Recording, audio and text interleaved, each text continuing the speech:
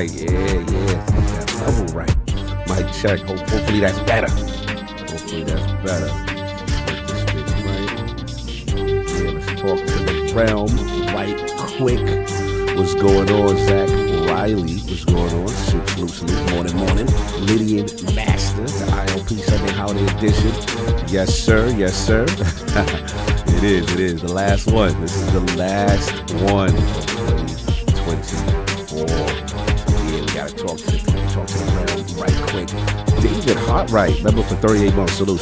Happy to be here with the Lords on this glorious Sunday. Appreciate you. Frank having this is an Xbox Draft. You hope. Oh man, Mark. Okay. Max, Lord's Day. What up? Salute. King John.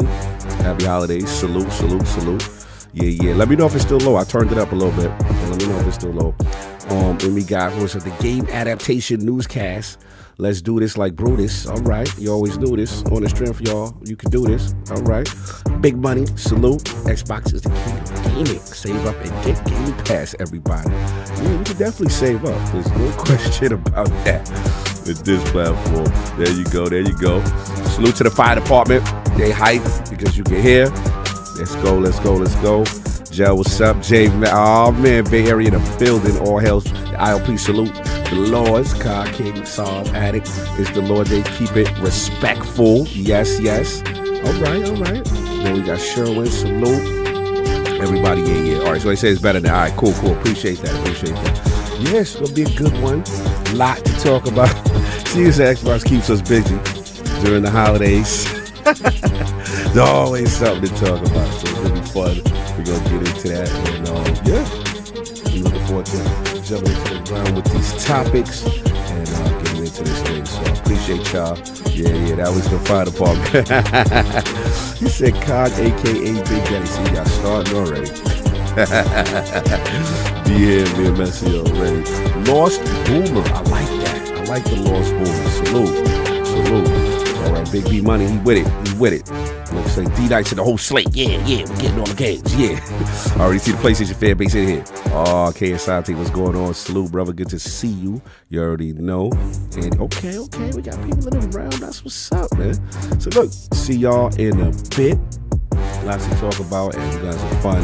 This will be the last ILP of 2024. We may give y'all a little something extra on that off week. I gotta speak to King and Addict. I don't know if they was thinking about doing something. But for me, this will probably be my last of 2024 because your boy gotta shut it down. I mean, burning the candle at both ends. So it's time to get some downtime. Holidays are approaching, and yeah, December was crazy. So anyway, see y'all in a minute. You guys will fun.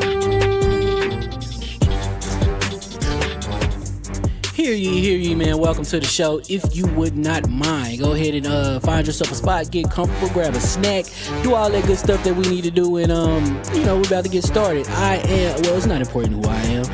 What's important is that you are pulling up to the Iron Lords podcast right now as we speak, and I guess I'm here to keep you entertained until it's time to get this show started. So look. Y'all done messed up and turned me to an animal, and haters be swearing they real, but come to find out that they really mechanical. And yeah, I be eating these rappers, but that's all a part of me being a cannibal.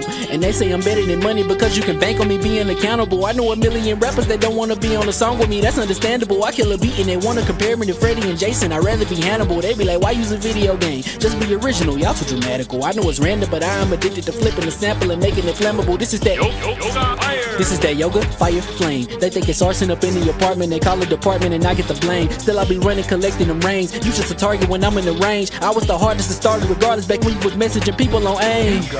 Check my vocals, all on Twitter but I'm anti-social. Love my city but I'm still bi-coastal. I got let's switch that up. What is you doing? What I wanna do? Don't stop. Nah, that was dope. I'm just keep that going, keep that going. Look, I guess you could say that I'm very spoiled. For them to be your dogs, they ain't very loyal. But I ain't gon' hold ya, I ain't here to boil you. You ain't gotta say it, I'm embarrassed for ya. Always been a nerd, never been a loser. Making Voltron with a gang of cougars. And I'm going places, better tell a Uber. Cause it's pretty hard to sleep on Freddy Krueger. Let's do that again.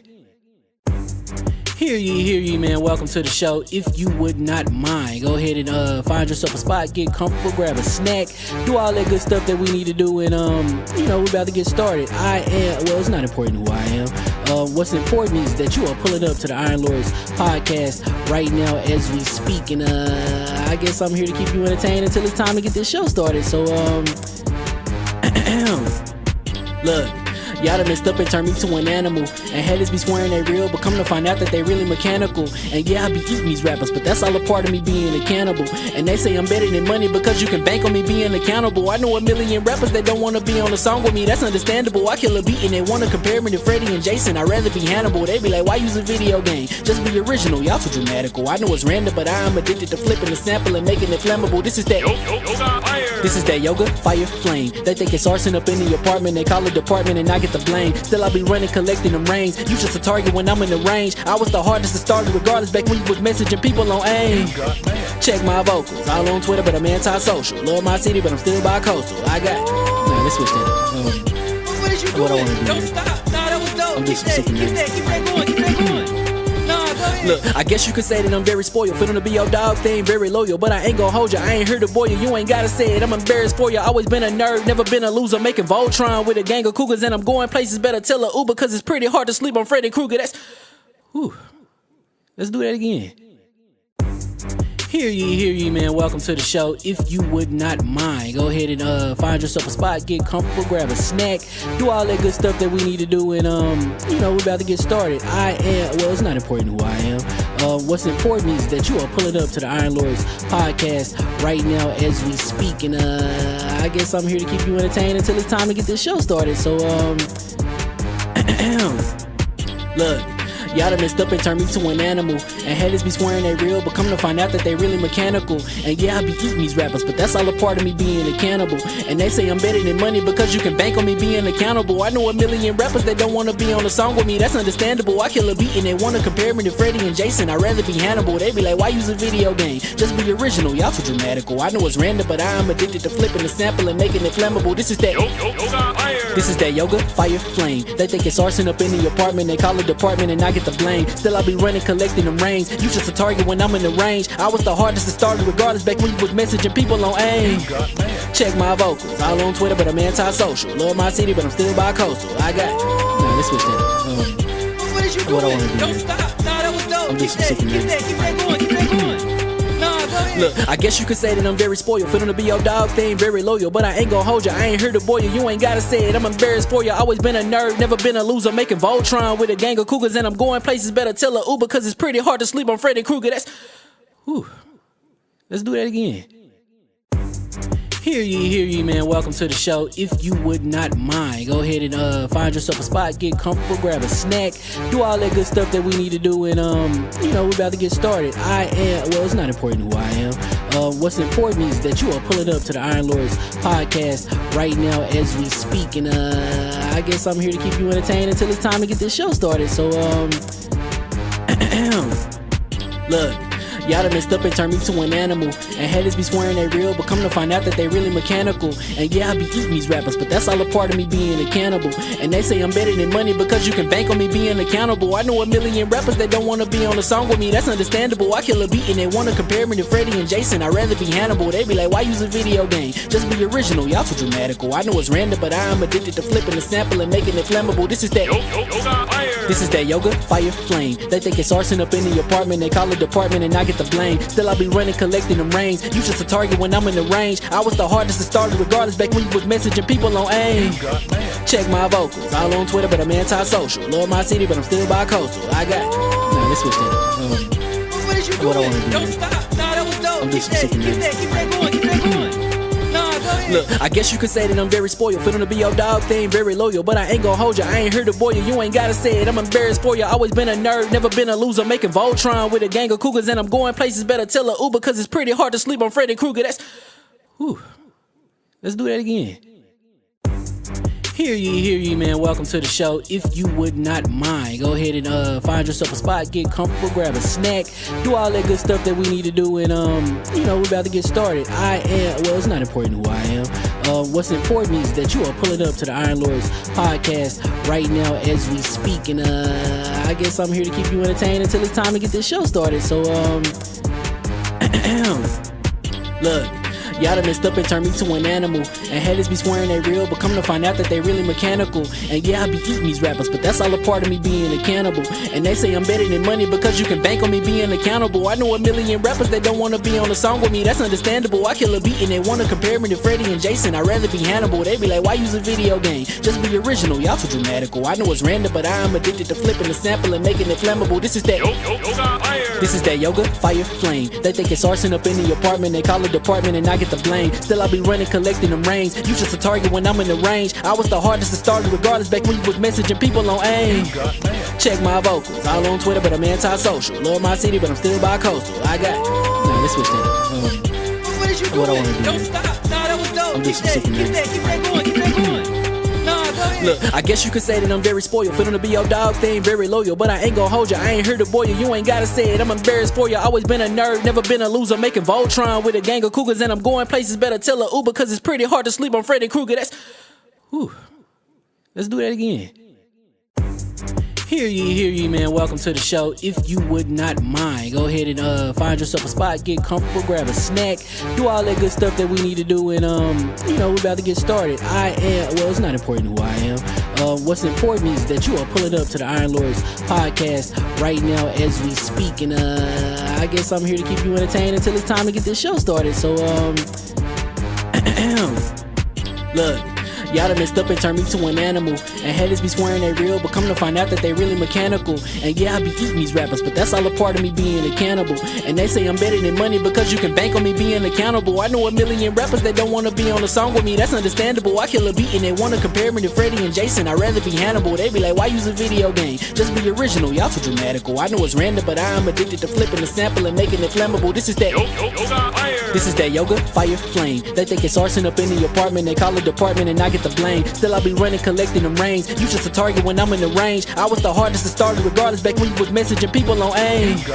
Check my vocals, all on Twitter but I'm anti-social. Love my city but I'm still bi-coastal. I got, nah, let's switch that. What is you doing? What I wanna do? Don't stop. Nah, that was dope. I'm just Keep super that going. Keep that going. Nah, go ahead. Look, I guess you could say that I'm very spoiled. For them to be your dogs, they ain't very loyal. But I ain't gon' hold you, I ain't here to boil you. You ain't gotta say it, I'm embarrassed for you. Always been a nerd, never been a loser. Making Voltron with a gang of cougars. And I'm going places, better tell a Uber. Cause it's pretty hard to sleep on Freddy Krueger. That's, whew. Let's do that again. Hear ye, man. Welcome to the show. If you would not mind, go ahead and find yourself a spot, get comfortable, grab a snack, do all that good stuff that we need to do, and we're about to get started. It's not important who I am. What's important is that you are pulling up to the Iron Lords podcast right now as we speak, and I guess I'm here to keep you entertained until it's time to get this show started. So look, Y'all done messed up and turned me to an animal. And haters be swearing they real, but come to find out that they really mechanical. And yeah, I be eating these rappers, but that's all a part of me being a cannibal. And they say I'm better than money because you can bank on me being accountable. I know a million rappers that don't wanna be on a song with me, that's understandable. I kill a beat and they wanna compare me to Freddie and Jason. I'd rather be Hannibal. They be like, why use a video game? Just be original, y'all too dramatical. I know it's random, but I am addicted to flipping the sample and making it flammable. This is that This is that yoga, fire, flame. They think it's arson up in the apartment. They call it department and I get the blame. Still I be running, collecting them rains. You just a target when I'm in the range. I was the hardest to start regardless back when you was messaging people on AIM. Check my vocals, all on Twitter, but I'm anti-social. Love my city, but I'm still bi-coastal. I got nah, let's switch that up. What is you doing? What I wanna do Don't is- stop. Nah, that was dope. I'm Keep just that sick of going. Keep that going. Nah, go ahead. Look, I guess you could say that I'm very spoiled. Feeling to be your dog, they ain't very loyal. But I ain't gon' hold ya, I ain't here to boil you. You ain't gotta say it, I'm embarrassed for ya. Always been a nerd, never been a loser. Making Voltron with a gang of cougars. And I'm going places, better tell a Uber. Cause it's pretty hard to sleep on Freddy Krueger. That's whew. Let's do that again. Hear ye, man. Welcome to the show. If you would not mind, go ahead and find yourself a spot, get comfortable, grab a snack, do all that good stuff that we need to do, and we're about to get started. It's not important who I am. What's important is that you are pulling up to the Iron Lords podcast right now as we speak, and I guess I'm here to keep you entertained until it's time to get this show started. So look. Y'all done messed up and turned me to an animal. And haters be swearing they real, but come to find out that they really mechanical. And yeah, I be eating these rappers, but that's all a part of me being a cannibal. And they say I'm better than money because you can bank on me being accountable. I know a million rappers that don't wanna be on a song with me. That's I know that man ain't named himself Cog's baby oil dealer. You about to get blocked. Don't you come in here naming yourself some things off my name, bro. You wildin' right now. I have to stop the show for a second. I might not bring King down. I might not bring, seize him. Seize who's that? You see this, Addict? You see this? I'm going to the chat right quick. Whose man is this? Whose man is that? Whose man is that? Anyway, we may start the show. Hear ye, man. Welcome to the show. If you would not mind, go ahead and find yourself a spot, get comfortable, grab a snack, do all that good stuff that we need to do, and we're about to get started. It's not important who I am. What's important is that you are pulling up to the Iron Lords podcast right now as we speak, and I guess I'm here to keep you entertained until it's time to get this show started. So look. Y'all done messed up and turned me to an animal. And haters be swearing they real, but come to find out that they really mechanical. And yeah, I be eating these rappers, but that's all a part of me being a cannibal. And they say I'm better than money because you can bank on me being accountable. I know a million rappers that don't wanna be on a song with me, that's understandable. I kill a beat and they wanna compare me to Freddie and Jason. I'd rather be Hannibal. They be like, why use a video game? Just be original, y'all too dramatical. I know it's random, but I am addicted to flipping the sample and making it flammable. This is that yoga, fire, flame. They think it's arson up in the apartment. They call it department and I get the blame. Still I be running, collecting them rains. You just a target when I'm in the range. I was the hardest to start regardless back when you was messaging people on AIM. Check my vocals, all on Twitter, but I'm anti-social. Love my city, but I'm still bi-coastal. I got nah, let's switch that up. What is you doing? What I wanna do Don't is- stop. Nah, that was dope. I'm Keep just that sick of going. Keep that going. Nah, go ahead. Look, I guess you could say that I'm very spoiled. Feeling to be your dog, they ain't very loyal. But I ain't gon' hold ya, I ain't here to boil you. You ain't gotta say it, I'm embarrassed for ya. Always been a nerd, never been a loser. Making Voltron with a gang of cougars. And I'm going places, better tell a Uber. Cause it's pretty hard to sleep on Freddy Krueger. That's whew. Let's do that again. Hear ye, man. Welcome to the show. If you would not mind, go ahead and find yourself a spot, get comfortable, grab a snack, do all that good stuff that we need to do, and we're about to get started. It's not important who I am. What's important is that you are pulling up to the Iron Lords podcast right now as we speak, and I guess I'm here to keep you entertained until it's time to get this show started. So look. Y'all done messed up and turned me to an animal. And haters be swearing they real, but come to find out that they really mechanical. And yeah, I be eating these rappers, but that's all a part of me being a cannibal. And they say I'm better than money because you can bank on me being accountable. I know a million rappers that don't wanna be on a song with me, that's understandable. I kill a beat and they wanna compare me to Freddie and Jason. I'd rather be Hannibal. They be like, why use a video game? Just be original, y'all too dramatical. I know it's random, but I am addicted to flipping the sample and making it flammable. This is that yoga, fire. yoga, flame. They think it's arson up in the apartment. They call it department and I get to blame. Still I be running, collecting them reins. You just a target when I'm in the range. I was the hardest to start regardless back when you was messaging people on AIM. Check my vocals, all on Twitter, but I'm anti-social. Love my city, but I'm still bi-coastal. I got. Nah, let's switch that up. What is you What I doing? wanna do, Don't man. stop. Nah, that was dope. I'm Keep just that, super keep that, nasty. keep that going, keep that going.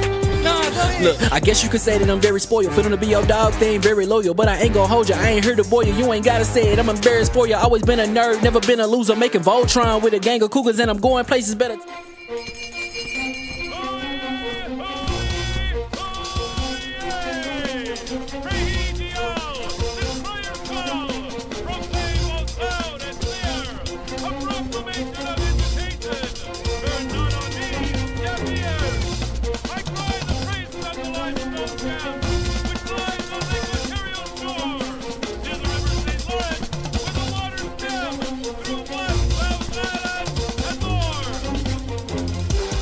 I'ma just chill and watch them and eat snacks in the attic. I wanted to chill with the pack and be like a young whoop, but then they would mistake me for addict. If I can imagine it's cool to give you some advice, then invite your girl to your squadron. Cause if you don't give her that option, you gon' be single player like Sovereign. You gon' get tossed in the bushes by King David. Royalty and not a pretender. Detrimental to an elemental, what's an avatar to a knee bender? I gotta be me though. I know it's my destiny, word to Cognito. Who cares if you fly, if you still a mosquito? You swear you ain't stunting, but really be Steve-O. You like to collect stuff and that's cool, but I got bad news. Even if you really was that dude, King David still be the king of the statues. Since a juvenile, I've been cursed with a curse to be musical. And if you hate it, we'll meet in the crucible. Other than that, then it's cool and it's beautiful. We let you know that your dreams are pursuable. Whatever you wanna do, then it's doable. If you got work on a Sunday, it's suitable. Cause you can listen to this in your cubicle on the Lord's Day. Woo. If you got work on a Sunday, it's suitable. Cause you can listen to this in your cubicle on the Lord's Day.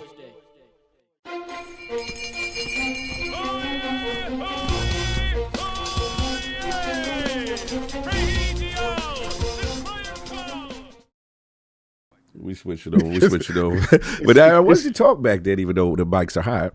Yeah, man, but it was what it was like, and the abandonment. I'm feeling abandoned. Feeling abandoned? You feeling abandoned? Dude, y'all gonna know why I am with those dudes. How I am. Oh, we got the Demio shirt on. That's Yeah, we're taking it back. You know what I'm saying? I got my Demio bags. They better Little give you a VR bag. baby. Little VR They better baby. give you a bag. Oh no, we do that. We did that. oh yeah, because I did. Yeah, we did that. We did that. Shout out to you. Yeah. I ain't gonna hold you. That was close. You know what's wild? He wasn't the dude for VR. Like he wasn't him until the guard had to put him on his 360. I had to put him on. He had to do his 120, and he did his 120. Once I did my lessons, then it was official. I was like, this was the one. This was knowledge, wisdom, understanding. Yo, and it's crazy is we tried to put the guard addict on to it, and he only got a chance to do 60 degrees of his 120. Facts. So he didn't make the full turn. So so my man is still a little bit deaf and blind when it comes to that, but we still work with him because he don't like the boba. Sometimes he don't like the boba. So. Yeah, I was definitely an 85er at that point. You know what I'm saying? He's 85%. You know what I'm saying? Then we had the cipher with Demio, and I was like, so that's what it was. That's right. He found out knowledge itself was inside himself. I've made up all this VR right here. All of this gone? All of this gone? Anyway, hear ye, and welcome to the God Body Lord Podcast, LLC, and lordsofgaming.net. And this is episode number 381, potentially the final episode of 2024. It's another glorious Sunday, and we are back at the round table. Oh, my Lord, they are out of pocket. Attic, hold on. How come it ain't reading? It ain't reading it. I ain't heard that. And I didn't pause it, bro. No, I haven't turned it on. Oh, turn it on. Okay, so now let's. They already start. It's gonna read the old one. Here's how I think we should do it. All right, break it down. Break it down, guard. Break it down. Give. Push pause on it right now. Hold on, let me put pause. Yeah, I put pause on that. There, pause that. And what we'll do? Pause that. We're gonna Dave dash that. Okay, we dash that. We'll have it read it. We'll have between every topic, we'll just have it read all of them. Okay. But that's whack though, because I like talk to speech jumping in and having a conversation with them. Yeah, I like it. I like it sometimes. But sometimes when we in the topic, I could get the it. flow. Yeah. But in the beginning or between time, let them rock right now, God. Let them rock right now. Yeah, let it rock. Because they got some bars right now that's kind of funny. Because they got some dude called Cogs Baby Don't Oil repeat Dealer. what that man's name is. Hogs baby oil. It's his dealer. This man is out of fight. All right, put it Yo, on. Let me know. crazy It was on because we got to test it. That's we ain't hear I nothing. paused it. Yes, it's not paused. Yo, so check it out. That's a front line dude. Mm-hmm. All right, that's a Fight Night Friday guy. That's midnight, right? They told me that they were gonna get you, son. Because they tired of you not showing up to the showdown, son. Yeah. They looking for you, man. I know they looking for me. I don't appreciate now. that one looking for me and how he's attempting to search It's a lot of them. for me.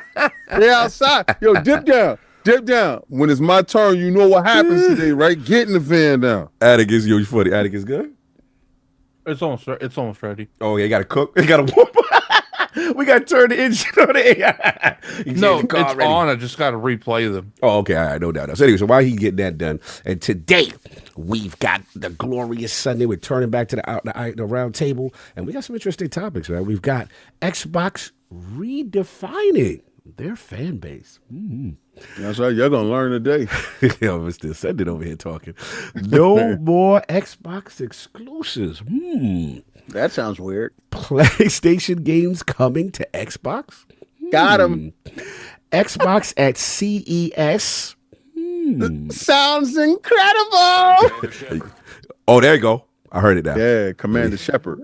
Here we go. I heard Commander Hey, Cog, your baby oil order is ready for delivery. All right, now let's get to this because I just heard that. Did you hear it, Kay? Did you hear it? Yeah, you got All your right, baby cool. on delivery. All right, we got somebody in here, but I know who this is. It's Commander Shepard. Oh, we got a second one. Who we got? Black Ronin in the building. Wishing some of my favorite people a very happy holiday to you and your family. Bless Please him. wish your boy luck on one. I'm proposing to Lady Hollywood in our great city today and two. Luck in fantasy playoffs.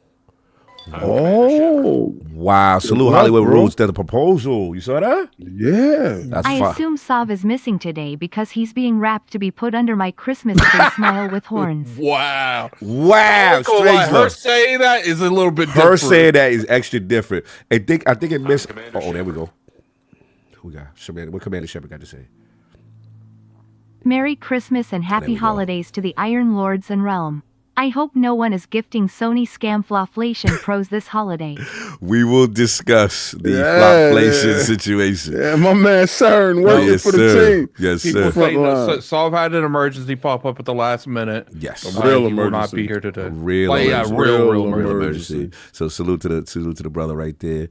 Oh, shout out to David Hotwright again. Happy with the 38 months. We appreciate you. And then let me just holler at Mr. Baby Oil Deal over there. You funny. I ain't gonna front. That joke was wild funny when I saw it. I was like, I know what you're doing. You ain't slick. But anyway, It was funny on Friday when he planned it. that's my man. He's out of pocket. So anyway, we got those topics. We got again missing one. Lord, send your love. That's for real. So for real. So last minute came up, and we're going to send some prayers and some good energy for the brother. You know what I'm saying? He's got going on, but we still got the original Lords here at the round table. My co-host, Nicole Mouse, my brother from another mother, the difficult game conqueror, Lord of the Spin Clap, and the how of the young wolf. My man, Lord Attic, back to back console guy. How we doing? Doing pretty good.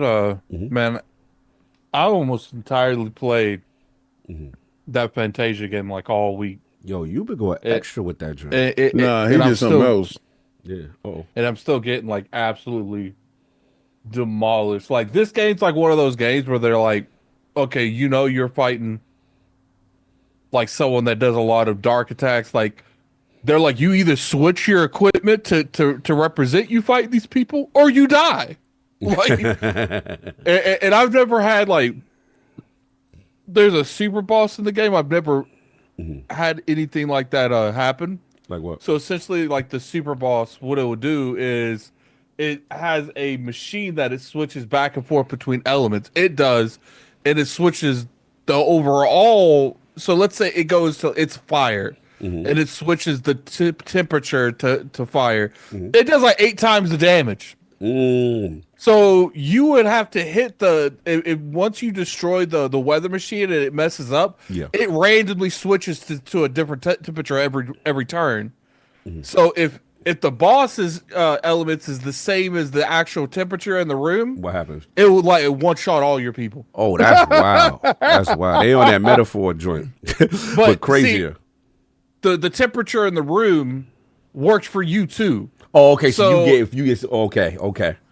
Got you. But see, what the bad part is, until you see that machine for the first time, you're thinking, "Oh, I'm just dealing with some OP dude." Yeah, he OP as hell. You not understanding? Yeah, I can see that. So you had to do the science, huh? Yeah, pretty much, essentially. Yo, so now let's get to what the real showdown is about the show up that you had going on with your Dreamcast guy. Let the people know about that part, because I pulled up. And then when I saw your man in the tank top, I said, "Oh my God, what's happening?" I said, "What type of in the arena? What type of hold down was this?" And you got yes, I did interview Dreamcast guy, just like I interviewed, David Jaffe. Well, here's the thing. and you interviewed No, I haven't interviewed anyone. Dark. Oh no, that wasn't that wasn't an interview. We were just clowning the Indiana Jones reviews. Okay. Here's my thing with the Dreamcast guy thing. I don't mind feedback. I don't care. I think people, for some reason, because I saw, King, I saw people saying on Twitter, "How are you going to platform Dreamcast guy?" My dude, the dude has like 250,000 subscribers. It is physically impossible for me to platform someone like that. like you out here propping them up. and my issue with this is like, look, you can disagree with his content. You could disagree with the way he presents himself, the way he goes about himself. Because I disagree with a lot of that too. I disagreed with that tank top. I was out of there. Oh my Lord. In the interview, I push back on him a lot when it comes to like how he makes thumbnails. But here's the thing. I know that that's just YouTube. Right. The chat doesn't know that, but I know that because he's not the only person that does that stuff. And my issue with the way that some of the community react is like, you can disagree with the way someone makes content, and that's perfectly fine. Where I feel like we're starting to get to the point is they were saying he didn't deserve a platform, King. But you know what it is though, Addict, and I'm gonna say this, right? Those people hold you in such high regard, bro. And it was like, this had nothing why? to do with me. They just generally don't like that. It had to do with you, because dudes love you, whether you want to believe it or not. They love you, and they like, why are you sullying yourself with this dude? And because let me tell you, I got DMs about this. He said I got DMs. Like, no, for real. They called me about this. Dudes just hit me up like, "What's up with your man over there with that guy?" So I said, okay, I knew it was going up. Then he clipped him, right? So I wanted to see I wanted to see the clip versus the views. I'm sick and tired of you dudes playing on Twitter and not giving my man his views. If you're gonna give him 20,000 clicks on Twitter, give him 20,000 views on that. Let him get his bread up. The part that like irritated me, it's like, I don't really care how people feel about the thing, to be honest with you. But it's just like, you can disagree with someone, just don't watch their content. Like I just don't understand why we've gotten to the point, instead of saying I disagree with the content Dreamcast guy's making, he doesn't even deserve to have a YouTube channel. Like where did we get to the point where just having let's be honest here. In my personal opinion, and I even told Dreamcast guy this in the show, I personally feel like he goes about certain topics he knows it's gonna upset Xbox users. Now, do I think he made the video to upset Xbox people? No. But once the video's done, in my opinion, and he disagreed, it's fine, we could disagree on that. He sits back, you know what would make them mad? If I put Xbox is dying in the thumbnail. So it's just like, he said he had a whole series of that. Yeah, and it's like, what's funny is on the podcast, he admitted that he needs to stop doing that. But, yeah, he did. My but thing is, nobody would know that because all they're doing is watching the clips. See, this is my problem. All they're doing is watching the clips and not watching the video. They want somebody else to do the heavy lifting for them because these low IQ individuals don't want to sit down because they got ADHD and they do not want to sit down and watch your video in its entirety and understand what you were trying to do. They want to criticize what you did, but they don't understand what you was doing. I don't care what they're criticizing if I had the ban on or not. Right. What I care about is people want to go above and beyond and just like essentially canceling. Like to say he doesn't even deserve a YouTube channel just because you don't like the content he makes is just wild to me. This dude doesn't go. How about we just get to the point when if you don't like somebody, you don't watch. Don't watch. Like I don't understand. Yeah, I just don't. I don't understand. Like that's my thing. I just did not like. It's like I don't like you, so I don't want that dude on anything.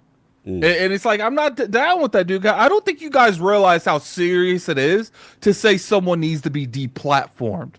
Like that, to me, that should only be resolved for like the shittiest people in society. Language. And I'm sorry, Dreamcast Nine's not on that list. Like, I agree with you. So anyway, what else have we been doing? This was a really big thing that happened because, you know, he got him on the show and he had a good discussion. Now, the discussion was allowing this man to explain exactly why he make the content. But besides that, it was just the crux of it. But the fact of the matter is this. We're at a point now where individuals will rather criticize and try to demonetize and try to get people out of a place because they don't agree with what they agree with. Right. And this man is not harming anyone. He's not doing it. He's making content geared to his technical audience. At a Dreamcast guy don't even make videos about people. No, like, he kind of just sticks to himself. Like, there's people out there that dedicate their whole life that you ain't asking to be canceled. Right. Like, but I understand where Cog want to get away from. Yeah, I'm just like, why would I don't like talk about other men. Like I don't. Like I'm not into that. I'm not into like, why y'all didn't like what the person I brought. Like, who cares? It's if they in or they out. That's it. That's it. It's not about being in or out. It's about how our community. Right.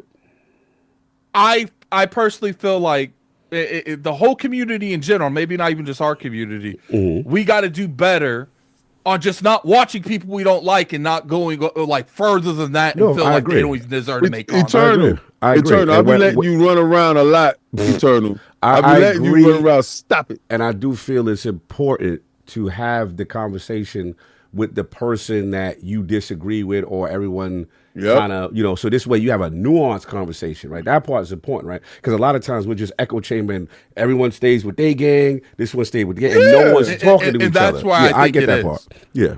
People want echo chambers. Yes, and I agree. The wildest thing is because I had the same thing happen to me when I had Thrash on. When I had Thrash on, dudes like, why you let him come on there, this and the third? Right.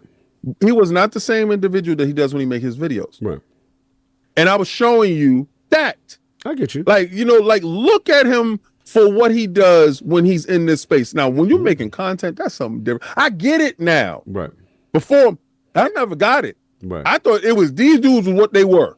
Yeah, but also a lot of it is let's be real, social media and the algorithm. I've had this conversation with both of y'all. Social media and the algorithm rewards certain behaviors and certain content. Bad behavior, right? Too. So I can sit there and be like, "Yo, such and such is the truth. He's a great guy." Right? That's not gonna go. But if I be like, "Yo, he sucks. He's the worst. This, that, and the third, or he's trash." Go up. Watch what's the difference. That's why my channel not flying. Well, you do things too, sir. No, you do things too. I do things to Sony. I bother Sony, right, man. You do things. And listen, I even changed them into a mythical creature to Kong. Right, and as Kong a result, will die. And as a result, the algorithm likes certain things. Kong they don't like Kong dying. You get out of here, son. Anyway, I'm sorry, Addy. Continue. That's just my thing. It's like, look, first off, the whole point of me putting these type of conversations together is I want their perspective why everyone hates their ass. That's my point of these things, and there's more. Oh my god! I like he got a series. It's like you're talking to the misfits. It's some of the people. Shout out to Attic with the misfits, the outlaws. You guys are going to be very interested for that conversation. Creature but commandos. it's just like my thing is just like if I'm a firm believer. If you generally don't like people, just act like they don't exist and don't watch none of their stuff. I don't understand why people watch people. I don't get it. I will never understand. Yo. Don't say that because I get a lot of those views. Cut it out. It just comes down to it. It's just like Attic and the Outcast. That's funny. I actually outlaws. like Attic and Outlaws. That's the point of the conversation. Is you can not like someone's content and not watch them, but let's stop with we need to deplatform people just for having clickbaity titles and stuff, because newsflash, the majority of YouTube is clickbaity. The majority of YouTube does the exact same things. We gonna cancel them all. Dudes be mad with my titles, and I be like, it's Attic. See, it's that, and you be co-signing. You be co-signing. I agree with everything he come up with. Let's nip this in the butt right now. Welcome to the ILP YouTube algorithm podcast. Brought to our hosts. This is how mine and King's conversations go. I see what he tweets. I see he'll put now the difference between an Attic title and a King title is my title is more YouTube friendly. Right. King has capitalization. It's like he puts the cap locks on and he just goes all through there. My whole joint is cap locked. My PC is cap locked. So that's sometimes if you see me responding in caps, it's because I'm on my PC. And I don't take it off either because I like it like that. So I look at his title and his title will say something. I'm like, the Iron Lord algorithm podcast. I'm sorry, continue. No, I just know he wants to come out there and say this. You clearly defend your honor right now. I know what this is. Quiet, you do. No, I'm defending my honor because he acts like I'm the one that's coming up with these. Like, for instance, this last one, it said Xbox already gearing up for the next generation of hardware with a promotion. Tell me what I said his before title literally said the exact same thing. It was just worded differently. Mine was ghetto. He cleared it up. And then it said the last one was PlayStation hyped its fans up for absolutely nothing because they broke. Before I did the title, it said the exact same thing. Titles, we still in the intro in this show long. I'm trying to get up out of here. You be killing me, and this man, look at this man going off for algorithms. We didn't even get to it. Yeah, look at him. Sit down.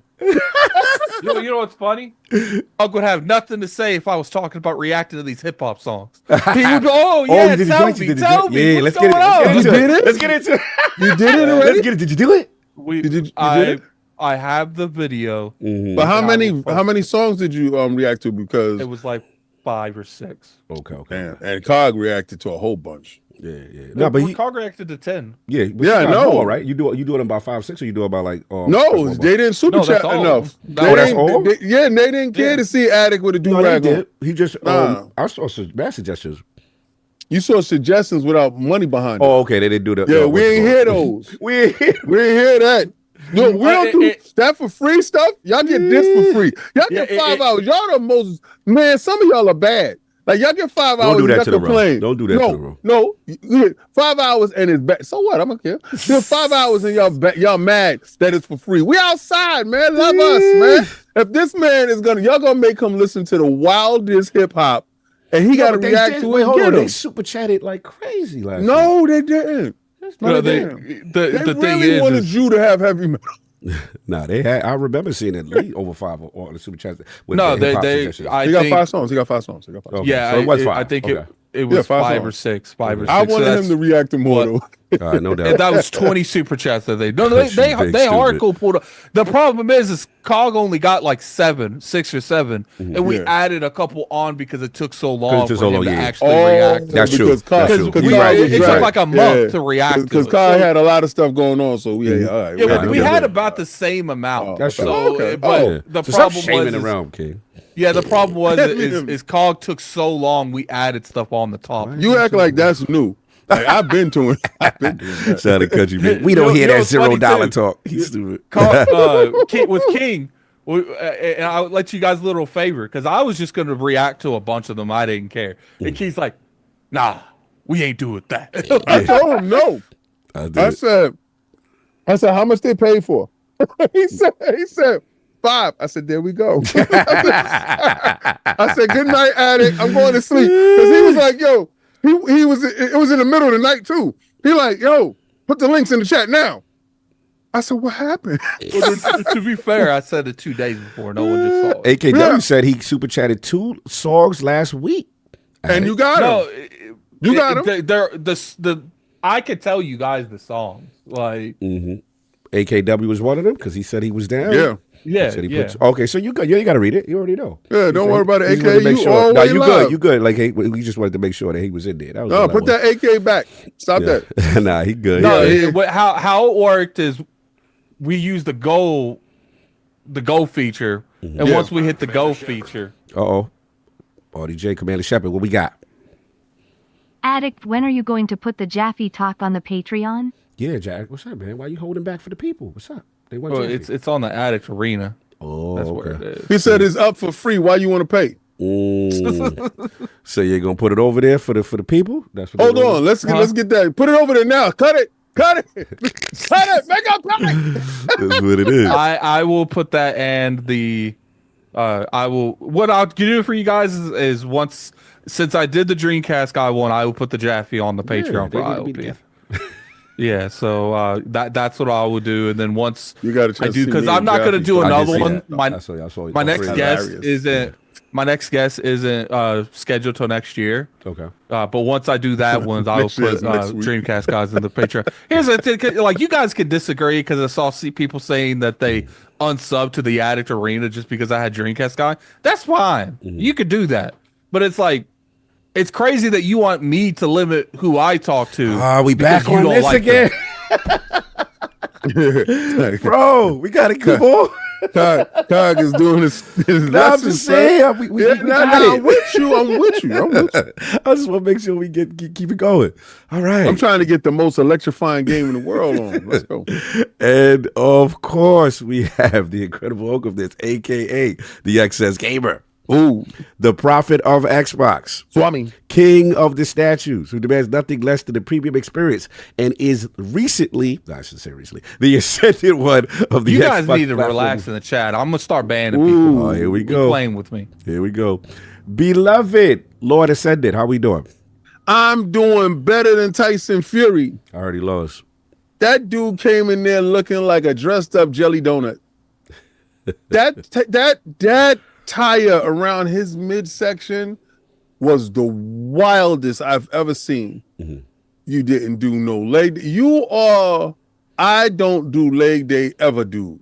Like, he don't do no leg work, nothing. His stomach looked like the whole training camp he was on a diet of jelly donuts and muffins. Right. Speaking of muffins, I just had a wonderful muffin. Anyway, but I ain't fighting. Alexander Usyk went out there and put paws upon this man for 12 rounds straight, and Tyson Fury upset that he didn't get the decision. That's what I heard, yeah. You got beat up. Your eye tells the story. Look at your face. Anytime you want to know who won, look at the face. The face is going to tell you who actually got obliterated and who was in the game. My man Usyk went to the party afterwards. Shout out to Usyk for being heavyweight champion of the world and is still undefeated. Your man has risen up through light heavyweight to cruiserweight, all the way up to heavyweight, and did what everybody wants, is get that brass ring, the golden cookie. He did it. Fantastic. I don't know where he goes from here. Hopefully he gets a chance to just ride off into the sunset, but it's too much money out there for them right now. So they're going to monetize his L. So they're going to be putting him up against people that are bigger, stronger, faster to try to get him to get this L. The same thing they did with Floyd. Hopefully he can take control of his career. Anyway, this week. So if y'all just saw me half an hour ago, I was streaming on us, King David King David ILP on Twitch, right? And this week I'm going to. Commander Shepard's here. Yeah, hold on. Richard P in the building. Tyson tried the Butterbean Strat King. Facts. Eat everything and flub your way to the top. And it didn't work out, bro. So this week Attic and I is going to work with putting up that the Frontline channel for the streaming, so you guys can get the streaming, because y'all don't like Twitch at all. Y'all think Twitch stinks. Damn. Yeah, they do. They don't like it. So wait, you got to stream on Frontline? Frontline, the Xbox Frontline. Oh, okay, another one. Oh, I got you. Okay, See how Attic got the Attic show, and then he got the Attic Arena. Oh, and the reason why I'm calling it Frontline is because I do play PlayStation games. So if anybody got a chance to look, today, I played probably one of my all-time favorite racing games for the PlayStation platform. This is why I don't like Sony. So I think Sony is stupid. I think they're dumb. I think they don't understand when they have a hit. And I guess they looked at it and was like, we don't own Evolution. I don't know if they did or whatever. Buy Evolution. That will be organically grown because they did help you out with the PlayStation 3 and they helped you out with the PlayStation 4 with Drive Club. I went to go look on my PlayStation to see if they had Drive Club in the store. For some reason, I could not find it. And then I said, well, I got the disc. I don't give a damn. So I went to go put the disc in, and the disc told me I had. They did own Evolution. They shut them down. Oh, see, okay, well, there you go. So it was 90 gigs of download. Right. And I'm like, why? If I have the disc, but whatever. So I put it in, and while I'm waiting, I'm playing Forspoken because I never got a chance to play Forspoken. And I said I'm gonna play Forspoken when it comes to PlayStation Plus. So it did. If anybody got PlayStation Plus, go and play Forspoken if you didn't get a chance. I didn't even realize it was in there. Yeah. Because you paid for it. You brought it. I saw you. You paid for that game. Yes. And you've been playing it. Yeah. So that is the most not believable intro in a video game I've ever seen in my life. Wow. You could have really skipped all the nonsense because it was absolute nonsense. I skipped the whole game after 2 hours. Yeah, I feel you. But the beginning is absolute nonsense. This is why you need ILP consultants. Because we will help you build your game better than what you've normally been doing. Sweet ILP. Yeah, because we ain't doing that. No, don't put on brand. How did you do that? He said he don't slide that over there. So right, my bad. No one over here is racist. Facts. I want to be sweet. No, I discriminate about certain stuff, but I'm gonna keep it sugary ILP. Sugary. Yeah, we're gonna do that. Saucy ILP. Sorry, continue. You say saucy ILP. I think Gaz will have something to say about that. Yeah, sure. Yeah. Gaz gonna come for the trademark. I can't do that. Yo, but like I said, ILP consultants, we will help you with your game because what I've saw in the beginning of the game, there was big problems, right? And okay, I know you ILP now. It's gonna be sweet oil ILP. We're gonna be rocking with that. I didn't like it, but when it got to the game, I thought the model looked like Aaliyah. Yeah, I thought she's the model was good. The verbiage that she was using, because I was keen on the complaints that individuals had, and I didn't share the same complaints because the women that I dealt with at that age, because I'm looking at her age as well, it played into that, right? So I'm sorry, ILC, Lord's consultant. Yeah, I like that. Yeah, we're gonna do that. Griffstone, we got that. Sorry, we said it first. We said it first. That's it. Solve. TM that. Let's block them and TM it now. Scrub the chat. Fair use. Scrub the chat. That's hard. Continue. Sorry. So the game, it looks and it runs good for so far. I'm gonna play it. So I finally got a chance to get to download because it was downloaded for like an hour. Yeah, I don't like they download. And my internet such crap. Like it. Anyway, so I got a chance to play Drive Club. Okay. You guys got a chance to see the best racer, in my opinion, arcade racer on that machine. Okay. And it's a damn shame that they didn't continue with Drive Club, because I thought Drive Club was the one to fight Forza. Right. So to go up against Forza Horizon. Yeah. To go up against Forza, I thought that they were knuckle up. They could do it. I don't think you remember what that game was like when it launched. I remember it's not like it's not like what it is now. Well, that game right there, I platinumed that game. That was one of the games on my PlayStation when I got it, when I was on, that other account. One of the games. If I buy a game for PlayStation, it's because I like it. I brought that game. Melon Buster. Yeah, well, not for them. Oh, for them. I was Xbox. I was Xbox 360 level. Yes, that's what they got. That's what they swatted you. Also, Also had another account with them as well. I remember. So, but that game to me, when I put it in now, only thing they added was the motorcycles, added more weather effects. But there was issues. Stuff. Atticus right though. I do remember there was mad there was a lot of issues. And then it took a while that they fixed a lot of the feedback. But yeah. But see, that's the problem. They fixed it. And to this day, it's still a graphical show. I'm a graphics whore. I'm not gonna hold you, B. Don't sit there and tell me about they playing in the line and they doing. I don't give a damn about that. Does it look good? Does it have ray tracing? Does it moving like I like it? That's what I'm with, man. The original game didn't look like that you were seeing either. But the original game didn't look like a bum either. No, that's what I'm trying to tell you. No, it didn't because I was playing it. I'm telling you, I'm a graphics whore.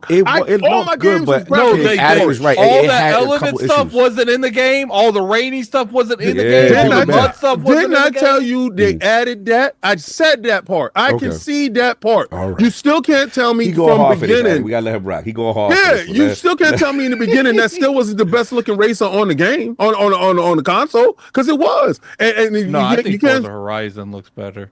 No, he talking about on PlayStation. He talking about on PlayStation.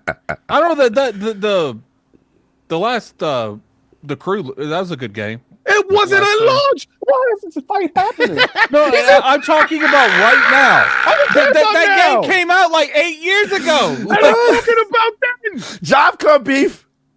Like, this is wild crazy. He's explaining to me how I felt day one my PlayStation 4. Continue. This is hilarious. Is there any particular reason that now you're talking about it? Yeah, because I was streaming it 10 minutes ago. You had it hilarious. Why are we talking about this though? I mean, we talked about asking. Dreamcast guy with you. And that was a day. That was longer. King nerves today. The Dreamcast guy thing happened Friday. You talking about an 8-year-old game? And I'm talking about a game I was playing 10 minutes ago. Get your balls up, son. Go ahead, kid. You see, this is the level of support is going on here. This guy, 2 days ago, I'm watching stuff about a guy I don't care about defending a man that I love. And this guy, 10 minutes ago, did not even check my stream. 10 minutes ago. I'm talking about a game that I love. Come on, man. Okay. Make it make 10 sense. minutes ago, the podcast was starting and I was getting ready for the podcast, okay? You're supposed to support you sleep. Continue. Get your bars off, King. Y'all, do y'all understand? Do you understand? Y'all see what's happening here? Y'all funny as hell this morning. This is wild. This is very support. entertaining. I love this morning. This is wild support. Anyway, back to the games that I love. Yes. So I got the order that I'm going to put up next because that's another game that I love that I want to see if the PlayStation 5 Pro actually has some enhancements to it. So when I'm playing the Drive Club, I ain't gonna hold you because I'm a Ridge Racer dude. Yeah. That power slide into the corner to pull out. Mm-hmm. Oh, Hard Geek was good. Whoa. Hard Geek. Wow. Merry Christmas, Lords. Christmas tree great interview addict. Keep hustling. Ignore the haters, cancelers. Here's to the PAX East. June showcase fund grin. Brother. Blessings, bro. Blessings, brother. What could we say? Now we got to go to PAX East. But he said June showcase. He said June showcase. Oh, he put June. He slashed June showcase. You got. I'm for that. Huggy, just text me what you mean. Text me about that part. Text me what you mean. And then we can now send this to Saul. Yes. No. Because I want to see that. I want to see that C dude. No. I want to see that C dude pull up. Because Katakawa wasn't purchased, like I said. I want that $500. Like, no, he is right. Oh, wait, the dude CW. Yeah, he lost. CW, where you at? See, where's your knees, man? Super chat. Where's he at? Where you at? Where's the 500 now? You can do this all day. Remember? CD. What was it? CD Run. CD Run. CD Run. You lost the bet to King. You lost the bet to Mr. 98% right all the time. Yes, you didn't look at my stats. Because he said it was going down. It was buying. Yeah, because I'm in stocks, King. I know what's happening, King. I'm in buying. Dove, come to the front of the congregation if you hear this. You in trouble. You about to blow your whole check.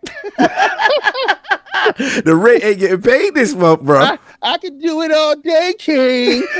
I forgot. You're right. $500. You're right. I forgot about that. I said you could bet $500. I'm gonna bet my knees. Whatever, King. Yes. All right, cool. So whatever. Where you at though? Anyway, back to my games that I was playing on my PlayStation 4 on the day that I purchased by myself. It was a single player experience, and it was a single player that was inside the room with his single player dollars getting his single player on. Anyway, I like Drive Club, so I was playing it, and y'all guys got a chance to see that dope ass game. So the games that I've been playing this week. Yes. What are you buying? Oh, hey, yeah. Hey, like yeah. That. Hey, what you I like that. I like King, that one. what is your thoughts on Sonic 3? Movie was incredible. I'm watching it today. Okay, I'm not gonna go into anything. I watched it. A lot of y'all need to go see it. We're living in a time right now where video game movies are holding us down. Remember, it was holding us back, and we was ashamed of them, like the Mario Brother movie and all that other stuff, live action. This thing has so much attention to detail. If you are a Sonic fan, they have every Easter egg from every game ever imagined in this movie. Even lines stripped straight from cutscenes from the game. Beautiful. Little things. It's beautiful. It's amazing to see. And as a fan of video games and cinema, to see the marriage of the two happen, and like Addict said, they didn't have to go back and change Sonic to make him a more carry-on character. Shout out to Sega on that one. But the fact that they did, and they respected us, they winning right now. And I walked out the movie theater literally saying to myself, what's a better movie, Mario or this Sonic? What are you buying? I like that. Keep that with that. I like that. Yeah, I like what are you buying? PLS, Cool. don't talk the movie PLS. Watching today. Yeah. No, I'm not gonna do that. It made me ask myself the question, which one was a better movie? And that's when I came to the realization, the aha moment, that we're living in such a great time that I can even have that question. Yeah. No, it's funny you said that. Shout out to my brother Arcade. He had sent me a Discord message, and he had saw it, and he was like, bro, they killed it. He was beyond impressed. Yeah, so he said what they movie, and this is one of the most hardcore, next to Everborn Saga. Ain't no more hardcore Sonic than Arcade. It's a shame, man, because why couldn't? So when they changed Sonic, I even said at the beginning, when they changed Sonic, I was like, all right, I don't care how many Sonics they make, that will get my money, because that was a time when they could have easily said, yo, you know how much it's going to cost us to go and redo all that? Facts. We ain't doing that. Facts. You guys they could have gave us the gaming industry talk. If you don't like it, don't watch it. Yeah, pretty much. But they didn't. They're like, we hear the gamers' feedback, and we're going to fix it. And because of that, they've made 3. Yeah, that's a fact. Yeah, because if they gave you Sonic that little rat that they had the first time, you would only have. Because gamers showed up because they listened to us. Yeah, I appreciate it. So, so I saw that with my son on Friday. On Friday, and because he had a half a day. So Fight Night Friday went down. I thought we was gonna play Marvel Rivals. Nope, we wind up playing Tekken. So King was getting the van energy pulled back up again, and y'all had to get in the van. So Dip Down, my man. He got something for you. Yeah, I took Dip Down, and put him in the van now. He has locked a him in the for van. you. But I'm glad. We'll read it later. Yeah, I'm glad that he do have all the Patreons that he wants. But see, I found out something very different about Dip Down. What's up? One we found out that on his license, it don't show his face; it shows his 2 fingers. We gotta hear this. Danny Passion official. Cold sweat smile rolling on the floor, laughing flopation is the med-gen refresh. We will get to mid-gen refresh and flopflation. We will get to that. He ready though. So Dip Down, you let me grab the members real quick. Grab the members because it doesn't read that. Members is the only time.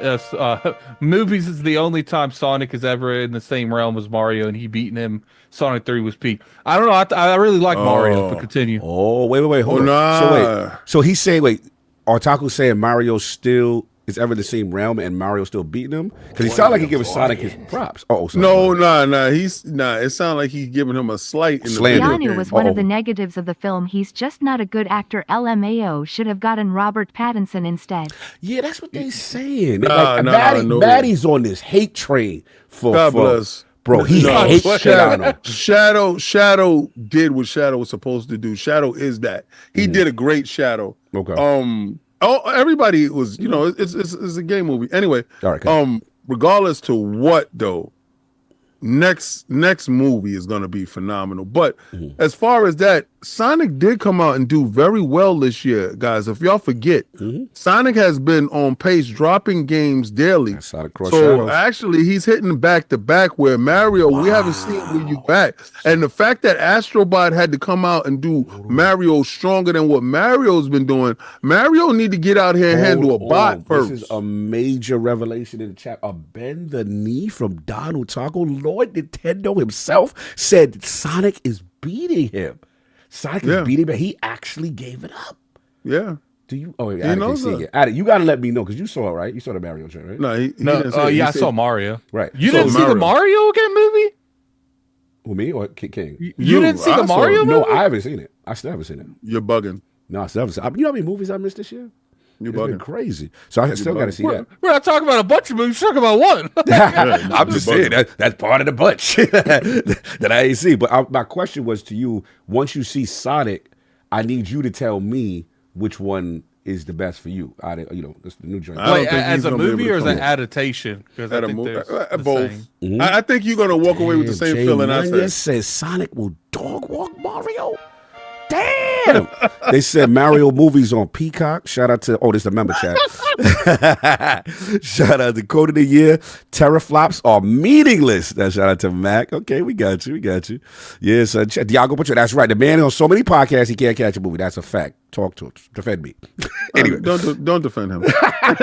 do not do that. Fight for me, Lord. Don't do that. There's a few times. Cog my leash, we defend you out of my leash. Leave that lie alone. Anyway, trust me, that man makes time for what he wants to make time for. Here we go. It will happen. It will happen. Anyway, so back to what I was playing this week. Yes. So Fight Night Friday, so Dip Down. The reason why, Dip Down doesn't have his face because he is 4'7". So that's why his name is Dip Down, because he's dipped down on his license card. See, y'all took the joke away. Y'all done gave me too much stuff in there. The joke gone. Dip Down, it was better. It was the better joke on Friday. Anyway, so we did that. Fortnite, got a chance to play and guess who didn't show up again?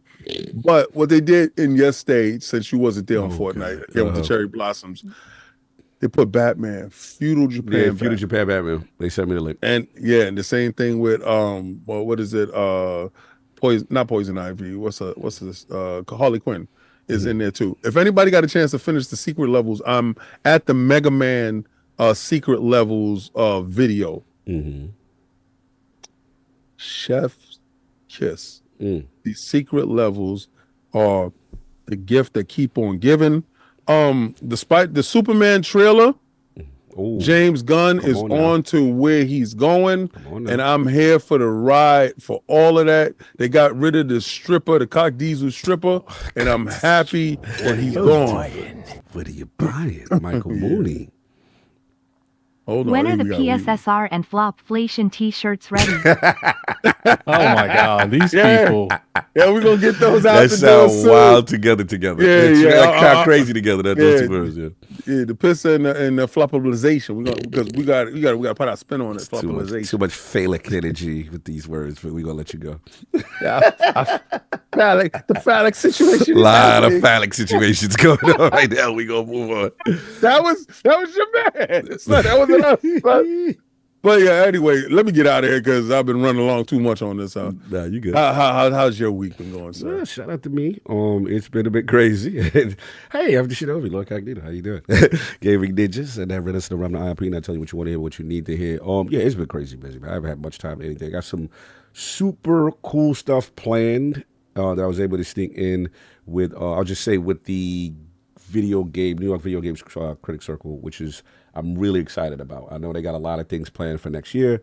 It's top of the year for the New York Game Awards, which I'm super excited for, but I can't say anything else, but just stay tuned. We got fun stuff planned. I've been working on, obviously doing all these shows for the remainder of the year, so I'm now finally at the finish line. Today was the day of the finish line to get there, so apologies if I've not returned messages, text messages, Discord messages, Twitter messages. I've just been super busy, so I know I've been bad with that. I'm going to try to get some rest first and then get back to y'all. As far as games, not much games.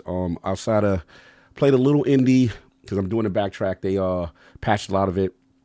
Doing my mysteries that I mixed, a couple of discoveries and stuff like that. Got the Vatican completely 100% it. Now I'm going to each level and just trying to 100% because I do love that game, man. That's one of the only games that I really backtrack and I like.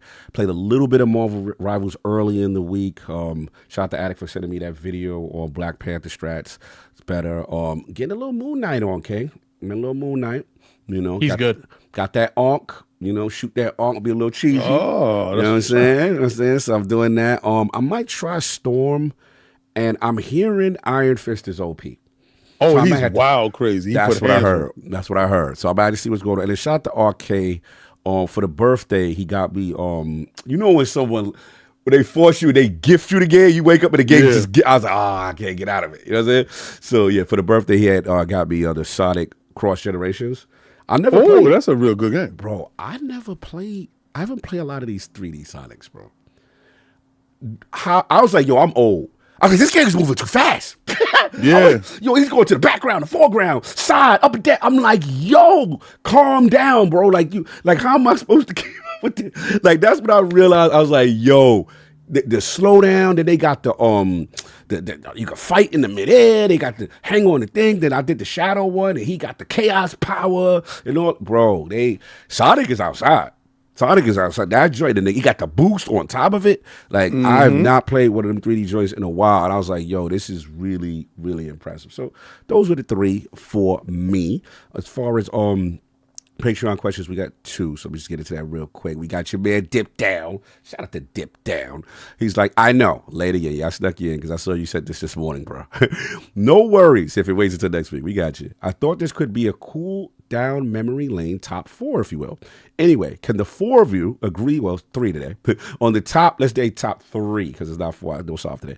Greatest Iron Lord podcast achievements of all time. What 3 moments are you guys most proud of? From interviewing Peter Moore to making it to PAX's media. The 3 of us have done, the 4 of you have done so much together. I'm curious how this goes. Thanks again for being inspiration to so many. P.S. Use code KINGS coming your stomach lining, guys, for 15% off these pillows. Yo. Speaking of pillows, use code King Sleeps with the door open on his XXL belly pillow for 30%. Don't let that man fool you. Dude lost on purpose so he didn't have to face me. How you gonna be scared of a dude with a concussion? Purple, inside joke. I don't know what's going on. Yo, that's Fight Night Friday. yo, the stomach lining joke is something, if y'all go, the stream is up right now still. It only lasts for 7 days. It's hilarious. Yo, he's wilding right there. So let's get it, man. Let's start with an addict. We got to do top 3, each of us, or I don't know if we want to come together. No, he said all of us to agree. So our top 3 ILP moments, all of us. Oh, we all got 3? We got to. We can say our 3, and then we got to all come together. Put it together. So, all right. So, as ILP, what's the top 3 moments for us, in your opinion? Yeah, that's top 3. I would say my number 1 is when we interviewed Obsidian. Oh, we talk about Megan Stark and I forgot her name. Anime homie. I know what you're talking about. Yup, Obsidian, Outer Worlds, Part 1. My number 2 is Forza Horizon 5, because that was the very first game that we ever got review codes from anyone. Okay, so you talking about, because I felt like that was like, yeah, that could no, it's an opportunity to right. We were actually starting to get recognized and rewarded for the work that we put in. Okay, and I'll have to honestly say, the Peter Moore interview, even though I'm not the biggest interview person, we could have had Phil Spencer on, I probably wouldn't have said him, because I prefer more of the gaming portion than anything else. And that's why like the Forza Horizon thing was because even though I'm not a big racing kind of fan, Forza was big for you. I remember because you was like, the they Forza go respect Horizon. us, bro. They go respect. It's Yo, Addict went on the rant of all time. Remember, he's like, bro, we out here, we do these. Yeah, ain't no review codes, bro. Yeah. No, He had a rant for the ages. It was just on some like, we come here every day. We put in that work. What are you buying? What are you buying? Down the taco. It's crazy how COG has purposefully left off the Switch 2 leaks 2 weeks in a row. SMH. Just admit that you scared of Big Link in yo face look of triumph. Don't be putting that. I'm scared of some big. I'll talk about that. Hold on, just so it don't cut it, and I just respect the super chat. Peter Moore thing. Let me just respect the super chat real quick. Okay. Y'all didn't really have no links. All they did is tell you that your Switch 2 will be able to lay down with the door open with the vent coming out the bottom. It ain't no leaks with y'all just showing this. You have grippers in the back at the top now. It's the same thing but bigger with 2 more buttons. Stop it. And you can lay it down on his back now. Look, Stop. Dara Taku, this is an Xbox, including the Switch. So that we always talking about your platform. yeah, exactly. This is Xbox. It's by default now. So continue. Yeah, we got you. So Obsidian, Forza, continue. That's my Peter thing Moore. is, because, I'm more about, I really like when it comes to like industry conversations and stuff. I go be honest with you. Like every time, like we put in the chat or we schedule like a really big like industry guest. Yeah. Like most of the time I don't care. But the Peter Moore thing was different because like he was the very first like big guest we had on that I felt like wanted to be there more than we did. He's the most high energy guest we've ever had. Yeah, remember when he bust out the Dreamcast joint, the jacket, that was hard. He prepped. He did the podcast in the middle of a hurricane. Yes, and then he came back and said, "Yo, I owe y'all." Bro, people to this day was like, bro, that was one of our best interviews. That was hard. Okay, I like your 3. And I feel like an arguably like second would be like when we it was when Ubisoft started recognizing us and stuff. I really enjoyed that. I think about them codes. He's like, when y'all it's not about the coaches. It's like we put a lot of work, and sometimes I feel like the industry is more about numbers than anything else. Like it doesn't matter what you put into the hemisphere. Like unless you're in that inner circle, they're like we need to see the numbers. You go somewhere. But I do enjoy like some of these companies have recognized that like even though we don't have the craziest numbers, we still bring something to the table. Yeah, like, that was dope. That was all right. King, I'm curious with King. Oh wow, chat putting in there. That's dope. All right, what's up? What top 3 moments ILP for you, man? All right. My first top moment. Because y'all gotta understand, like when we went to Cali the first time, I rented a Corvette and had a trunk full of T-shirts that I went to Long Beach, I went to Compton. So I went to Crips, I went to Bloods, I went to Slauson Swap Meet. I handed out T-shirts. I had the blues out to the blues, and I had the red out to the reds. And I was at Slauson's, Patreon their city, giving their city back, giving back to the city.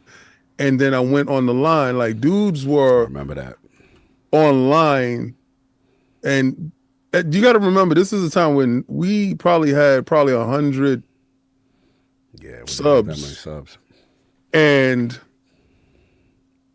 dudes was kind of embarrassed, like, because I told dudes hand out T-shirts, and they was like, "Oh, yeah." We was at first, they dudes. Nah, it was me and Gary out there. And dudes wasn't doing it. Some of my Cali team, we got it. So I understand. You got to understand. Some people may not be comfortable with doing certain things, and it's cool. You don't push them because they're comfortable with doing stuff in other areas, and then you got to respect that. But if you're comfortable with it, then you got to go hard, because you got to help them see what you see.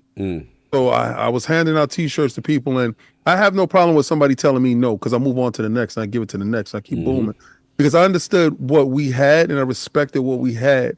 So that was one. That's not one, but this is what I'm explaining. I'm heavy on visualization and separating yourself from the crowd. Right. So we pulled up to the show. We pulled up in a Escalade. Mm-hmm. We pulled up that day in the Escalade. We got to the front of the line because Tim Dog was on the line with Thanos, and that's when I confronted Thanos about the stuff that he said about my boy. Right. So, but when we hopped out the car, dudes thought we was execs. Yes. Because only execs was pulling up in what we pulled up in. So we skipped that line. That line was down the block around the corner. I'm not going to the back. I'm not a get in the back of the line type of dude. So we got in the front, and I confronted Thanos about that. Boom, boom, bang. You ain't gonna talk reckless about my brother. That's not gonna happen. So dudes seeing that like, oh, these dudes is different. All right, so we see that they're different here. And now I'm getting to the moment. Okay. Me and Cog pull up to the Summer Games Fest Xbox showcase. We get online like everybody else. They said, "Oh no, y'all don't do that. What size is your jacket? Let me go get that. Let me go get your pass. Let me go get yeah. I remember that. And they pulled us off. And Aaron was like, "Yo, come over here. That's the acknowledgement from industry. Industry acknowledgement. In the sense that, oh, you don't do what they do. We see you. We see everything that you doing. We all rally around everything that you about. And we here for y'all. Let's get it. Let's take this picture with y'all." Yes, that moment was, Cog was like, "What the hell is going on?" Yeah. Because that was a moment of acknowledgement from the people that we work with in the industry. Like the acknowledgement from your peers is something insane to see. That's one moment. See, now that's not a moment. I want to add on to that. Also, because before that led to that was actually you made it help us understand the value of the ILP shirt and all that stuff, right? But I remember it got to a point where every show from the very beginning to the end, and developers were looking forward to getting the ILP shirt after an ILP interview because they would see other devs with it and they'd be like, "Yo." Yeah, I introduced FOMO. Yes. I introduced FOMO. Remember the dude from Fox and Forest? Yes. And then we ran into him later on in his development career. He remembered us. Some of them still had the shirt that we gave them. Still have the shirt? Yeah, that was ill. So because I believe in our brand. I believe in us so much. I got it tattooed on my chest. Yes. I believe in us that much. That's what I believe in. And I know it to be a fact. And I know we're going to get to where we got to get to come hell or high water. Second moment, the New York City Game Awards. I got to give Sovereign his props on this. Yeah, he did that. Sovereign said, "It ain't no t-shirts. We're going to suit it. Suit it, boot it. Everybody's getting suited 100%. We in there this way." And he got a little pushback at first, but then we was like, "Nah, we got to respect what my brother's vision is." Bro, when we presented for the Game Awards, that was hard. And we're standing there talking. I'm talking to Neil Druckmann for 45 minutes on some other. Hard. Dudes didn't like. Dudes was trying to get to Neil, have a conversation. Neil's like, "All right, cool, hold on," but because me and him having a conversation about comic books. All right, so y'all think I'm asking him about what's going? No. We talking about some other. We talk about life. And then, Harold. Oh, shout out to Harold, the legend, Harold Goldberg, New York Video Games Critics Circle. Oh, he's a wonderful, beautiful man. Yes. And what he's cultivated in that space may none take away from him. You'll see Harold again soon. Very, very, very soon. Very soon. We'll see. So when we got the call to present, and we're presenting on the stage, and to get the acknowledgement from our peers in the gaming community that said, "We saw you," to have Porter Rock reach out, that Jay Barry and them dudes reach out, the dudes that's on the other side, even though we all gamers, to just say, "Yo, thank you for us, for the culture. Y'all doing that right there. Right. We respect you, dudes, because y'all doing it in a different space." To have the acknowledgement from y'all. Yeah, that was lit.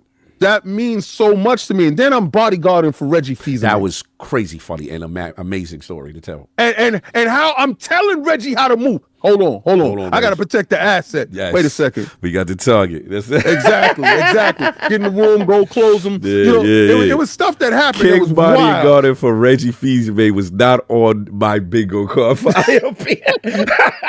That was ill. Salute. And then I gotta say, to interview the most iconic individual for myself, and I know somebody will say Peter Moore, and I love Peter Moore to death. What was yours? Oh, I think I know. Let me see.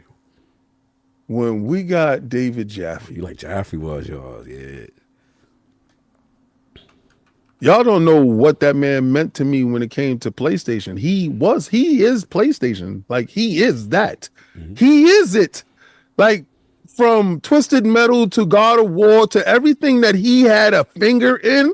Yeah. If it wasn't for him, we would not be having conversations about a war, because he's the dude. It was people in that building that pushed it. Now, I could have went with Cliffy, because I love Cliffy. Cliffy was ill. We forgot about Cliffy. Cliffy was ill. I don't forget about him, but Cliffy, it was one game that influenced me. Right. I legitimately forgot we interviewed Cliffy. Yo, right. We have some, bro. We have just real quick on the Cliffy Drake. The reason why I got Cliff, I mean, of course, come on, Jaffe is a legend. Cliffy, I forgot too, because Cliffy was the only one. I did my research on him, and I realized he loved hip hop, especially Ice. So part of my intro was spitting the Ice-T bar, the Hustler joint. Yeah. And he finished my joint while I was saying it. Yes. He was like, bro, I used to listen to that song every day to inspire on the come up. He was like what is it? You know, the New York, Hustler joint.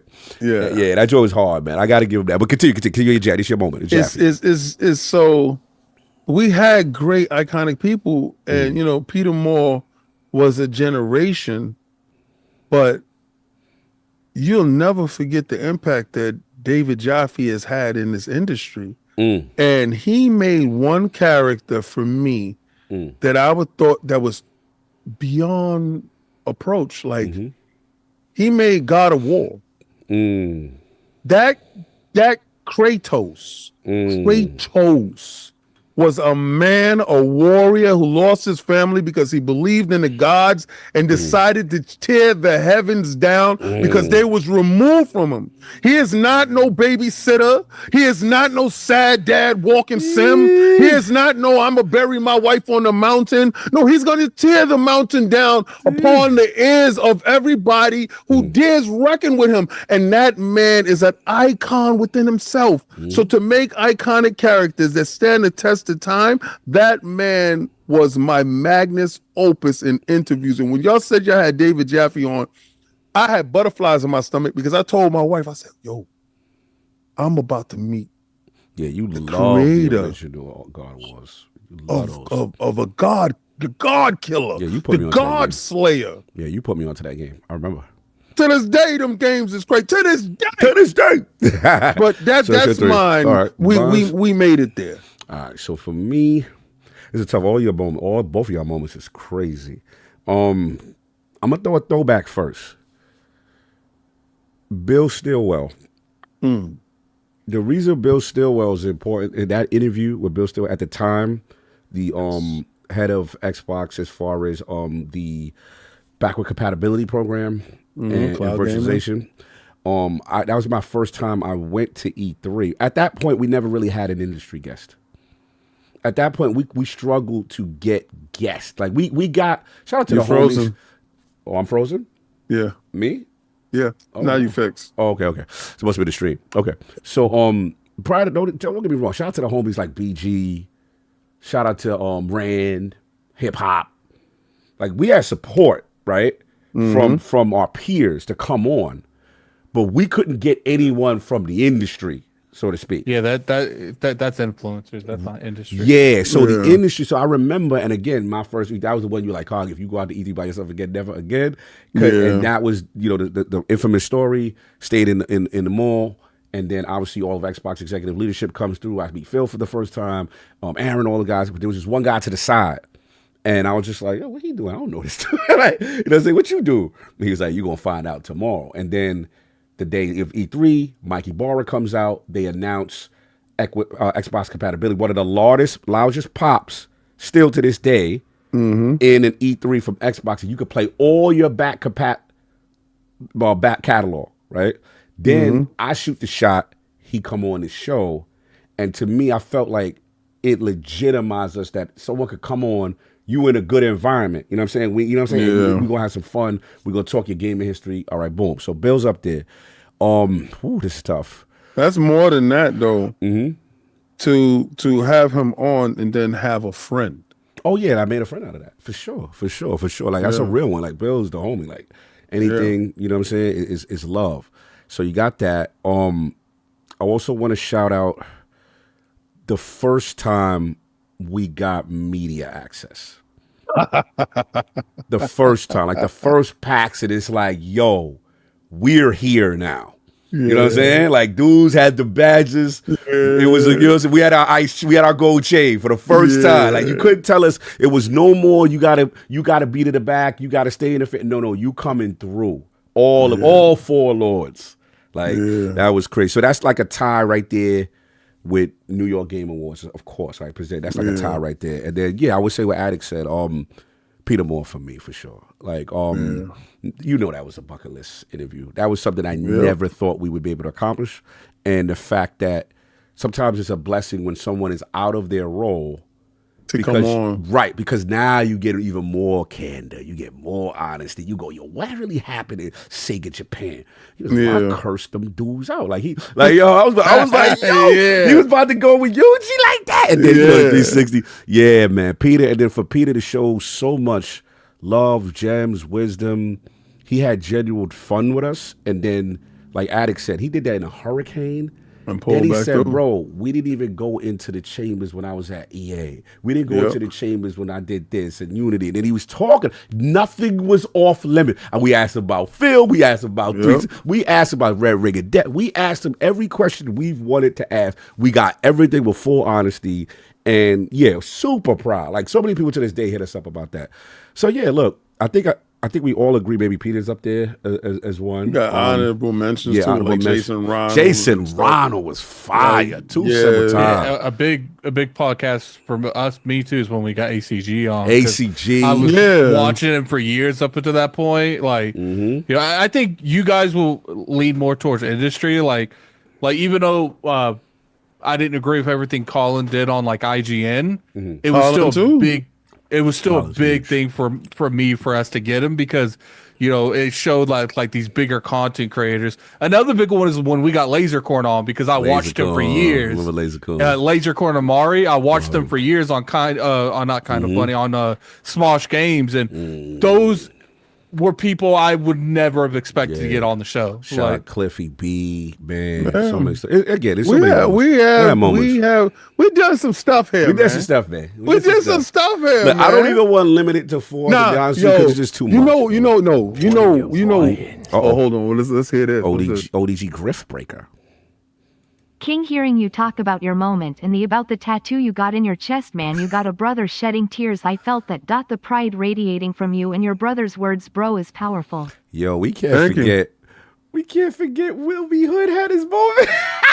Will B. Hood is definitely on the list.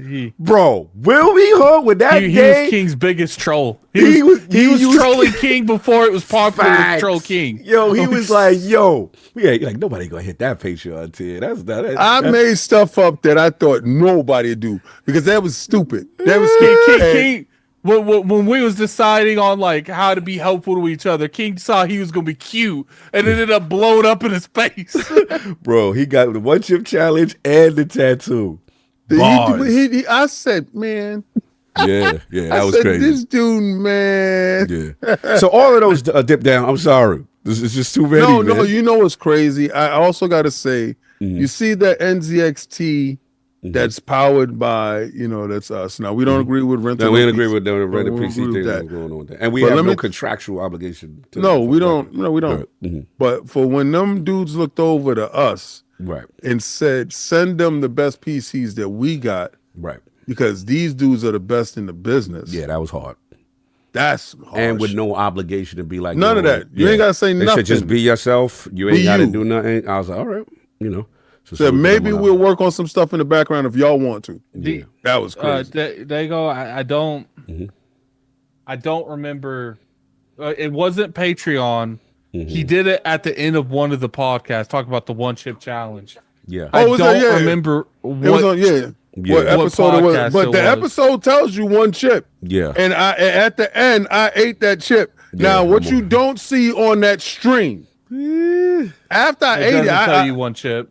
It doesn't say one chip. It should. No, because I just looked up one chip on our directory. Okay, so I ate that chip, right? I ate that chip, and I was whatever. Right, bro.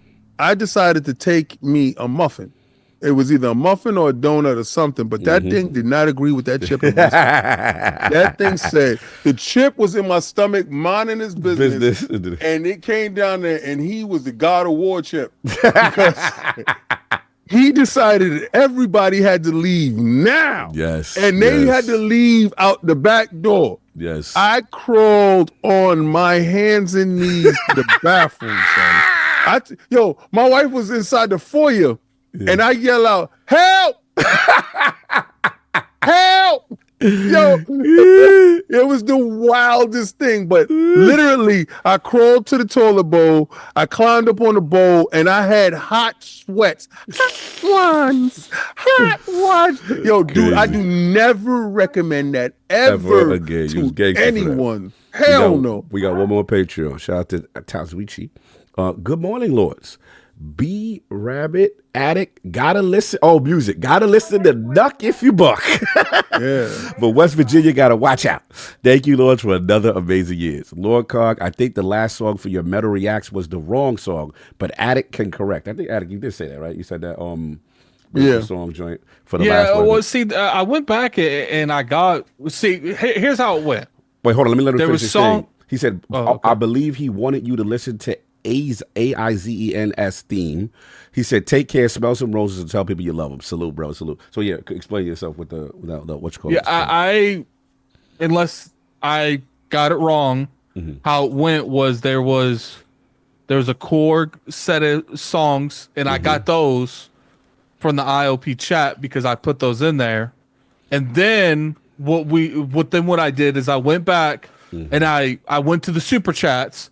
And I snatched all those, the majority of those. Right. Now, obviously, they that day they like, it's just like the last week when it comes to like the hip hop stuff. Sometimes you guys be putting 10, 15 songs in the super chat, and it took Cog an hour and a half to react to all that. Yeah, it was. I had to give him the boss. I had to give him the boss. Yeah, so I had to end up fighting that too.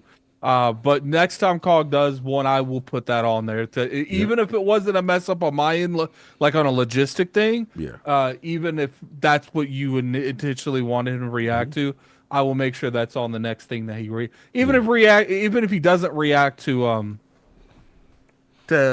metal or anything next time, I'll make sure, because I know some people are trying to get us to react to K-pop or whatever it is. So. No doubt. Salute to Tazuichi. Again, tell people you love them, all that. I respect that. Last week's poll was also said the people have spoken. With all the recent speeches, reveals, and announcements at the Game Awards, do you feel the event is back on the right track? The winner of the three-way ILP poll, very close, 39% of the vote was yes. People, proper focus back to the developers and state of the industry group. And in second place at 36%, no, still too ad focus. Free Amory, £5. Thank you, my liege, and all four lords for an amazing year. My Series 10 is a year old, and I am glad I made it to current gen. Bless you and your fams, PNL. Salute. That's what's up, man. Another one. Thank you, my lady. Thank you for your me. So much appreciated. Merry Xmas ILP, and I wish y'all a great 2025. Salute, Kieran. That's my man. He pulled up on me when I was in Dallas, DreamHack. Salute to you, brother. Appreciate you. Blessings. What are you buying? What are you buying? Silverback. What you buying? What you got? We ain't hearing nothing from Silverback. Takes a couple seconds because they're so close together. They're so close. Talk about the chip challenge regardless. I tell you guys what. I have a couple 3-month Game Pass codes that I haven't used yet. If someone finds me that chip challenge, I'll give you a 3-month Game Pass code, because I'm not going back through all those ILPs. It's not happening. It's a lot. Absolutely not. It's not happening. But if you guys want a free 3-month Game Pass Ultimate, first one to DM me that search our Patreon. that ILP, because I'm gonna cut that and put it in our Patreon. First one to introduce that to me I slide it. I'm gonna have to double check though. Yeah. Don't think you're just gonna give me a random ILP. Don't think I'm gonna check your homework. It's at the end. It's at the end of the ILP too. Yeah, so good. And in last place at 24%, I don't care. I'm just mad. My favorite game didn't win the award it was supposed to. So shout out to the realm, thinking that the focus was back on the industry. Addict, you agree? What? Sorry, but no, you good. You're doing a lot of things. I'll answer because I know you're doing a lot right now. I think I agree. I think the realm for the most part got it right, at least trying to get it back to developers and state of the industry. But we got to get into these topics, man. We got a lot to talk about. Oh, hold on. We got Kyle Flanders in the realm. What's that? I never seen that. What blue. Are you buying? What's that blue, Addict? Oh, there's a sticker.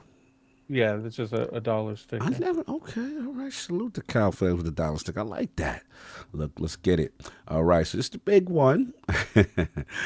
Xbox in the news once again. This is what we're here for, the main event. Xbox redefining their fan base exclusives. So let's get to it, y'all.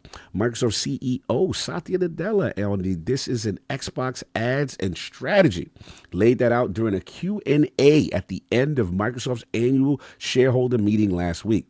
First, Brett Iverson, Microsoft Vice President of Investor Relations. These were the questions he had for Satya. Shareholders are also interested in our gaming business. Our acquisition of Activision Blizzard King. Oh, wow. Hold on. C-Dub is in the building. Oh, C-Dub is back. You said you don't bet money, only knees. Yep. I'll give you one knee because Sony didn't buy the company yet, but they do own more of it than anyone. No, they don't. Anyway, another good year from you guys. Salute. Ooh, so that's a good way for you to dip and dodge. I told you could bet the 500 and I would bet my knees. But I also told you that they wasn't buying it. So I don't care how much tip drilling that you doing. They did not buy anything. Like I said they would because they broke.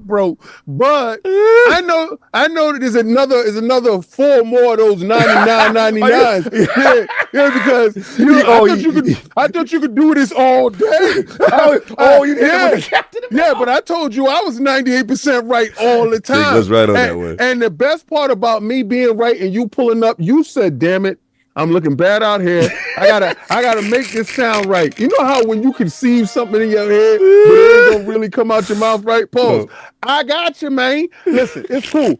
What we was gonna do, regardless to what, be honest with you, all for your hard work with that 5, all I was gonna do was gonna go to PAX. Be honest with you. Yeah. Be honest with you. I'm gonna keep it a bean with you because I told you they wasn't gonna buy it, but you didn't want to listen to Sound Logic because you told me that you do stocks and you knew something. Well, shout out there for pulling up. No, but he pulled up lame though. You know, he pulled up like Sony. You said he Sony. Minus 4 more. He did Sony. What he did? I'm looking to buy a Katakawa. And slid $10 under the door. Let me get that on layaway. IOU. He went to the strip club. He wasn't throwing out I'm throwing bands out there. So you get a bag of nickels. Don't do him like that. He made it rain quarters. Say he throwing quarters in the strip club. Don't do him like that. Don't do the man like that. They see C-Dub come in. The girls put their helmet on and the mouthpiece. They know how he get down. His pocket change game is crazy. Yeah. Oh, he throwing the chains. Oh, man. Come with the bottle. Remember you come with the water bottle into the supermarket when you got the coins in it? C is mad strong. He come with the water bottle to the club. 2 water bottles. Oh, he back. Here you go. C-Dub is back. That's one. You're missing 2 more. I'm you're missing 3 more. He said, "Look, he just bought." Laughing. He laughing. You're doing what PlayStation is doing. So now you got a couple of percentages of the play. He stepped it up on the second round at the club. He owed 3 more. See, you got that Sony math. This is flopflation that you're doing here. He hanging out with Mark Cerny too much. You there's a couple of flops missing. No, he does those 300 more, but even if he doesn't, shout out to him for showing up because a lot of people would have made those. Now you still owe the 3. You know who I'm looking for? I'm still gonna call his name out, LaMarcus Doss. He owed me. I've been looking for that man for 3 years. That man told me there would never be a PlayStation game or PC, and that man has never come back. The ILP chat says he changed his whole name. He changed his whole C-Dub, you get my respect. You know what's funny? You know what's funny? If that dude's C-Dub and he changed his name, and he's like, yo, you know what? He's like, oh man, I can't do it again. I can't go through a name change again. I'ma just pay what I owe. Yo, C-Dub, what I'm gonna tell you is you did mad super chats before that equal that. So Lucius, regardless, you showed up, bro. I appreciate you. Satya doesn't get to dictate who is a fan of his consumer product. Satya doesn't understand anything that isn't Excel or Azure cloud servers. FOH old man. Lucas Augustus, Lucius, we gonna get to it. Yeah, we're gonna get to that dude. Y'all don't know who y'all messing with that, but yo, see, I'm gonna keep it a bean with you. I thought you was gonna dip out though. Yeah, I thought you was gonna dip out. I thought you was gonna run for the hills. Yeah. I honestly really thought you was gonna keep that pushing. Yeah. But yeah. And shout out to Ricky Spanish, member for 1 month. C-Dub, you talk about Sony owning Katakawa, but it's looking like the bank rejected their credit application. # new PS6. They couldn't get a firm approved. I gotta pause it. Just go ahead and pause it. Yeah, let me pause it. Your super chats will still be read. Yeah, we got to get to the show, guys. Yeah, we got to get to the Yeah, no doubt. All right, so look. We got limit my man C-Dub. No. C-Dub, we got you. We got you. All right. If decide to get raw. All right, I'll put it back. Okay, so look, I just want to get the investor call. Also, Brett Iverson, like I say, speaking of Satya, shareholders are also interested in the gaming business or acquisition of ABK. Satya, how are you feeling about the early return on that investment and just progress on our overall gaming strategy over the last year?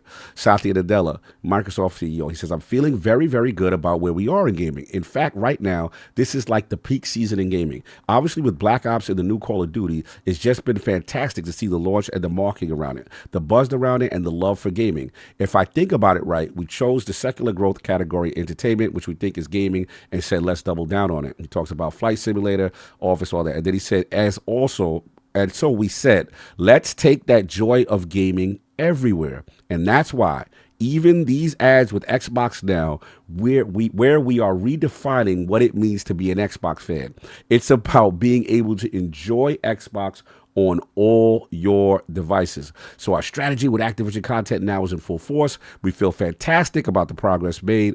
And more importantly, I think in the long term, as a company, we can bring the best of the AI innovation, cloud innovation, console innovation, PC innovation to build the best games that can be enjoyed by gamers everywhere. So that, I believe, is the comment that kind of set things off a little bit, right?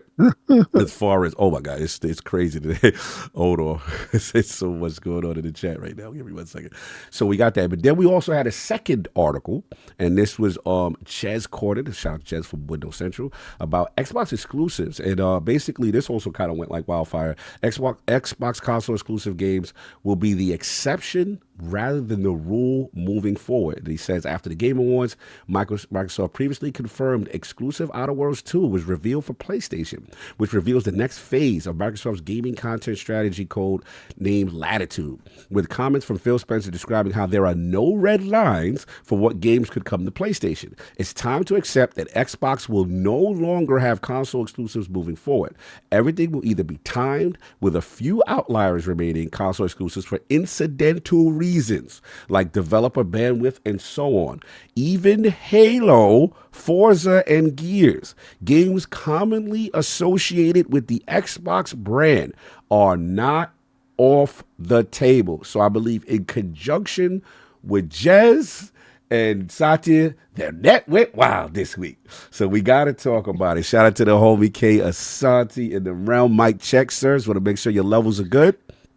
Microphone check 1 2 1 2. Ooh, those are bars. Those are the bars right now. Let's get it. So look, man, K, you're up again. Thanks for coming through the realm, brother. Always good to see you. So absolutely. Combination, Satya's comments, about, I guess, redefining what it means to be an Xbox fan, and then Jez's comments in terms of exclusives. How are you processing all of this information this week, sir? I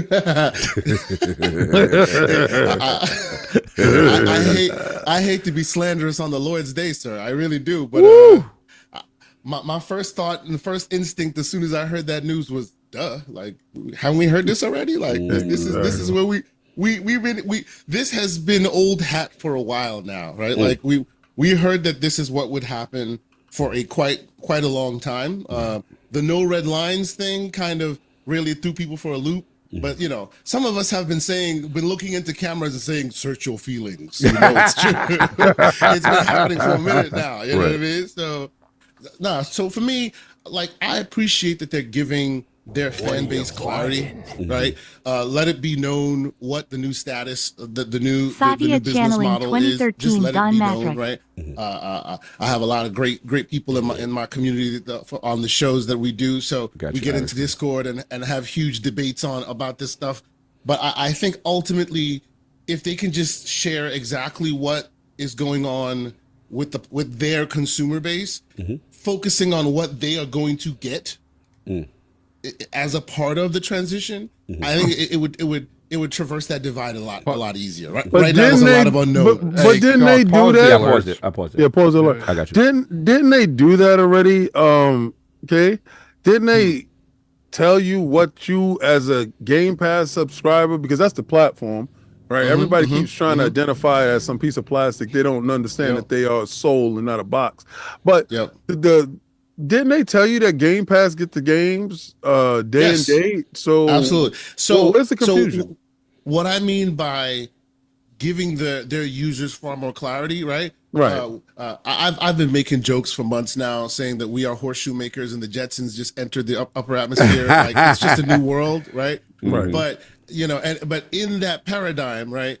When you told the horseshoe maker that horses would no longer be running the streets, they felt like their world was ending, and then you told them horsepower was going to actually come in the form of a vehicle, and they recognized, hey, this might be good for me. That's what I'm talking about, right? Right. So in this specific scenario, beyond the all your games come to Game Pass, which is great for you, a consumer, you know, people, at least in my circles, people have put the cart before the horse and kind of done thought experiments. Well, if you put your games everywhere, right? Now all of a sudden there's no reason to own your console, right? So if I like your console and I'm part of your ecosystem and that's the only place I play, how can I be sure that the next great banger will come here as well, since your games are right? So that piece, while I kind of, from a technical perspective, I kind of understand some options that they could do to make the consumer base feel a bit better about that. Right. I need them to speak on it, right? Hey, you know, even if we're in this world of transition, you're a console gamer, you know, maybe you're transitioning to this place or that place, you know, when you go, these games come with you, right? We are no longer, our ecosystem is no longer defined by the plastic box, as King David just defined, right? Put words to it.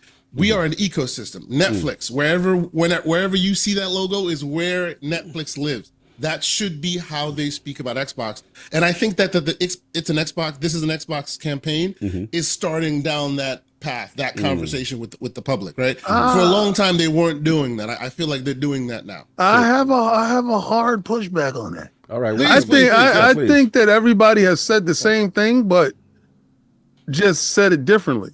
Like, you know, Attic just eloquented earlier. When he does the thumbnails, he says the same thing that I say. Sure. He just says it differently. Okay. So when Satya says, this is an Xbox, they come out with their campaign, this is Xbox.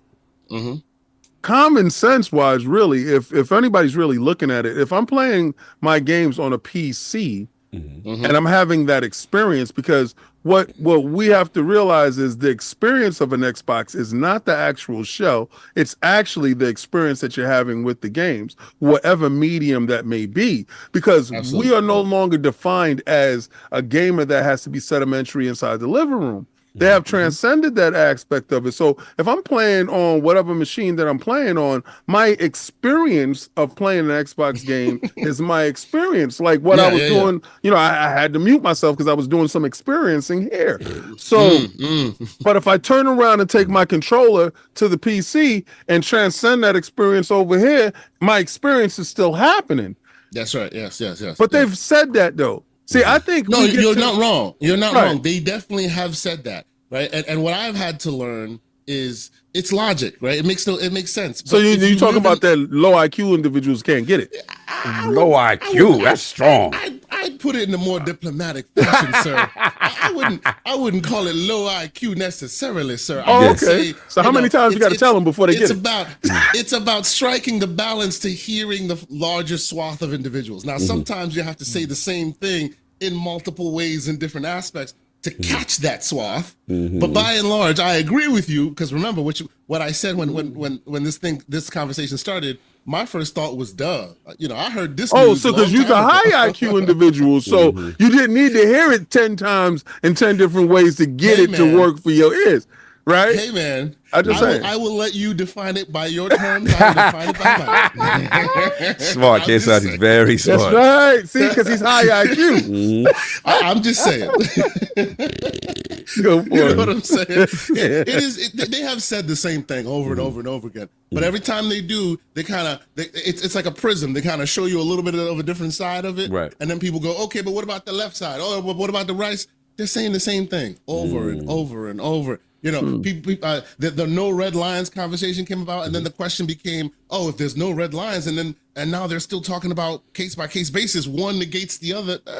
Not necessarily. No, not necessarily. You don't feel confused. You don't feel confused, KSI. He's a high IQ individual. No, he doesn't. Well, okay. I wouldn't call myself I would say I'm more. My shackles in gaming were freed a long time ago, so I play wherever I want to play. I've done so a long time, and as such, the marketing beats don't have quite the same effect on me. So I kind of try to dig through the crates, as it were. But I do understand, and doing the shows that we do, talking with our mutual friend, Mr. Everborn Saga, who also tries to be a man of the people, right? Yes. Oh, we have to analyze what the people are looking for and try and address it in the best way possible. Even though I'm sitting there going, they've addressed it in like 5 different ways, but clearly the public has not heard it. So that means your job is not done. You have to address it. That's what I think is happening here.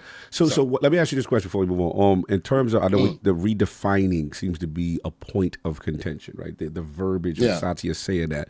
What do you say to the person that says, okay, look, King and King, we hear all this IQ talk, you talking, that sound cute, but I don't care about none of this other stuff that they talking about. I care about the console.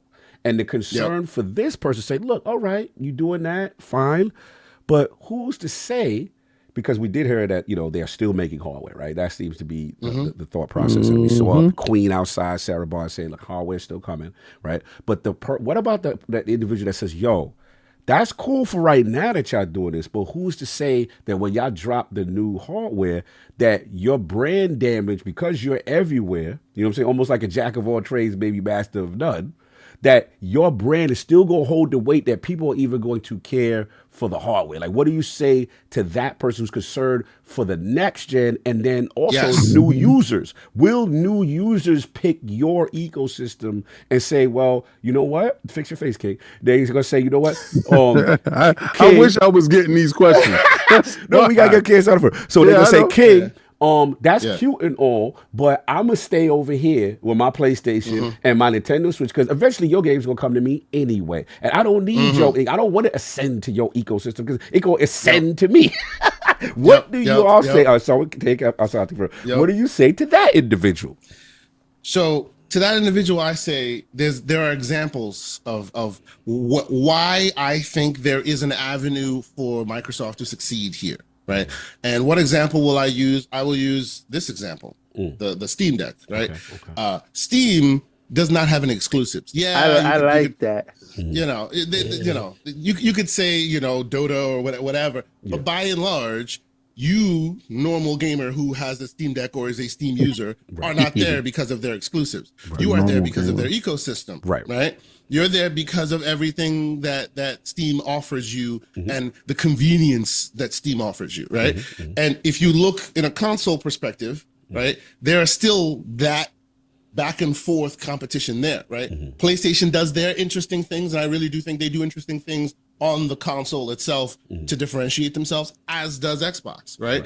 And for me, as I see it, the future will be based more on that than the artificial limitation of a game that can technically play everywhere, but you're forcing it to only play on your side. right? Because if finances are priority, you need as many people to play this thing as much as possible. So limiting it to your console is it doesn't make sense from a financial perspective, right? Okay. But the question of why would you play it here versus why would you play it there? Yeah. Why do you play games on Steam instead of playing it on Epic? Because Steam has your library, Steam has your people, Steam has very convenient ways for you to interact with their ecosystem, right? And Xbox, I would say, with some of the console things that they have right now, which, you know, as a mainly PC gamer, I also play on Xbox and PlayStation as well, but there are definitely reasons why I choose to game on Xbox than maybe a PC or a PlayStation, because they have similar features like that that make them the more desirable choice. Now,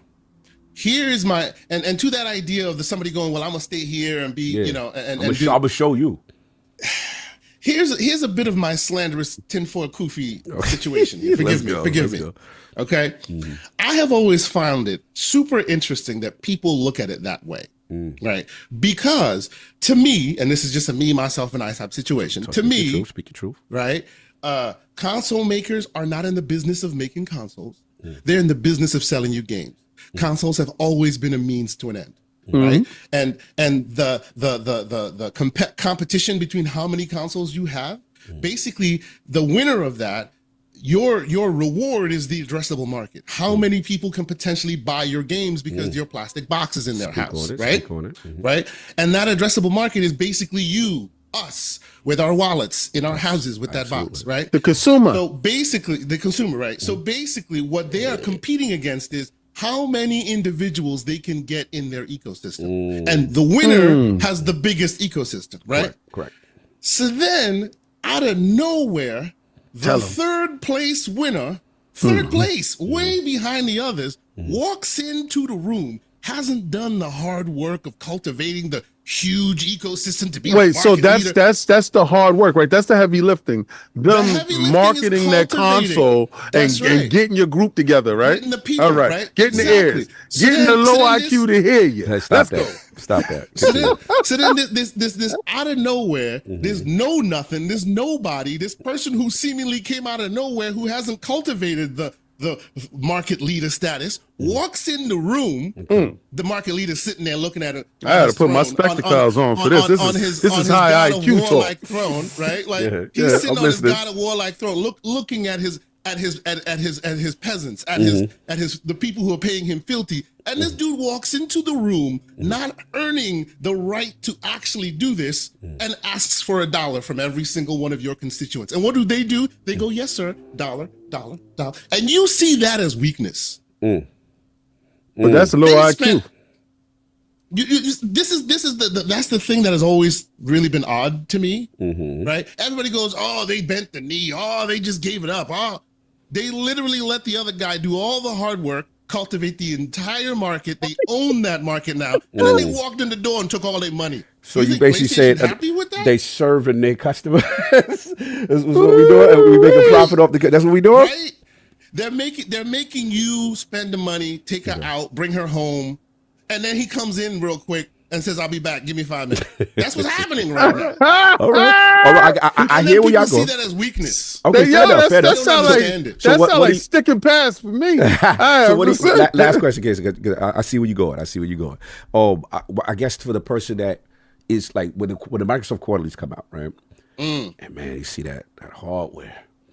Down, 20%, 30%, 40%. Hardware just going down and down and down. Like, what do you say to that person? You say that says, you see, that is failure. That is. What do you say to that person? To that person, I say, does Universal determine their success by their DVD sales? Does Sony determine their sales by their Blu-ray sales? Does Kendrick that just came out with the new CD, does he determine his success by his CD sales, his physical CD sales? No? Well, welcome to the new world. Yes, you want a console, you'll get one. But that's not how they determine their success anymore. Okay. That is graybeard talk. I know it because mine is very gray. But at the end of the day, that is not how they determine success, right? It will be the Best Buy has stopped selling CDs. Right? right? Eventually they will stop selling consoles. Okay, be careful now. You're messing with me now. That's my emotionality. But for those of us who like digging in the CD crates, I still have a record player right over there. Come on, don't put me in that box. Don't put me in a 12-inch and a 45. I just want a console, man. My favorite thing to say is I refuse to watch The Matrix, one of the greatest movies ever made, on that plebeian service known as Netflix. I will break out the Blu-ray. Yeah, for real. All right, man. I feel just you. Because I like that doesn't mean you can't enjoy your Netflix experience. It's just that simple. I'm just saying, I'm a little nervous. That's all. I'm just a little scared. You know what I'm saying? Like, I like to consume how I like to consume.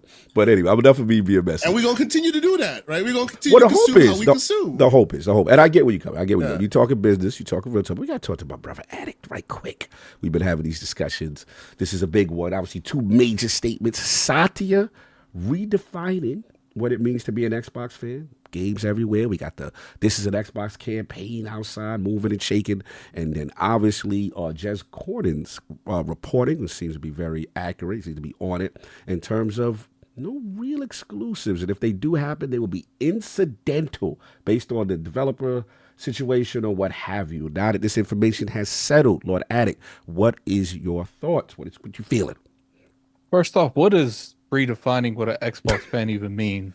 Like, can Satya really tell us how to define ourselves? I feel like that was a very disingenuous statement. Like, I don't get how you try to tell the fans how they should perceive themselves or not. But that's besides the fact. Look, I've made this very clear. I'm going to keep this short. I don't agree with the direction. Almost everything Chaos Off they say I disagree with, but I'm not going to sit here and fight over it because it is what it is. I like the hardware. That's where I play. And there's nothing that anyone on this panel, anyone in the chat can do to convince me that if that hardware isn't making Microsoft money, that corporate's not going to do what corporate does, which is just...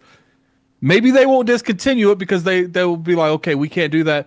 But don't tell me they won't cut the funding. Oh, we're going to keep it on a skeleton crew. That's my opinion on the matter. Live service team, like a B team. If the math don't math. And by the way, Addict, I don't disagree with your assertion either. I don't think that I'm not saying that at some point when not enough people are buying it, they won't want to redirect their R&D dollars elsewhere. I agree with you. It comes down to the whole matter of what's going on with comparing like the Steam Deck and Steam. Steam Deck ain't outselling like the Switch or anything like that. Like the Steam Deck is an extension onto your Steam library that you could pick up.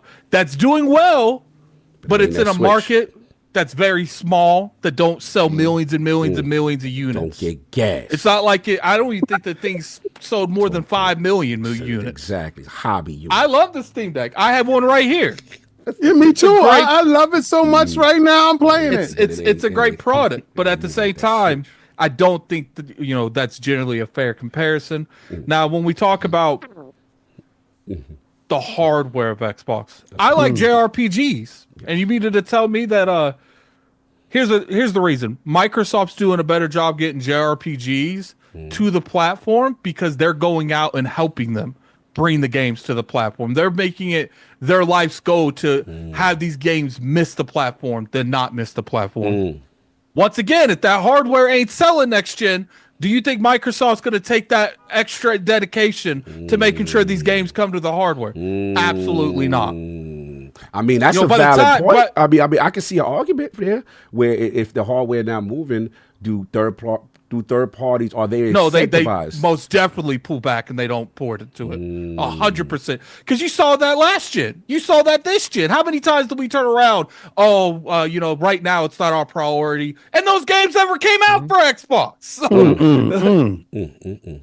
So it's just like, look, we could sit here, we could say left, we could say right, we could talk about this universe, that universe. No one really knows what's going to happen. That's a fact. Nothing like this has ever been done in the industry. That's a fact. But I'm telling you, from the trajectory and from watching the console market and watching how this industry's always moved, to me, there's no way that they go through all next gen and not supporting the hardware. I'm sorry. Like, now, obviously, it might change.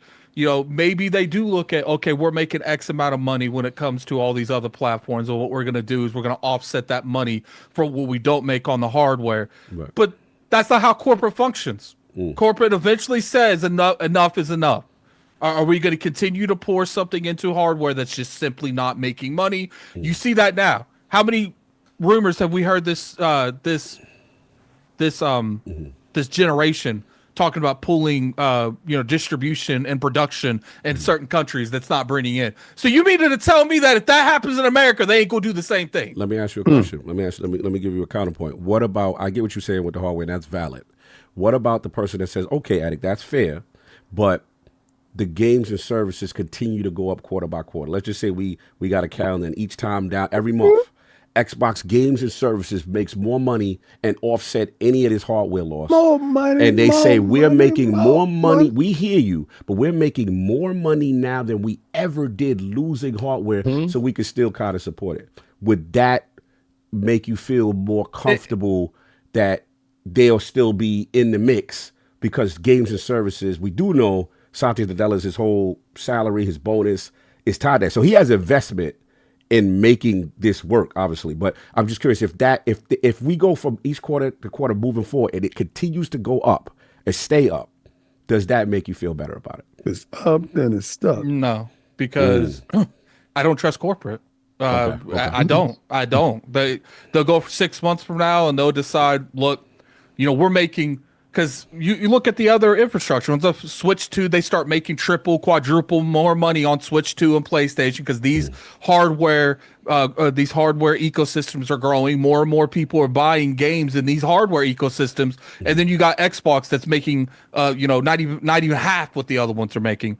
To me, that gives them even more incentive to be like, we don't need this hardware. No, but if again you separate, we talk about two separate things. We talk about Xbox hardware and we talk about Xbox services, and what I'm saying, the games are that part. If that part is more money every quarter and the hardware still goes down, you're still. So are we talking about game services? Like what's what you call a Satya thing tied to K? It's Game Pass. Services. Services. Yeah. So it's like games, game services, like Overwatch, stuff like that. The microtransactions they make. Yeah, and overall money. Microtransactions, Game Pass subscriptions, things like that. Things like that. It's like it's all encompassing in this one little stat that they use every quarter or whatever. Active users, MAUs, and all that stuff. For instance, Fortnite has microtransactions. How many more drastic microtransactions do you think that Epic sees from the industry between Xbox, Switch, and PlayStation and Steam? Well, not Steam. They do on Epic. Probably drastically every other platform because there's just simply more hardware out there. Call of Duty, Warzone. How many more of that do you think that people are spending money into those ecosystems? Probably drastically more every other hardware because there's more people, just simply more people playing. My pushback real quick on the, I get you on the Call of Duty front, but Fortnite is everywhere, not necessarily tied to the hardware. And they Call of Duty. But that's my point. They're going to be looking at all of the hardware that these things are delivered on and said, we made $200 million last quarter from this.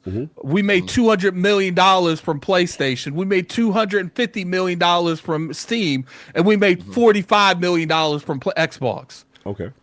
So when you put it on a spreadsheet, because that's all they care about is numbers, raw numbers. You're talking about the Xbox console. Right. It wouldn't be sure you made $45 million from the Xbox, but Game Pass transcends beyond the Xbox. And Fortnite, for example, lives on Game Pass.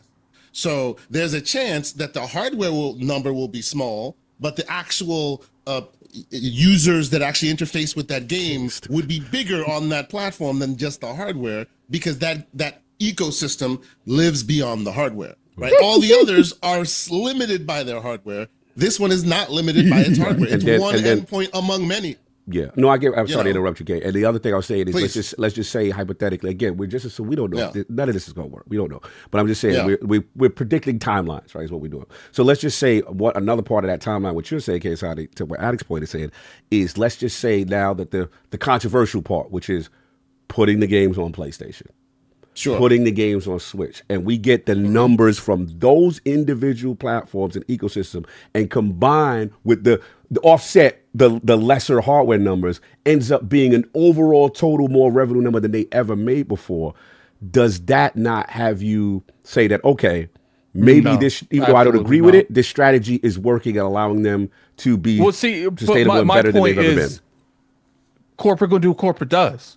They're going to look at this infrastructure, this growing number, and decide where is our weak points that we can make more money from that's not making us money. What can we cut off that's not making us money? Mm-hmm. And to me, eventually, that it's looking at the Xbox hardware. Okay, this isn't making us as much money as it used to. Let's focus on more infrastructure somewhere else. Because I'm sorry, like you guys going to sit here and tell me with a straight face to trust corporate? I don't. I'm not saying to tell you trust them. I'm not saying that. I'm not saying that. These people are the people that will lay off hundreds, hundreds and thousands of people just to make a bonus next quarter. And you mean to tell me I should trust them? I'm not telling you the hardware. What I'm asking, I'm just talking about like people in general. Right, but it's not happening. I get you. All my only pushback to what you're saying is that it doesn't make sense right now. Let's say they got 30 million.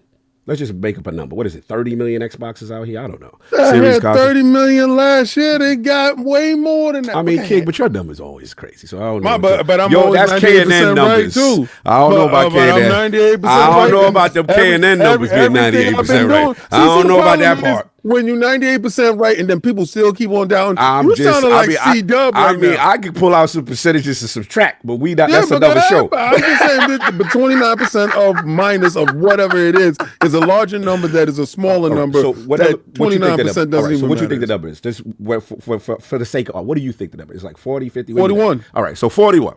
So my question is, and Game Pass is at 52 which now. is Addict's point is he does not trust corporate, and I think that's fair. We cannot predict the future. We do not know how it's going. Nobody said trust corporate. Right. I definitely hear him on that. What I'm saying is 40 million is still an entry point to Game Pass, to services, to money. That part we have to admit, like to sit there and say, yo, we're going to take this away and say, yo, we just good with everything else and we don't even need it at all is an interesting thing. And I guess that's the question. Like, this for all of y'all. You know what I'm saying? Like, do you think that I didn't get a chance to say anything. Okay, I got you next. But okay, King, go. I'm going to mute my mic because clearly you want to talk. I know clearly I didn't because my mouth was shut the whole time you was talking. You was talking between three individuals. I was shut. I was watching. Actually, Addict was not. No, he was not talking to people. I ain't say not one word until you right were now. sipping your tongue and tea over there. I was laughing at y'all. Messy, but I saw what y'all was doing. But no, okay. So King is it okay? Because King seems like he wants to talk now. So, whenever you say, whenever the host says I can go, I will go. Well, let me make sure Addict is finished with his. Yes. My point is I particularly am not trusting corporate people. Okay. If the ecosystem, it might be making money, but they're always looking to make more money. Okay. And like Phil Spencer said, when something is not able to be squeezed anymore, they look to other places. In my personal opinion, if next gen starts, because we're just talking about the numbers we're talking about now. That is fair. But next gen starts and they only sell 6-7 million the first year, you're going to look at me with a straight face and say, they're going to be okay with those numbers. Let's continue going for the foreseeable future. Because we can say that now. Yeah, right now. But every quarter, 44% less than the last quarter before that. What happens if next year it even gets worse than the already bad numbers this year? Okay. On top of next year's numbers, it's a domino effect. And people can sit here and they can stop worrying about the chat. They can disagree, and that's fine. Don't attack. I've never said I didn't like their games. I'm always talking about the hardware. Infrastructure, the hardware thing, the thing that I play on. That you play on. I feel that. I get you. If people ain't gonna stay, you can sit there and they can talk till they blue in the face. Stop fighting. Stop being. I'm not going, huh? I'm messing with you. I see you looking at that chat. Stop it. Go ahead. Who? You looking at that chat? I see you. Okay, I don't even have the chat up. All right, I should look like you was ready. And it just comes down to, it's like, look, at the end of the day, we could disagree, and that's fine. It's just like, I'm not going to agree with, because you see them now. They're pulling, they're stopping distributions in certain areas. So you mean to tell me they're doing that, and that's a good sign? Let me throw a caveat into this mix and see what you think about this, Addict. What if, just like you say, and again, I don't disagree with you, right? If the money, if from a financial perspective, it doesn't seem financially advantageous for them to continue to spend those R&D dollars, they won't, right? They'll depreciate it to the point where, we only see X amount of people buying it, and it's not valuable, it's not worth the R&D dollars, and maybe they'll close it up. Windows Phone, anybody, right? So I hear you, right? What if knowing that there's you and many of my friends out there who are like who are very much, you will grab my console from my cold dead hands kind of people, right? Yeah. Knowing that, is there a world where they then do it like they did the Surface, where instead of we are now in this market, we'll be adjacent to this market. We'll create a reference design. We'll create something, but we'll leave enough room for our partners to play, right? So in the Surface world, they build a really awesome device, right? They build a really cool device, but they either price themselves in a very premium way, or there's always something that doesn't make it the main device to be used because they want Dell or Lenovo or HP or any of the others to kind of have room to breathe there. What if that ends up being the paradigm in consoles, meaning they'll present a console, but they'll also allow others to play in that water, and based on just like what Steam is doing, for example, right? If you meet these requirements, let me say what I'm saying. If you meet these requirements, we'll allow you to call yourself an Xbox. So now you can get an Xbox by ROG or someone else. Will that satiate you in the world where they no longer prioritize the console? No, because at that point I've already went to PC, because I'm not doing this.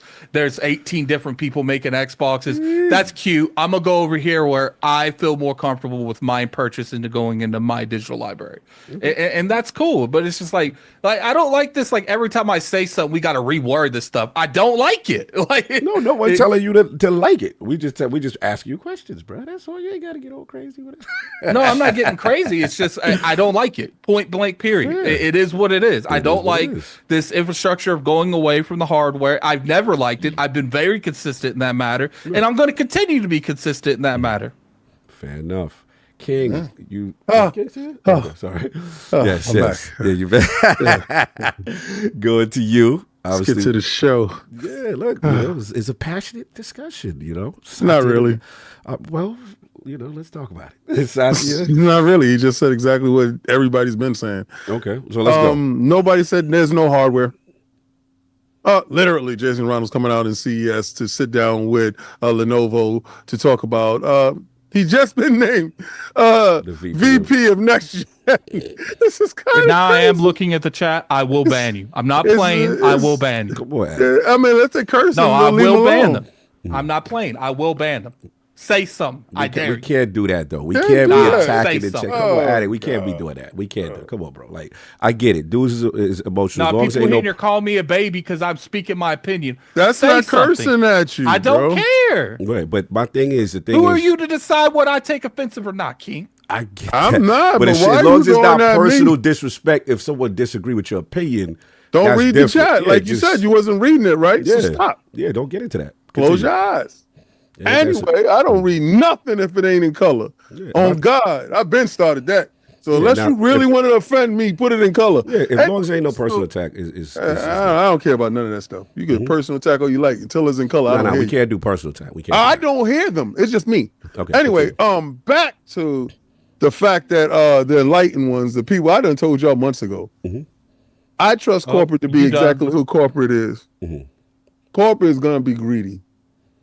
Corporate is going to be 100% follow the greed. I got a chance to, if anybody ever gets out of this little bubble about video gaming and actually want to care about what $1 trillion company is doing, he's always having conversations. He's always talking.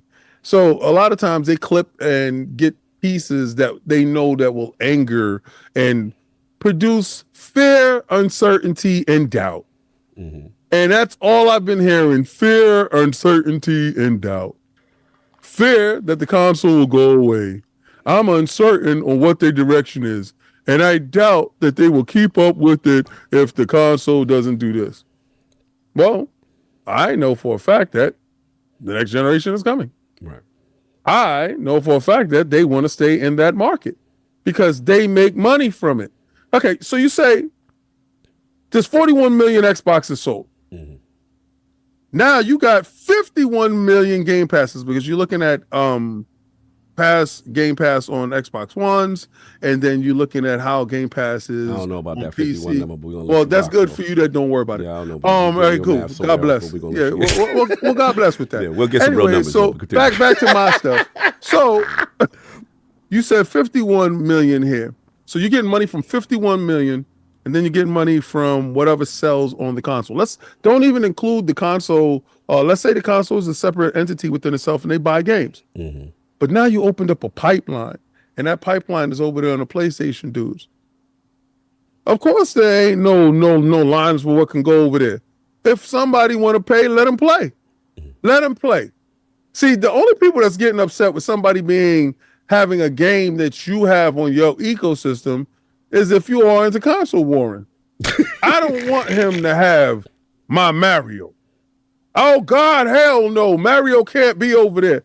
And it turns into what is it really about? Because it's not about sales. You're not concerned about sales. You're about them removing your arguments. Now, if Microsoft does this, right, and they're doing this, I'm not telling you fear, uncertainty, and doubt. I'm giving you definitive stuff. I'm Mr. 98% right. Y'all can check my facts. Go look at that. Okay. The next Windows iteration is going to have Xbox ingrained in the kernel. When you put that into your machine, that in turns that machine, whenever you go to game mode and you sync your controller to your PC, that is a complete Xbox. It's going to boot up like an Xbox. It's going to play in Xbox. It's going to be in Xbox mode. On your Steam Deck, you can go to dashboard or you can go to game mode. On your Lenovo, you can do the same, and on your ROG, you can do the same. You're at a point now where Game Pass is the platform. If you have Game Pass, you're okay. And they told you that before. Game Pass is the vehicle. Hardware will always be around. If you decide to say, well, you know what, I'm going to go to PlayStation because I believe PlayStation is going to have all the games that I want to play. And I'm using PlayStation as for instance. You can say Nintendo, you can say PC, you can say anything. Good, go. You're still going to buy the games.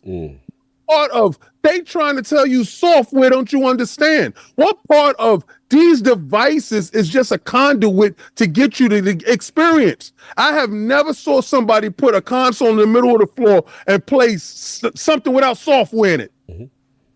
Just sitting there playing software. So their whole job is to get software to you. So you mad that they found a way to skin a cat without having to worry about having an actual cat? You're upset that they found a way to stop worrying about third place. No, you wanted them to continue to do the same exact thing over and over again and fail because you are having fun at the console warring expense. But they said, you know what? Why should I do this when I'm just trying to sell games? Let that idiot go and market. Let him go do research and development. Let him go build it. Let him go cultivate a group of people that loves his stuff. And I'ma slide my stuff over there to him and turn everybody that he got gathered around in the group and make them a customer. They are customers now. You got to get out of this mentality of a customer. You got to get to the hustler state. Y'all have not transcended yet. They have bailed the mouse. They have went outside of the natural parameters. They're no longer the same. They're different. So when you're talking about, the big three, no, it ain't. It's just the big one. It's just one big dude out there doing one big dude things. And y'all ask them to act like $1 trillion company. Well, this is what they do. They make sure, you ain't coming over? Bet. That's what they said. They said bet. And guess what you did? You brought Grounded, you brought Hi-Fi Rush, you brought Pentiment, and you brought Sea of Thieves. And you guys are thirsty. Y'all don't even have a date for Indiana Jones, but I guess you got your suit and your tie and you ready? You ready. And you begging for more. You are a fiend. We got you hook, line, and sinker, and you just saying every day, I want Forza. You ain't asking for games that are innate to that console. You're worrying about games that these dudes make, but they're losing? But they want you to look at hardware percentages. Let's go to hardware percentages. Let me show you how why they talk to you in percentages and your low IQ don't get it. Let's say they sold 10 million this year from quarter to quarter, right? Mm-hmm. Then next year, they sold 8 million. That's 20% less. That's scary. That's scary. Yo, low IQ wise, you don't get it. You sold low IQ. You don't understand. So what if 20%? We sold 8 million.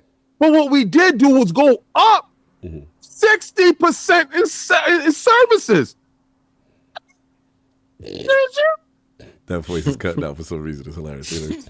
So the basic thought process is you can't understand that I gotta teach you like they do on Sesame Street. Can I ask you a question, Mr. High IQ? Yes. Okay, so I get where you're going, right? And yes. I get percentages.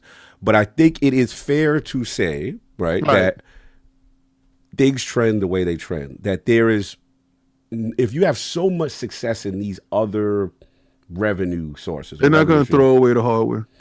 Why are you so confident? Wait, hold on. This is the same company. Tell me. That jumped out of Windows Phone. Yep. It's the same company that abandoned Zoom.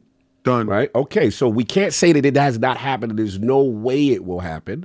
Mm-hmm. But let's just say, I'm just putting up a scenario. Let's put a timeline where you're right. Shout out to Jason 2026. Right? Okay, 2026, that's where you at. So let's just say they announced the new next generation of Sarah Bond and team, new generation of Xbox. Here we go. Mm-hmm. Right? And now, when it comes down to that Sakana, it's not moving at all. And there is no interest because, let's say hypothetically, there's been brand damage from, we don't feel we want to be in your ecosystem, or we don't feel your ecosystem is really realized yet. And we're cool where we at with Nintendo, Switch, and PlayStation and PC. Bet. Okay, what then? So, all right, so you're going to say the 41 million now that is probably a lot of us have digital libraries. Right. Right? So you can count on those 41 million either showing up. Not necessarily. What if that 41 says, we good? We're going to go to PC. We going over here, though. Yeah, go to PC. Because you know what's not going to transcend over to the PlayStation and over to Nintendo? Game Pass. Now, if you was to tell me that Game Pass was available on PlayStation and Game Pass was available on Nintendo, then I can say, they might not even need hardware. Because at that point in time, you already got your group that's with Game Pass that has their digital library and there's stuff like that. Because right now, there's a reason why you can play, if you're Game Pass Ultimate subscriber, you can play your library on the cloud and through Game Pass. Right. It's a reason why they've done that. Okay. Now, if Game Pass does show up on PlayStation, then you can sit there and say, oh my God, maybe that might happen. But then you get down to the part where Kersante brought something up that is very viable and is very real because it's something that we've all heard about. If y'all didn't know, we already heard that there's going to be reference consoles that's going to be out there, right? So that's something that they are batting around inside the background. And that does happen when you give them a Windows update that has in the kernel an Xbox that you can boot up fundamentally from that device. So I do expect next month we do hear something when it comes to the next Steam Deck, and we do hear something that when it comes up to the next Legion Go, and the next ROG. Right. I do expect that stuff to be inside the box innately. But I also believe that Xbox is going to bring about their own console when it comes to a handheld and homemade console. Okay. The only reason why I say this because I believe these versions will get a PC version of Game Pass. Okay. I don't believe that they're going to get the Game Pass that we get inside on the hardware. Those are two different Game Passes. Yes. The Game Pass on the ROG Ally is PC Game Pass. Yeah, it's completely different. So a lot of games that y'all see that's launching and y'all run to your Game Pass, but y'all PC dudes and y'all say that didn't happen. That ain't launch over here for me. Sure. It ain't there for you. But if you do have their hardware device and you do have the Game Pass that is innate to our Xbox hardware console, you will have that Xbox full experience that they're giving you. They don't got Age of Empires. The PC Yeah, will be coming. exactly. They do. Some of them eventually come. But yeah, and PC dudes do have an advantage on some aspects. Right. I think they need to clear up that more. I think that confusion is more of a conversation. That's okay. Than anything else. Why do I have two separate Game Passes offering two separate ecosystems that has two separate libraries? That's fair. Why is that? That's a conversation because that's where you get confusion. Because should I have PC Game Pass? But if I have Ultimate, then I have the same thing. But why can't I take that and play that there? If you said that everything is supposed to transfer over, I think that's more of a valid conversation than if they're going to be in a space that they're making money out of. Right. I don't think they're shutting down any cash flow anywhere. I honestly expect everything to go to PlayStation whenever they give you a date. They haven't even given you a date to defend Indiana Jones. So a lot of these dudes are really in the uproar with not knowing because y'all want to fight. Y'all want to be out there talking about, we got your game coming this day. That's all it is. I don't care what y'all playing. Like, I really don't care. Like, that, I don't care if y'all get a chance to spend money on stuff that y'all say that y'all hate. Right? It's the best part of looking at you being a hypocrite. I can't stand Forza. When is Forza coming? That stuff kills me. That they have no games, but I'm interested now that the games are maybe coming to my platform. Exactly. You hear me say I hate PlayStation, hashtag no PlayStation 6. You just saw me streaming. You just saw me actively have a argument with Addict about what I like in racing on that platform. You have to understand. Go buy the console. Go partake. But I know it's low IQ, cheap individuals that don't want to get another console. King, I can only get this one console. This is a hobby. You're going to game at wherever you can do it on this hobby. I just happen to game at this level in the hobby. You're gaming at that level in the hobby. I like how cute you game down there. Game down there cutely. But we're going to have fun over here. And don't yuck my yum. Don't do that. Don't get mad at me because I said, yo, I told you I can't stand God of War. New God of War came out? Yeah, I got that. Don't be mad at me. But you waiting. I'm going to wait till they send over Halo. Dude, Halo's out. Go buy yourself an S and go game. No, you don't want to do that because I guess financially it's hurting you. Because your gaming habits is what? Weak. Strengthen your gaming habits and you won't have that console war concept.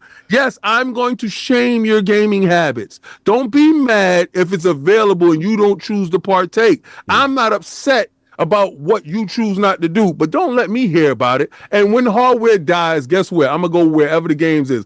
Hardware been dying. And guess what? I'm still here and I'm still gaming. We're gonna talk about you in the fondest of memories. Remember when Xbox was this? Yeah, remember when you used to do that? Remember when you had the Frontline show? Yeah, it was lit. It ain't happened yet, and I'm having fun. Game on, baby. Strengthen your game up. Take your hobby to the gym and go get them strong. Because your hobby game is whack. And I'm here I pull up a Steam Deck and I go get a ROG. Why? Because my hobby game is strong. I don't care what y'all do. The king has spoken. Oh boy. Anyway, yeah. I don't know about all this hobby game strong stuff and pocket watching stuff. But anyway. I ain't watched their pocket. I don't like it. Yeah, like clearly. Because they want Halo, but they acting like something's stopping them. No, that's fair. No, I think that's fair. I think that from the standpoint of you could technically play these games down if you truly want to. You know what I'm saying? But most people want to stay in their ecosystem. All right, let me get my balls off quick. Look, I agree with KSRT in the beginning that Satya's statement in itself wasn't nothing new. You know, if you look at it from what he's saying about, it's pretty much this is the Xbox campaign. Play your device. We definitely could be here. We could be cloud. We could be PC. And I think that even though I do feel that strategy, as much as it is working for them, because more people are talking about Xbox with this strategy, they market it as strong as I've ever seen them market anything. You know what I'm saying? It is working to the fact that people are talking about it. But I do feel there are caveats. There are like, okay, yeah, you can do it, but not on the full level on each single device. And that was my only issue with the strategy. It was kind of like, okay, your vision's sound. I just want it seamless. I want Xbox Play Anywhere to be a thing. And now you're starting to see the fruits of it a little bit now with some of the third-party games. I want a fully realized version. The same thing with mobile, cloud, and so on and so forth. So you got that. Look, I empathize with Addict from this standpoint of, I can understand if you're a core Xbox guy and you're a core console Xbox guy and you have supported this brand and there's someone, even though Satya is talking to stakeholders, so I got to be clear of the audience. He wasn't saying, but if you hear this, it can rub you the wrong way to say, I'm redefining what your fandom is. Right? I can see how that person could be sensitive towards that, right? So, especially, again, when people are loyal to you at your lowest, and during that period, King, we got to be honest, during the Phil Spencer era, the course correct era, right? Xbox was listening to every single thing the fans They had no choice. I get that. I know the timeline was different, but at the end of the day, they fostered that culture. And that culture was, we hear you. They cultivated it. Right. Yeah. So we can't. Too much access. No. You was losing. You got your behind whipped. Yep. And nobody was rocking with you. They said, let's trade your games. And you just saying you was an Xbox fan was a joke. Let's be real. Our man Shuhei did this, and it was over. It was lit. And it was like, why are you even here? And you $100 more? And you got to connect. Why am I here? So I can't disrespect that person that said, I rock with you. I was patient. You had 5 studios, fam. You ain't had nothing popping. I could have easily left you and been with the homies. We saw the statistics that said, bro, we love you. People left. We love you, bro. We had good times on the 360, my dude. One love. Yep. I'm out. I gotta go to that PlayStation. Yeah, it was out. So I get that, dude. And I want to be clear. I do understand. Now we get to where King's at, right? So to me, the greatness of Phil is, all right, and I know people still rag on Phil, say he's a liar, and it's okay, fine.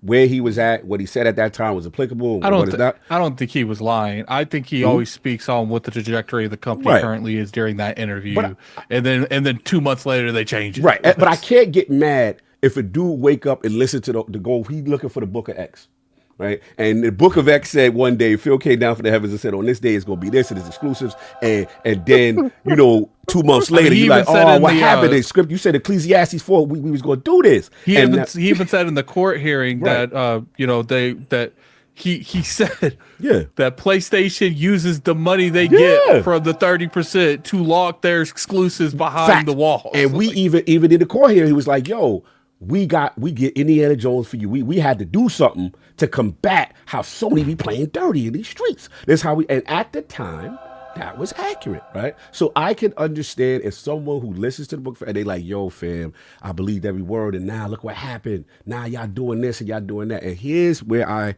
do side with King on this part. The part is, Phil's greatest thing is to get Xbox to the table of Microsoft.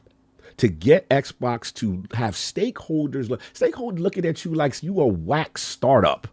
Yep. Stakeholders are like, bro, why are we doing this, Xbox? Why is he here? Like, what are we doing this for? Right? And then you get them to say, okay, we're going to talk about this Game Pass thing. We're going to acquire studios. We're going to get Bethesda. We're going to do it. And then boom, the biggest moment, in my opinion, in Phil's career is ABK. Good or bad? Because at that point, you get Satya Nadella, you get stakeholders to say, oh, okay. And if we do the numbers and what we do, when we get Call of Duty in the service and we get, hold on, forget about Call of Duty. We've never been good at mobile. whoa, King? You know what I'm saying? How much money they looking at that spreadsheet. They looking at that revenue. They like, oh boy, okay, 70 bill coming up. Cut the check. Get that man a shield. Yep. Get that man the Phil Spencer 70 bill for King and Mobile and Candy. Oh my God, we always sucked at that. This makes sense. Go now. Whatever happened, I have my theories. My theories is they did not expect to be in litigation that long. Nope. My theory is there was no way in hell they saw the FTC coming because they dotted their I's, they crossed their T's. Well, they didn't see the collusion happen. Right. Well, because they like, look, we got them. We gonna be a preemptive strike. We gonna give Nintendo 10 years. We gonna go PlayStation, Call of Duty 10 years. But they thought they didn't know that PlayStation really wasn't street. They thought they would. They listened to the story. Because Jim, what was the joke? Ryan, whatever. He was like the stakeholder. His stakeholder said, "Wait a minute, how much money we get from Call of Duty just existed on our platform, and you gonna allow Microsoft to do what? I thought this wasn't possible, Jim. I thought we could break that deal. We could stop that deal. We could stop. And then when the FTC put the initial kibosh, that put the fear, in my opinion, in Microsoft. And now they had to come up with, oh no. We might have to create a timeline where we owe ABK, Big Bobby Kotick, this money for the deal not going through, and we got to see what else we could do. Because remember, ABK was never on their mergers and acquisitions. That kind of came out of nowhere. Things happen. Things happen. So all right, so that's about that. And then remember, we got the double whammy. I'm sorry, I actually feel like the moment the deal went through, I think this was always the plan. I'm going to be honest. I think when they saw that Call of Duty money and they saw they can actually really, get a foot in the King's, the mobile market. Right. I think this was always the plan. Because if you guys remember, it accelerated the plan.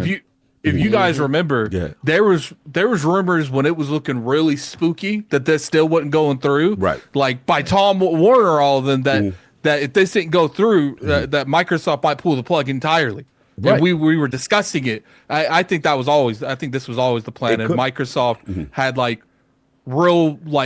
they were kind of not knowing what they would do with the future of the brand if they did not get ABK. That's I feel 100% because my thing is also we always forget right at the point of ABK when you look at their Circanas or MPDs every month. Xbox consoles were selling. Game Pass subscribers. We were getting numbers every month about how the growth was. Then they get into this. We ain't seen numbers in years. We ain't seen numbers in a minute. So to me, you know what I'm saying? I look at it now. Once you got the 70 and they got it, they like, oh my God, we got past the CMA. We got back. Okay, now it's done finally. We're a year and a half. They're so set back from where and then people forget. Corporate integration is some of the hardest work ever. It is not as simple as flip the switch, guys, put the games on. It don't work like that. Then you got the contractual thing with, remember, Sony had the marketing with Call of Duty. So they had to finagle that. Remember, we was mad at them. Yo, bro, where's it on the box? I was told by someone that when these acquisitions happen, they'll actually let because obviously they're going to eventually cut people.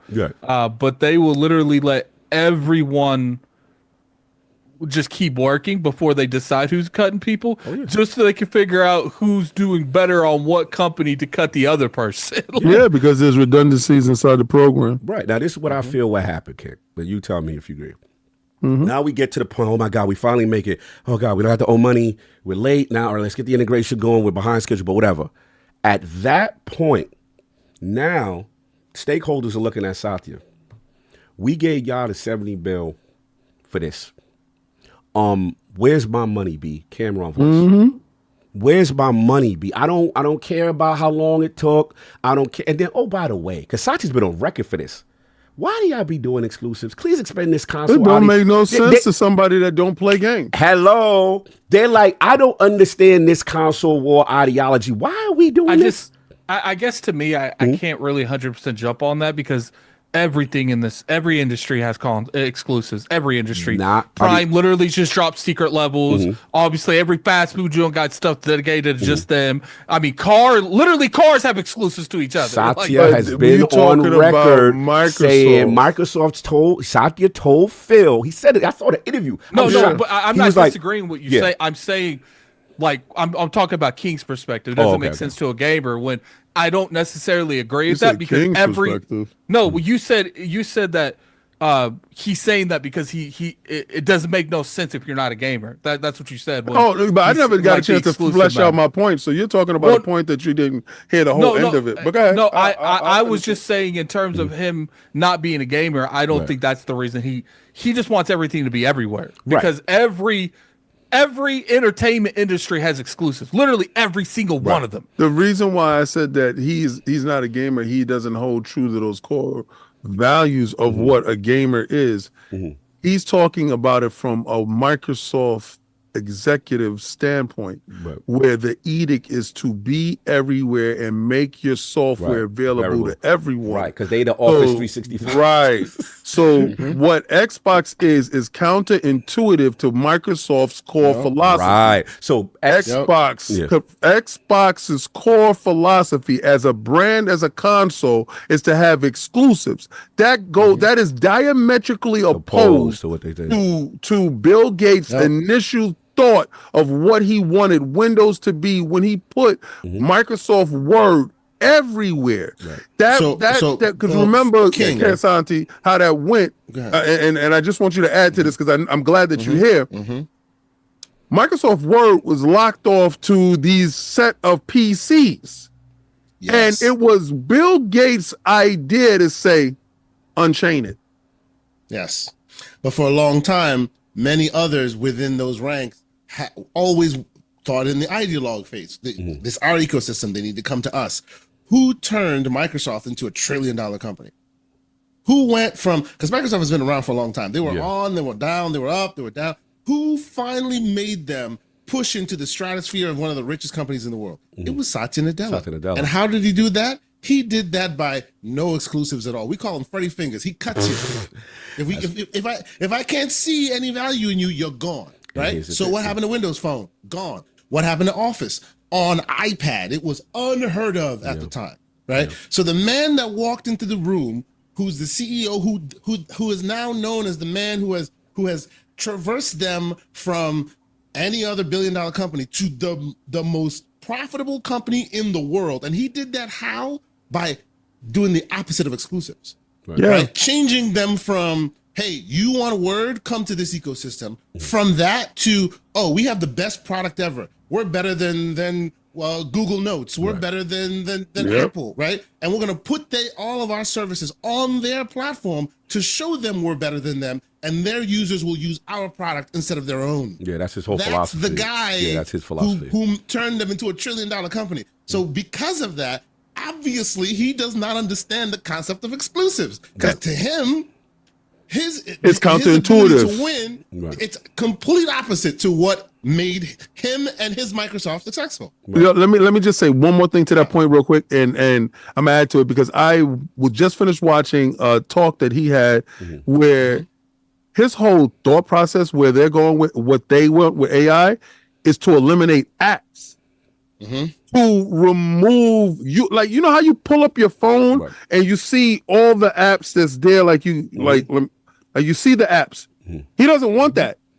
He wants you to talk to your agent and it pulls up everything, because everything is out in the ether. Right. Yes. And and those apps are a means to the end being what you want. Right. So he's going to try to get rid of he wants to circumvent all of that. Guess what? Guess what that means is console. He's trying to get rid of it in order to get you to the end. Which is exactly what you want in the first place. It's crazy. So the thing is, and then in conjunction, like you said, with AI and all that stuff, you know, there's a lot of pressure. There's a lot of pressure for stakeholders for now the Xbox division has eyes that they didn't have before, which is they need to produce every single quarter. They need to show that value kind of thing. And this is the thing I want to get at, which is, you know, the whole exclusive things. And we got to be, this is the part that I got to talk to my console brothers. This is the part we have to be honest about.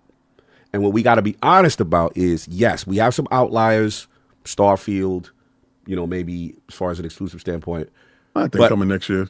Okay, no, I'm talking about as far as exclusives being successful for the platform to drive engagement, right? We have a few outliers here and there, but for the most part, I mean, we're hearing the rumblings like, yo, Hellblade 2, March. You know what I'm saying? As far as, I'm not talking about what's coming. I'm talking about how wow, they are they ain't selling it. performing, and they did not. We don't, because normally we hear the chest bloviating. We did the active users, or even on PC, we sold this. We're not hearing anything about Indiana Jones, right? We know what happened with Hi-Fi Rush. Now, everybody can say, yo, that's their fault, whatever. Regardless of who fault it is, we got to have the tough conversation now.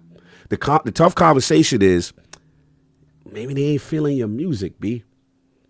But we got to have that conversation. Like when you spit it, they not buying the album.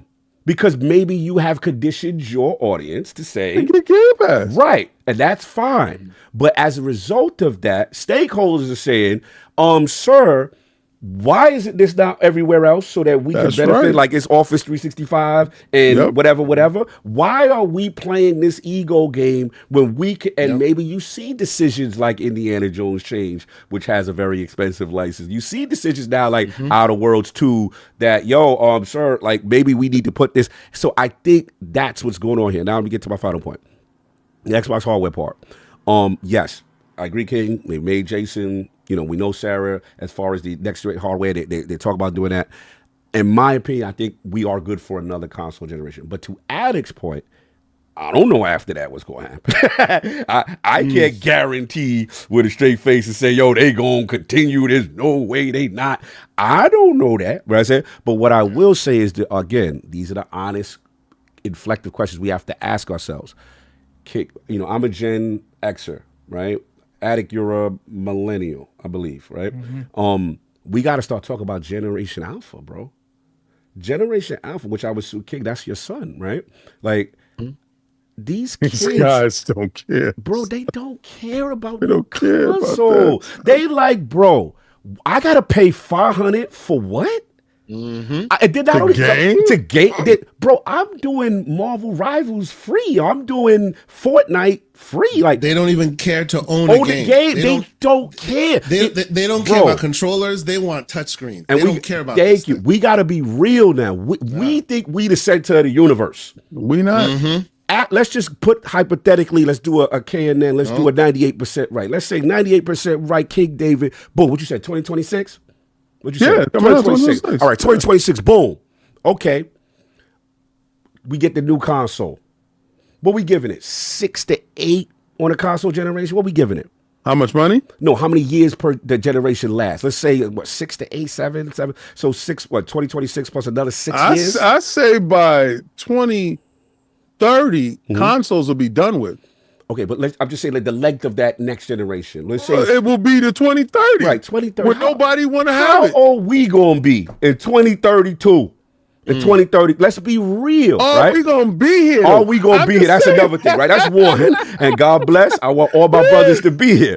But we gotta be real. I don't think that's I don't think that's the conversation. The conversation is whether or not the trajectory of the meeting the conversation whether or not the trajectory they're leaving is going to lead to them eventually leaving the console market in general. Right. And it's not about like how old we going to be when it happens. I'm talking, that's what I was about to get into. Not only is we going to be old, right? Millennials going to be old, but who going to be in control? These dudes, Alpha. Alpha is going to dudes. dictate where this going to go.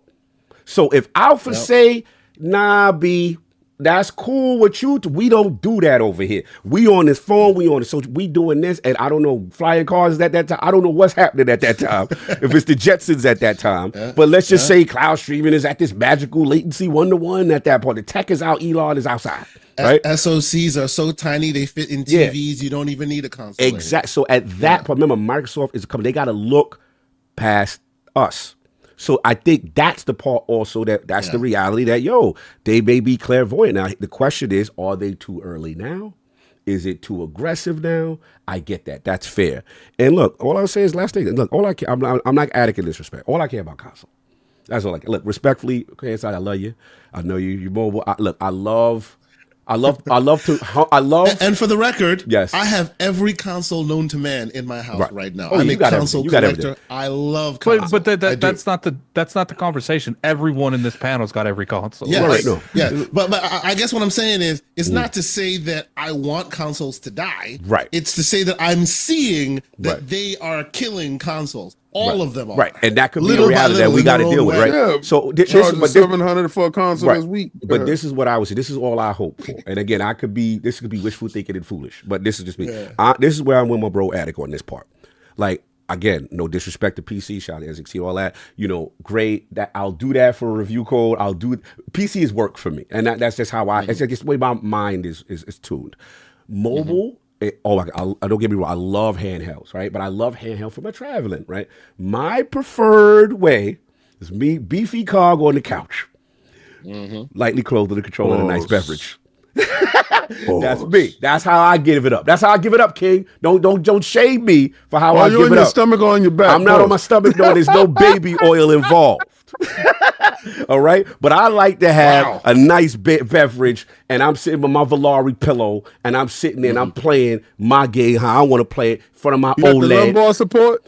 With the lumbar support for the back piece. You know what I'm saying? So that's Do you have the extendo class? I got the extendo class. You know what I'm saying? I'm advancing the line and all that. So my thing is, as long as they do the Apple, just iPod me, bro. Just touch me. Just give me touch me. All right, that was crazy. I was super pause worthy. That was wow. I was out of line. I should have said that. So just give me a version of a device that is an entry point, right? That is like the boutique item. So even if you are not mass producing consoles to the way I get it, just give me that entry point for me and my old self, and I'm good. Let generation A, I'm fine with that. And then extend on the vision, which is Xbox Play Anywhere, truly being anywhere. You know, last point, and then like if you want to do the multiple storefront, God bless. Give me my Steam saves, like how you doing with Indiana Jones. Put it on Battle.net. Put it on Epic Game. You know what I'm saying? And the last thing I want to say, and then I'll give it to you, Attic, is what's funny about this whole argument is that I get the hardcore guy while he's upset. He's like, damn, you was right at the finish line. I got all the games. And my thing is, bro, they do got the games. Like, if we really objectively look at it, I'm just looking at my list right now.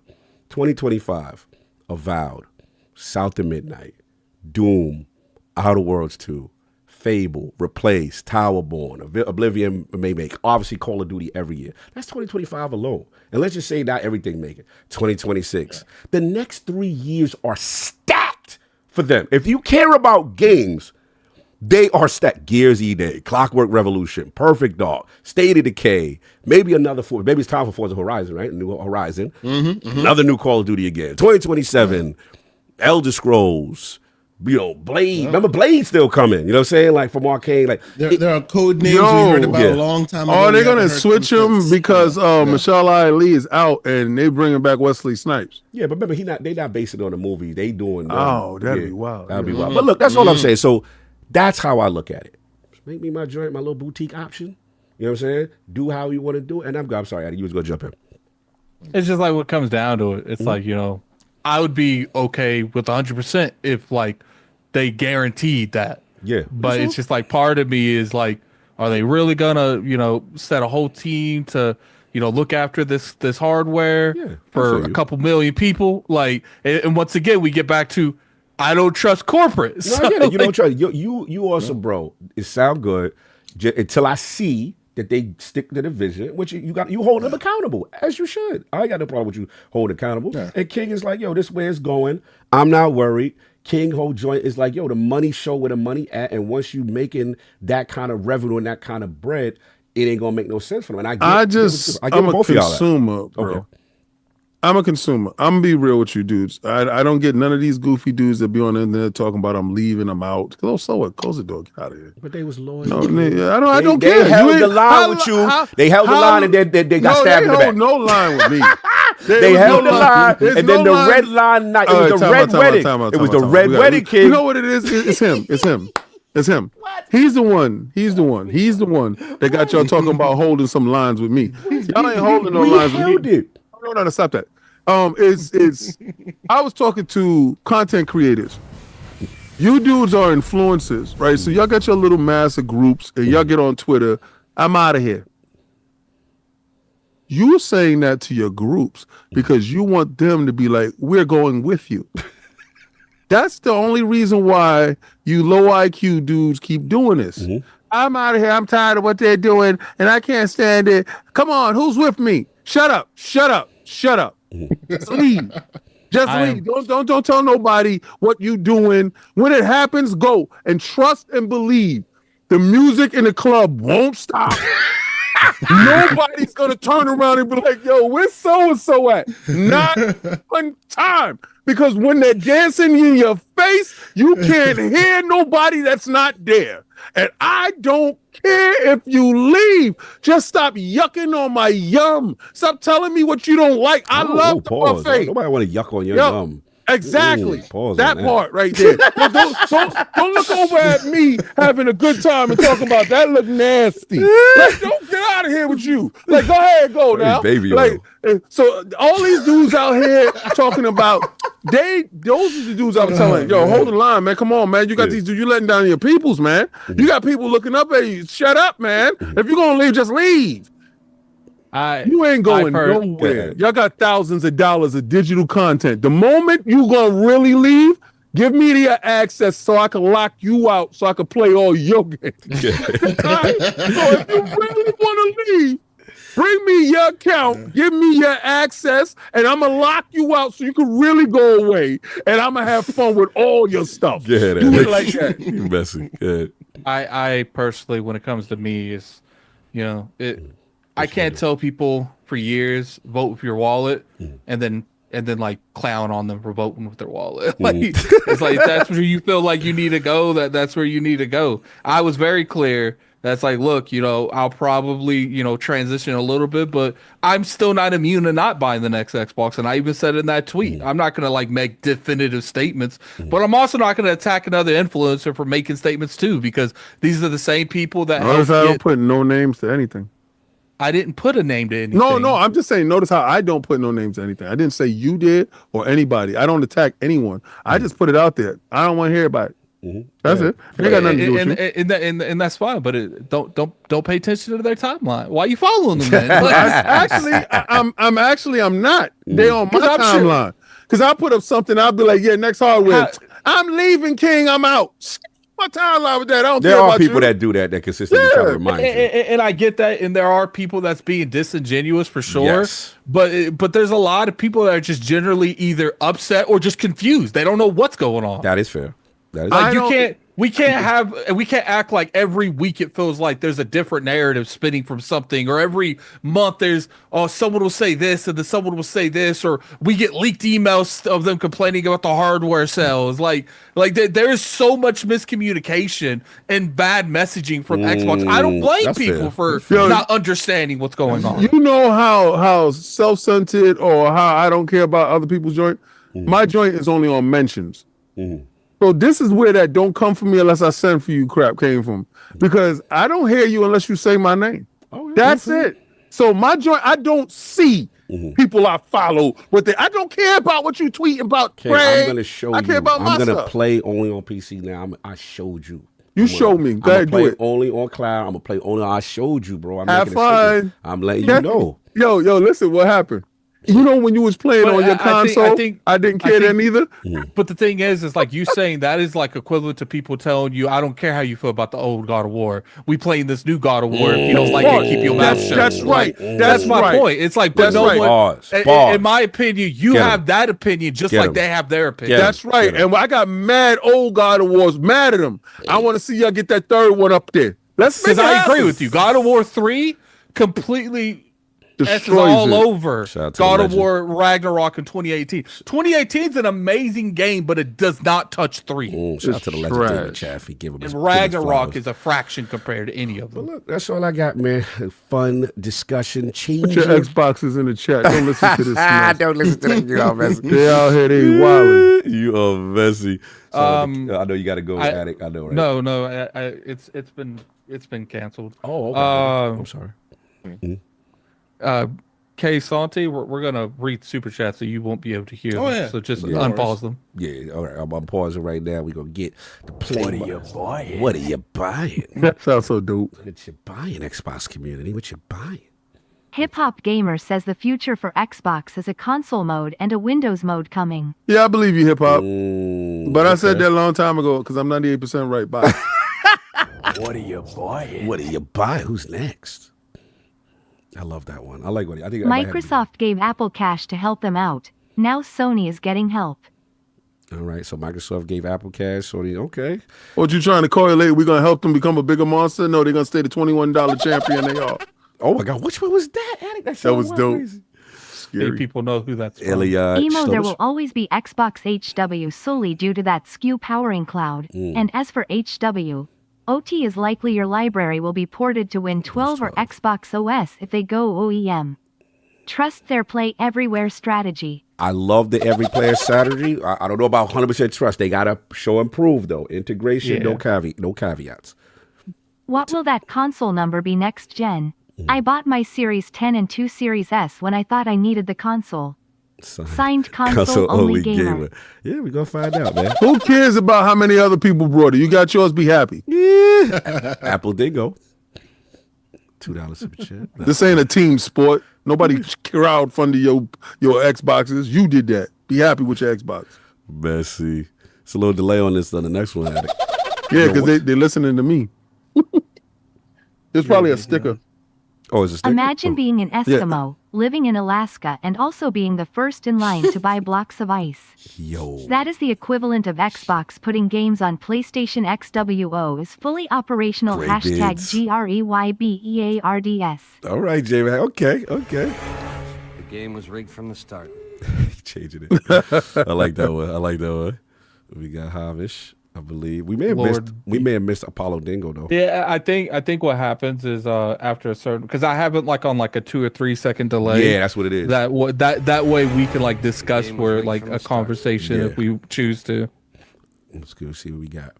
And plus, I noticed too, when it comes to like certain currencies, the exchange doesn't read it at USD. So it doesn't read, because he technically did a $2, but it's not $2 in like American currency. So it didn't trigger the text to speech. Yeah, I'm gonna read. This super chat is for cutely being in the lexicon. Shout out to Pixel SV for cutely being. I'm gonna read the one. I'm gonna pause and read the ones that missed because we did miss. Apple Dingo $2 super chat. Microsoft put word on Apple. Steam got 39 million concurrents. I think that's kind of what KSI was talking about with that joint. And then we got the homie Hamish K. Shout out to Australia. He said Lord Beefy. Salute. Yes, that is me. Hamish K again, and he said, last Lord stream of the year. Hopefully, well, I'm trying, brother. It's been a long year for sure. All right, so I'm gonna pause, get it back on cue, and we got a couple more. I know Necromancer Zale with the member for 37 months. Merry Christmas and Happy New Year, everyone. Salute to everybody that's celebrating all that. And then I think it should work now because I'm on pause, but I'm gonna let it catch up. If not, I'm gonna read it. I fixed it. Oh, okay. It's gonna rock. Did you unpause it? Yeah. Yeah, I fixed it. Okay. So what it is that member chat popped up. Yeah. What you need to do is damn, never mind. He gifted 50. That's why. Just pause it. I'm gonna pause it. Yeah, we're gonna read them because we got 50. Oh, who did 50? It's gonna say that 50 member chat for the whole time. Yeah, Jay Rambert. It's just it's a wrap. Mute the sound so the even people, because if you don't mute it, they're gonna hear that dun, dun, dun, dun, dun, dun, 50 times. All right, mute sounds blessings. Thank you, bro. Keep it on play or keep it off play? You could keep it on play. All right, so it's just muted, so they'll catch up. All right, cool. So let's get the man who's got Jay Rambert, 10,000 super chat. Addict is right. The only advice I could give to Xbox fans is to speak with your wallet. What makes it really bad, in my opinion, is PlayStation is still paying to keep games off the platform. And they're gonna play how they gonna play. They gotta do how they gotta do. Cogs baby always said, "Nah, I want Cog to say my name." We'll get to that. Con artist, $5 super chat. Are others like me mainly console gamers? Without an Xbox console, then I wouldn't keep Game Pass and will get a Nintendo. I spend more with Game Pass, King. Who said the console going anywhere? Like, what's wrong? I just told y'all. Did y'all watch my last video? Xbox Frontline News. Go watch the last video. Stop that, man. Stop with this fear, uncertainty, and doubt. That FUD stinks. It's the MF. So just to clarify, you want us to trust corporate? I want you to trust me because I'm 98% right so all you the trust time. Corporate. I trust greed. I trust greed. Greed is real. respect Greed that. is real. I respect that. Greed is real. I told y'all, soon as Microsoft make money, they looked at them and said, "You making money? It's over. It's over.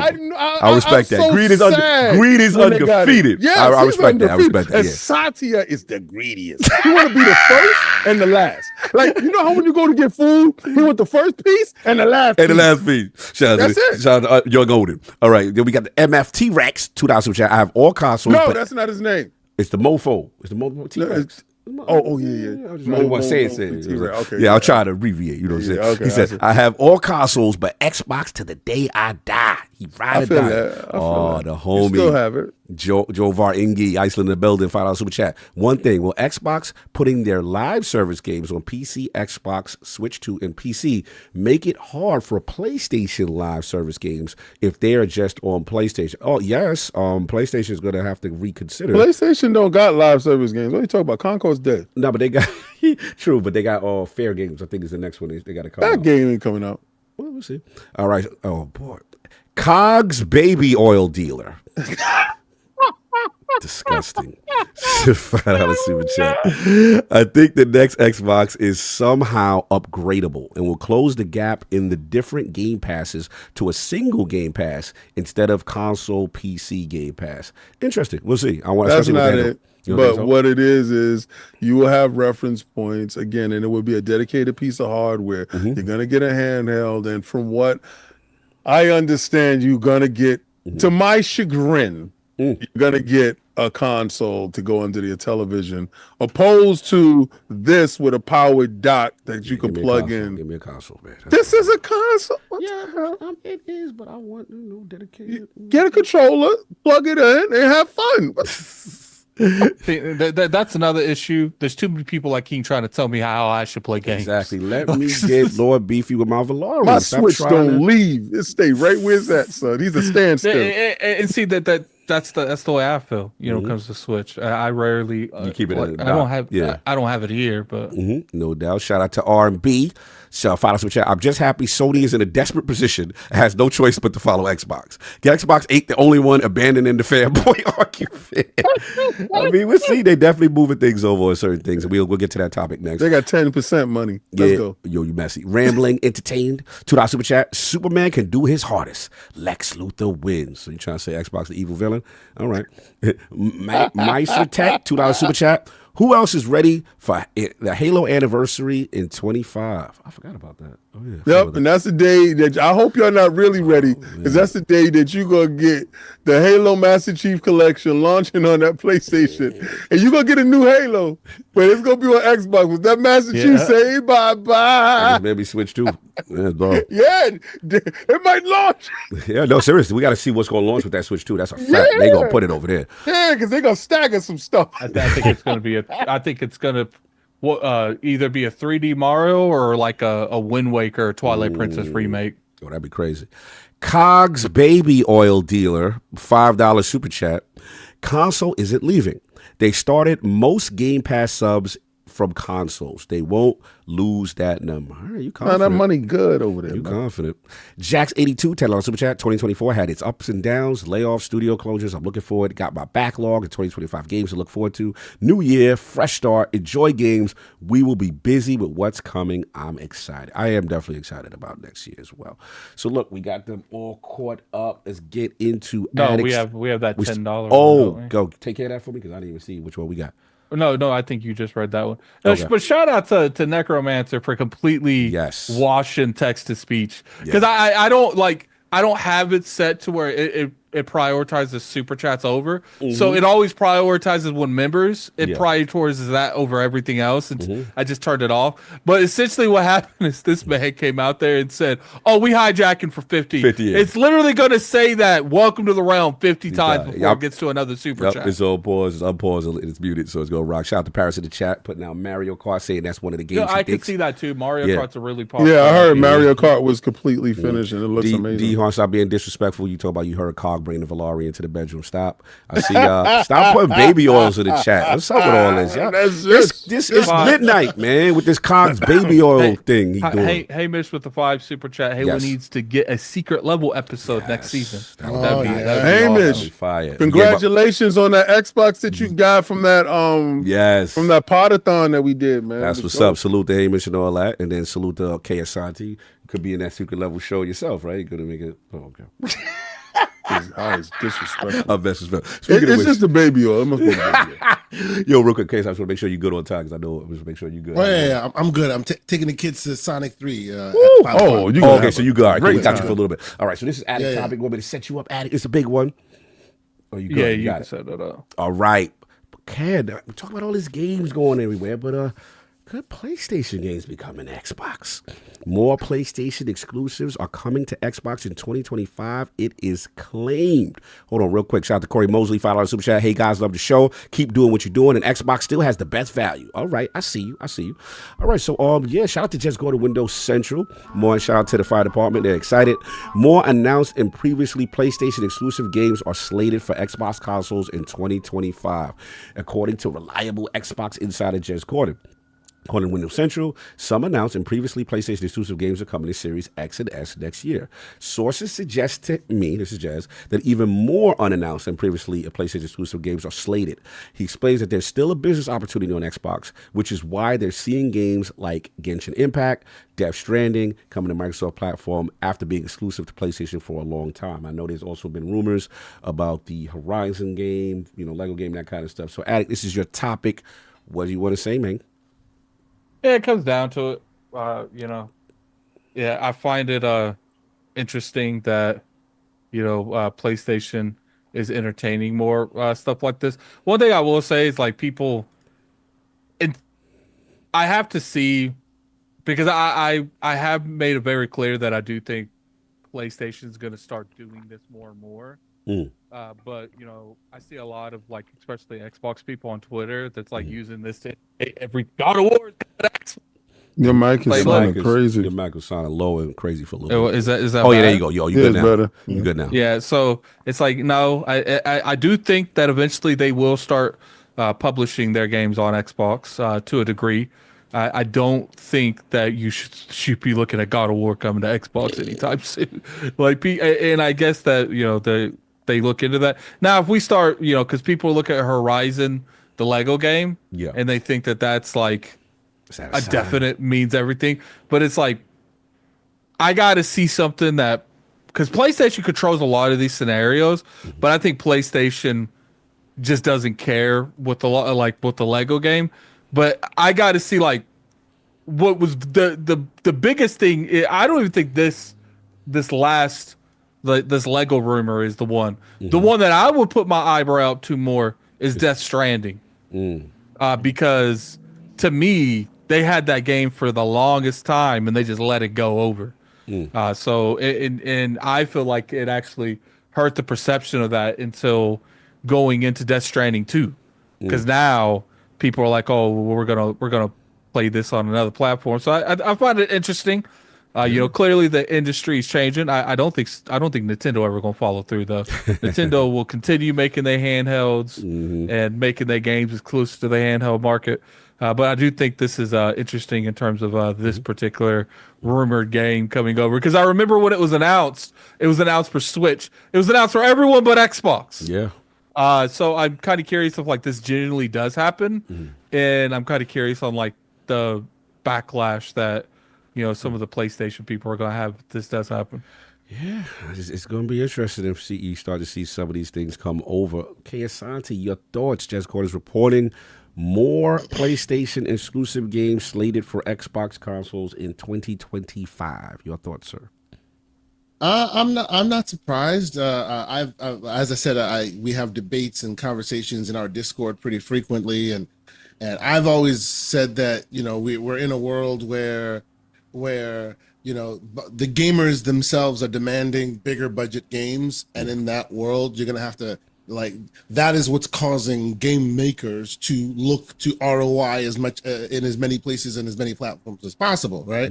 And I agree with Attic on it, right? On the Nintendo point, Nintendo would never do that because Nintendo has always made sure to not let their budgets go too crazy ahead of them. They let creativity lean while keeping budgets tight, both in the hardware and in the game making situation, right? But because Xbox and PlayStation have already gone down that path of cultivating consumers that are looking for that next great thing, right? The tip of the spear, the edge of technology, they're always behind the 8 ball. There will always, their budgets will always balloon, and as such, you need to then, cultivate as many audience members as you can to offset those costs, right? So to me, it's only been a matter of time. Folks debate with me in saying that, in the place of, like, for example, MLB. Well, MLB determined that, right? Death Stranding. Well, Koji put that on there. Okay. Even if a Lego goes, well, Lego is the one that makes those determinations. It's like you're the and this has already been discussed, and King David basically said it far more eloquently than I did. It's about that list war. It's about that, you can no longer use it against people, or they can't see it. Console war on Twitter and say I got it, you don't got? Nope. I want to say I got you don't got. Honestly, no, you got to say we got now. You share that girl enough to make daddy. Is that your chick? See it. They don't like that. They don't like that. Not like this. You stupid. You are ridiculous. So yes, I'm not surprised. I think it's inevitable. Is there a world where it doesn't happen because people are disenfranchised with the console and blah blah blah blah, and there's less people, and the folks are saying there's a world where they're all heading in the same direction, but because of certain certain decisions that Xbox has made, folks will be less likely to buy their console, and as such, because of that, it may not be advantageous to put stuff on there. But I suspect we will see a world where PlayStation, I mean, again, I agree with that. I don't expect to see God of War or something like that on there, because they move in a different way. I beg to differ. You beg to differ. Oh, I'm sure. I would love to see that world, because that'll make me even more right, and I will be messy all over the damn internet. It's about to get disgusting when I talk. Watch it. That would be great. But yes, I solely believe that because we live in a world where y'all are not cool with PlayStation and Microsoft budgeting like Sony, budgeting like Nintendo. So you're going to see your games everywhere, right? You're going to see your game. If you were cool with that, right, where they would all of a sudden limit their budget, maybe give you a console, the equivalent of technology, the technologically equivalent of toast, then they could make a profit, and then they'd keep everything exclusive. But since we, the public, want to see puddles in our ray tracing and path tracing, since we want to see high all performant of that, consoles, exactly, because we are in the world where it's just like, hey man, Alan Wake 2 ran at 720p upscale. No, we can't have that. It needs to run closer to metal. Okay, then your games are going everywhere. That's just where it's going to go down. That's where it's at. That's how I see it. No flopflation? No, we didn't get to that. No flopications, no flopflations, none of that. Listen, so King, man, where you at, man? Jez is reporting that he's hearing more PlayStation exclusive games are slated for Xbox consoles in 2025. Your thoughts, sir? Same energy. Jazz is the one, right? When Jazz say it's real, right? It's real, right? It's real, right? You don't like this one, huh? You don't like this one, huh? But we're going to dig into it. I love this one. Jazz is absolutely right? You know why? Because you got 65 million consoles and you only sold 1.5 million Astrobots. Game of the year. Lowest selling game of the year who ever existed. But the best part about that is, you're not enough. You're not enough. Hey, you're not enough. Guess where he going? He going to PC first, because you're not enough. Guess what's going to happen? Y'all can't be doing Concord. Y'all can't be flopping and dropping like that. Y'all can't do that, man. Your Your games ain't selling, B. Yo, when your CEO comes out and said we can only do 2 a year, he said, yo, get your expectations in order. You can only do 2 a year. 2 first-party exclusives a year? Yeah, that's right. We only got 2 first-party games a year. No Wolverine next year. Y'all got Ghost of Yoda. And I heard that might slip. Son, y'all got the Ghost of Yoda next year. You stupid. And I heard y'all don't like that either. The best part about y'all is y'all not selling. Y'all keep running around here. We got 65 million, but it don't look like it. if only y'all just take $10 from all 65 million of y'all can keep these dudes in business. But it's not happening. So guess what you about to do? You're about to share that girl. We about to get her, son. You know what Kojima said? I knew how broke y'all was when y'all sold the IP back. Y'all was like, you sell it back to me. He's talking about the Death Stranded IP. He took the Death Stranded IP. He took it back.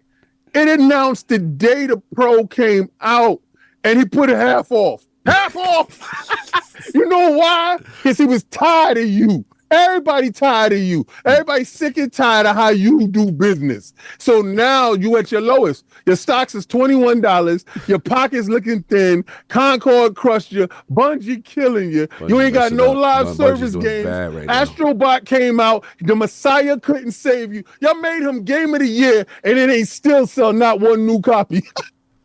Messy. This is the best part about y'all. I cannot wait till y'all come over. You know why? We gonna show you how to do it, son. Well, the king, they gonna say, you showed us how to do it first. No, we don't care. Okay. You know why? We don't care. We want you just like us. Like we want you to. We don't want y'all doing your own thing. We want y'all looking just like us. You know why? It removes the list of you goofy dudes. I cannot wait to when I boot up all your games. The whole slate is coming. The whole slate. Energy. You know why the whole slate is coming? Why is the whole MOB the show ain't never sell that well until it came over here to us. You know, because y'all was not enough.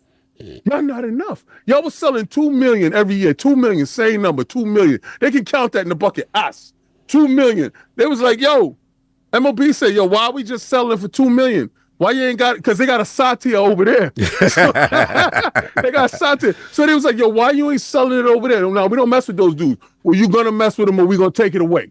Yeah. Either give me the rock and share the rock or we're going to take it away.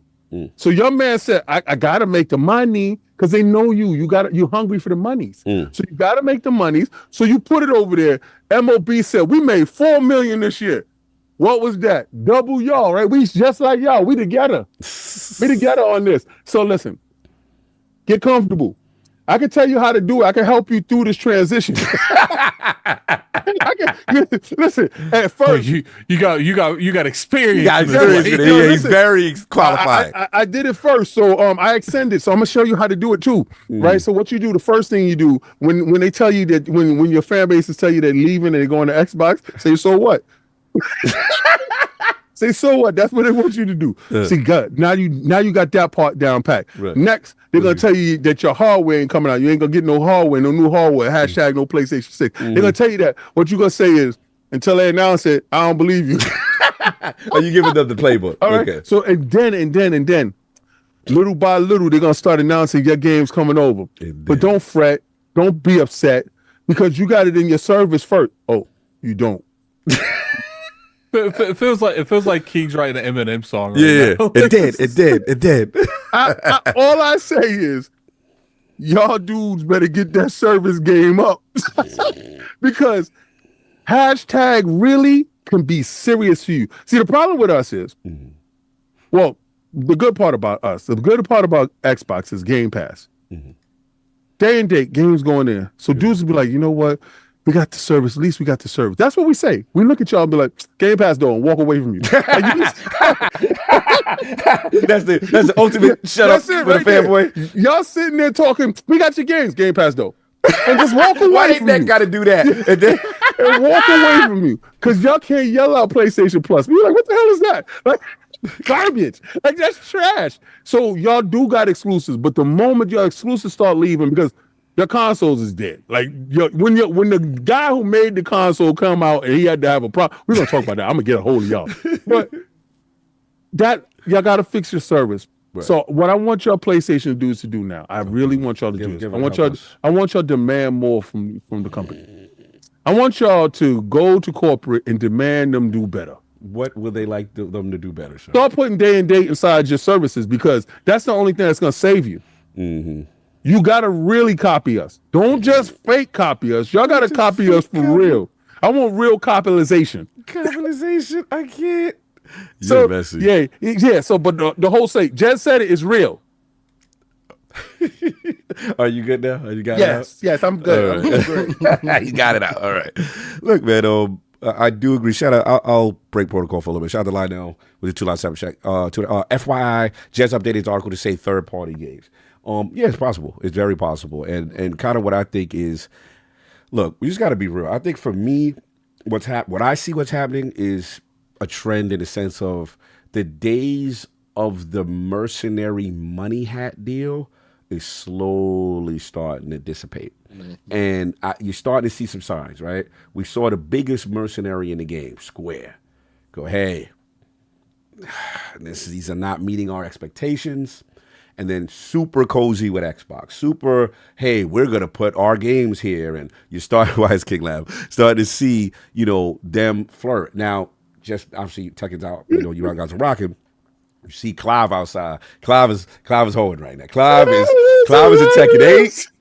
In my opinion, he look good on Xbox. Yeah, he look good. Tekken 8 is already multi-platform. You know what I'm saying? Yeah. So to me, I have to internalize that they are generating excitement for a franchise character that maybe even Attic, who's a Final Fantasy guy, does not claim Final Fantasy 16 as a pure, even though a lot of people love the game. That's an action adventure game. Right. He looks at it as a complete different genre, right? So it's the hardcore, there's a group that loves it, but there's a group that is not. I love it. I see that Final Fantasy by its name. So to me, I think this is a sign of flirting. This is a sign of, who could be next? The full slate, you think? I'm not going. I'm with the third party right now. I think that the days of the mercenary, we've got evidence. What was our people from what is it? Crimson Desert / they laughed at them. Crimson Desert. They literally put Sony's business out there. They were like, look, it does not make business sense for us to take a money hat. They approached us and we said no. I agree. I think that I do think that there's still going to be money hatting going on, right? But the money is going to have to be so extravagant. I don't think Sony's going to pull the trigger as much as they used to. Now, to Xbox's credit, this is kind of what I have a kid. Go ahead. Bad boy. You stupid. Look, I mean, it's different. It's different now. And like I said, when companies are pulling up the metrics to say it's more advantageous for us to put it on Steam without being locked to your ecosystem, also to put it on other platforms, that's money. This is you gotta say what those other platforms are, bro. I'm sorry, ain't nobody putting it on Switch, bro. Yeah, when they put it on Xbox, some will put it on Switch. Put some respect on my name, I think yes. When you look at something like PC is definitely one of the key things that they wanted to make sure day and date. I do think it's not a matter of putting on the Switch. It's just the game doesn't run on this. It can't run on the Switch. They got to run. But I wouldn't be surprised if Final Fantasy 16 isn't a launch title for the Switch. For Switch, yeah, I wouldn't be surprised. I wouldn't be surprised. Remake is the launch. Yeah, I wouldn't be surprised anyway. Especially, so again, it comes down to they have to look at what makes sense. And the other thing about PlayStation's PC strategy is they want to, a lot of times, lock you into that user account and the PlayStation Network experience, which a lot of PC gamers don't like. And they want that exclusivity window where it's, and again, shout out to what's those guys, Pearl Abyss, Crimson Desert. They was like, they literally said that's another reason why it was not, it makes sense for us. So you're not attractive, son. Like, who does old dude think he is? Somebody get their grandpops out of here.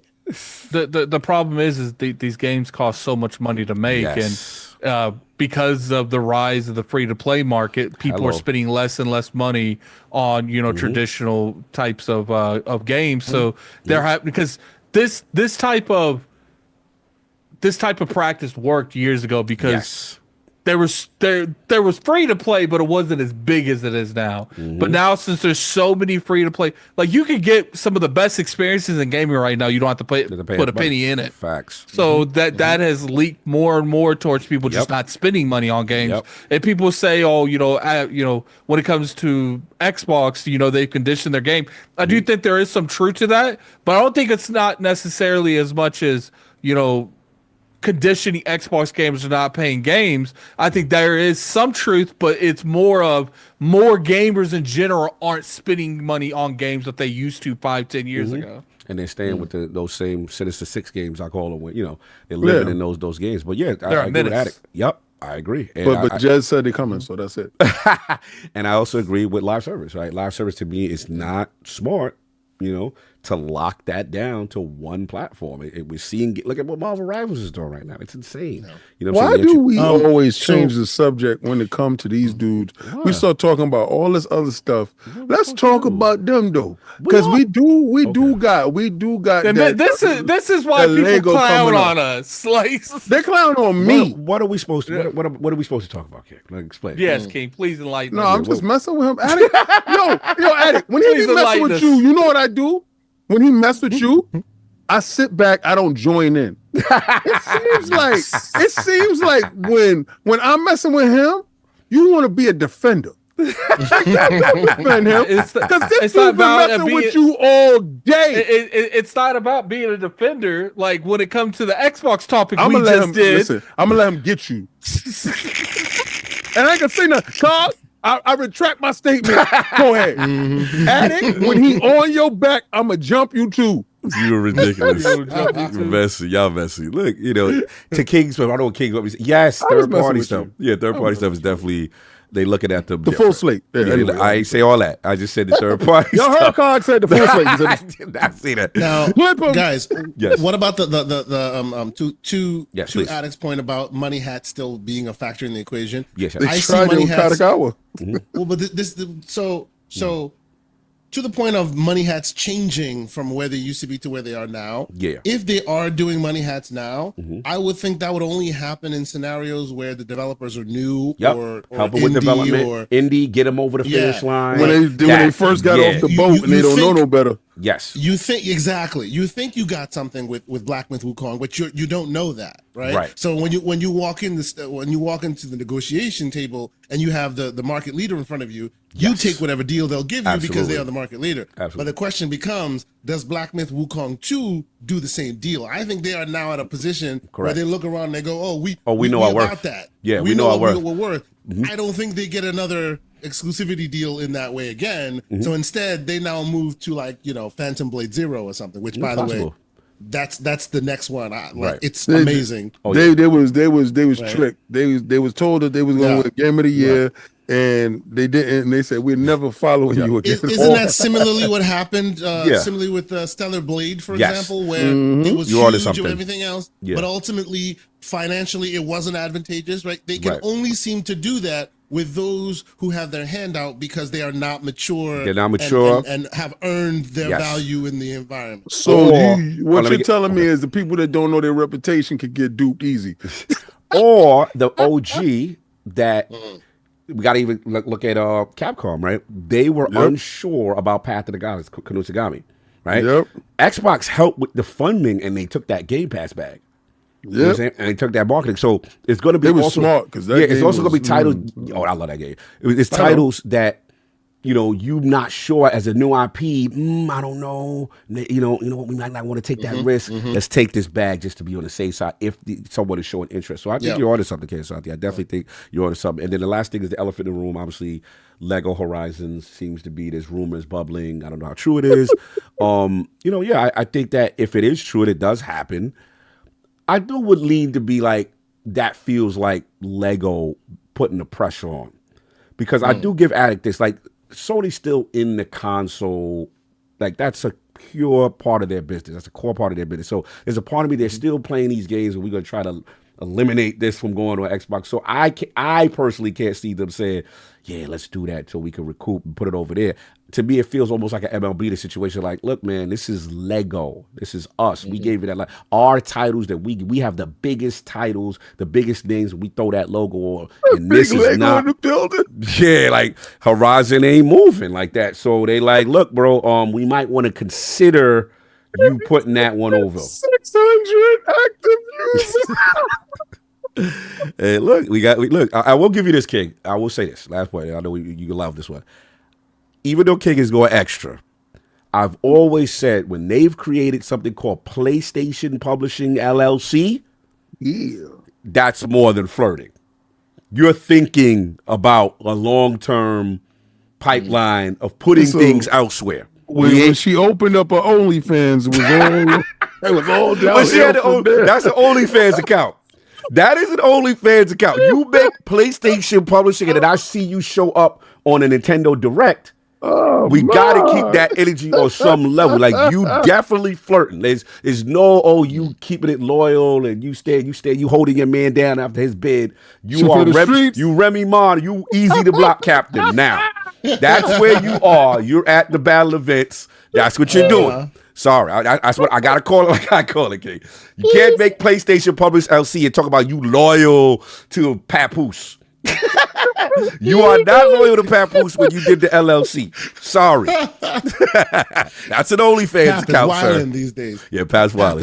He got Clarissa right now. He's wild. He upgraded. Let me upgrade. Anyway, that's all I got on that.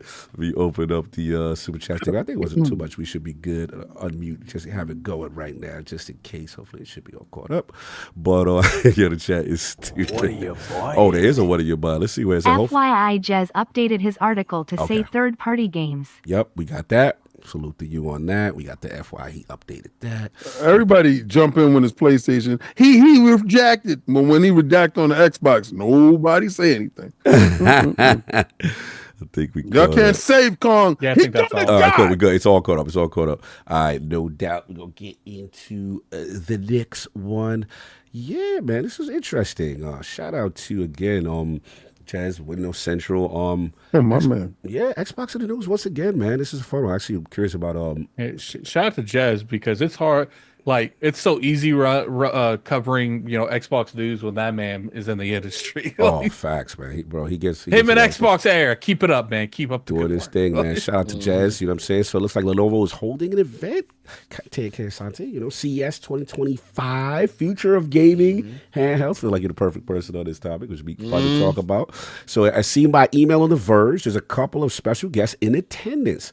Pierre-Luc Gravis is one of the designers of the Steam Deck at Valve, will be part of the presentation. Another big guest is Microsoft's own, the Wizard of Xbox hardware, Jason Ronald, now Vice President of Xbox Gaming Devices and Ecosystem. Eye-catchingly, Ronald is now being introduced as Microsoft's VP of the next generation. While we don't know exactly what he's there to talk about, we can certainly make some educated guesses. Jason Ronald will be discussing improvements made to Windows specifically for new gaming handhelds running on Windows, being players have more flexibility in choosing service like PC Game Pass. And then also we want to talk about kind of the other part of the experience as far as the weakest part, which is kind of on like Lenovo Go, Legion Go, Asus ROG Ally, which King definitely has issues with the experience over there. Phil Spencer previously confirmed that the Xbox team is quite interested in building a dedicated handheld and is experimenting with different prototypes, but there's currently years away from launching. Microsoft is looking to partner with different companies that already have handhelds out in order to improve the experience of playing Xbox games on the go, directly playing into that this is an Xbox marketing campaign. Jazz has also heard that Microsoft is exploring options around letting third-party build Xbox branded devices, something that could extend as far as letting them directly use the Xbox operating system. These third-party Xbox devices could appeal to specific niches, providing a number of options with audiences or markets that Microsoft has previously struggled in. In this event, a hypothetical Xbox branded handheld from a developer like Asus would actually be an Xbox, providing players access to the same library of games and the same services that they can use while playing on a Series X or S console. So, Lord K. Asante, man, how are we feeling? We obviously, Jason Ronald has a new title that we didn't know about. And then Xbox's potentially at CES. What do you think about this? Yeah. I'm excited to see what they have to show. You know, I will pat myself on the back. I will put on the pimp hat and I will walk down them Twitter streets and be very messy, because I have said this many years now. I even have an op-ed on Xbox Era with a timestamp telling when I said this exact thing was gonna happen. So hey, here we are. I'm being a little messy. Forgive me. You, but no. Lord Mobile, Lord Handheld, talk your talk. Yes. They're going to CES, which, you know, that is tech Christmas for me. So maybe one day I'll find myself down there as well. Yeah, but yes, no, for that event. I am excited to see what they do. You know, we have been on our show and various conversations we've had. This device has the best console-like interface for PC currently, right? It is, and Microsoft unlike needs to this adapt device, that. Unlike that device, and unlike all the other devices, right? This is not my daily driver. My daily driver is the One X Player Mini. Yeah, beautiful, great device, hampered by Windows. Clearly, just hampered by Windows, right? So what in reading the tea leaves and what this is going to be, and we've already, you know, I've been keeping an eye on it as I do. It looks like Lenovo will be announcing their next Legion Go S with a newer chipset and running SteamOS. Okay. So now you'll literally get this operating system instead of Windows running on the Legion Go S. Now that is cool. Yes. Hold on, Paris flexing. Go S. Paris flexing. I'll be at CES at the Lenovo event. We want your access, B. Sir, I am not jealous at all. Calm down. I appreciate that. Don't do that. Iron Lords might be there. The king is pulling strings in the background. All right, there we go. We might see you in the building too. Yes, sir. That's what I want to hear. Does ILP need a man to carry the bags? I'm just saying. He's like, I heard y'all need a cameraman. Well, if certain members can't make it, hey, holla at your boy. Holla at your boy. All right. I feel you. Put me in, coach. It's all good. No doubt. But honestly, this to me is very exciting in multiple reasons. One reason is I want to see more competition in this space, specifically to Microsoft. Yes. Right? We joke around, we talk about what we talk about, but I am in the Xbox ecosystem. I play on PC all the time. I play on handhelds all the time. More often than not, I'm still earning my achievements. I'm still signed into the ecosystem. Sure. I have been doing with my the way I play, I've been doing what they are now trying to stitch together and make more seamless. Yeah. Right. So you pick it up here, you pick it up there, you're on the way, you get home, you're on your PC, you're on your console. Everything is seamless. Right. I've had to find third-party workarounds in order to make that my world. And they are now seemingly actively working to resolve all the frictions that allow anyone to do that, right? So that is super exciting to me, right? And to me, the reason why it's exciting is Valve is now walking into the living room space or walking into the handheld space or wherever. And in so doing, now you, Microsoft, there's a reason for people not to use your operating system in handhelds. Are you okay with that? I don't think so. Right. So now maybe you know what is it the compact mode in Game Bar is not just as far as you'll go. You need to put some boot to, there we go. Some boot to it and get this thing done. Because I talk about it with Everborn all the time. That's not enough. He's building his ecosystem on Steam while Microsoft is preparing to give him what Steam is giving him today. And that's not enough, right? So like, it is super exciting to me. Now, what I think is super interesting and notable about this is, right, they told you that one of the co-creators of SteamOS will be there. That's awesome. They told you that Lenovo is having an event with AMD. That's cool. Why would you bring the Wizard, who is the direct competitor of what Steam is doing, what effort that Steam is making here in the building at the same time? You wouldn't want, right? You wouldn't want to bring him in the building just to go, nah, we don't need you no more. That's not why you'd bring him there, right? Very interesting. You wouldn't do that, right? So instead, I think this is the, and we shall see how this all works. This is a quid pro quo situation, right?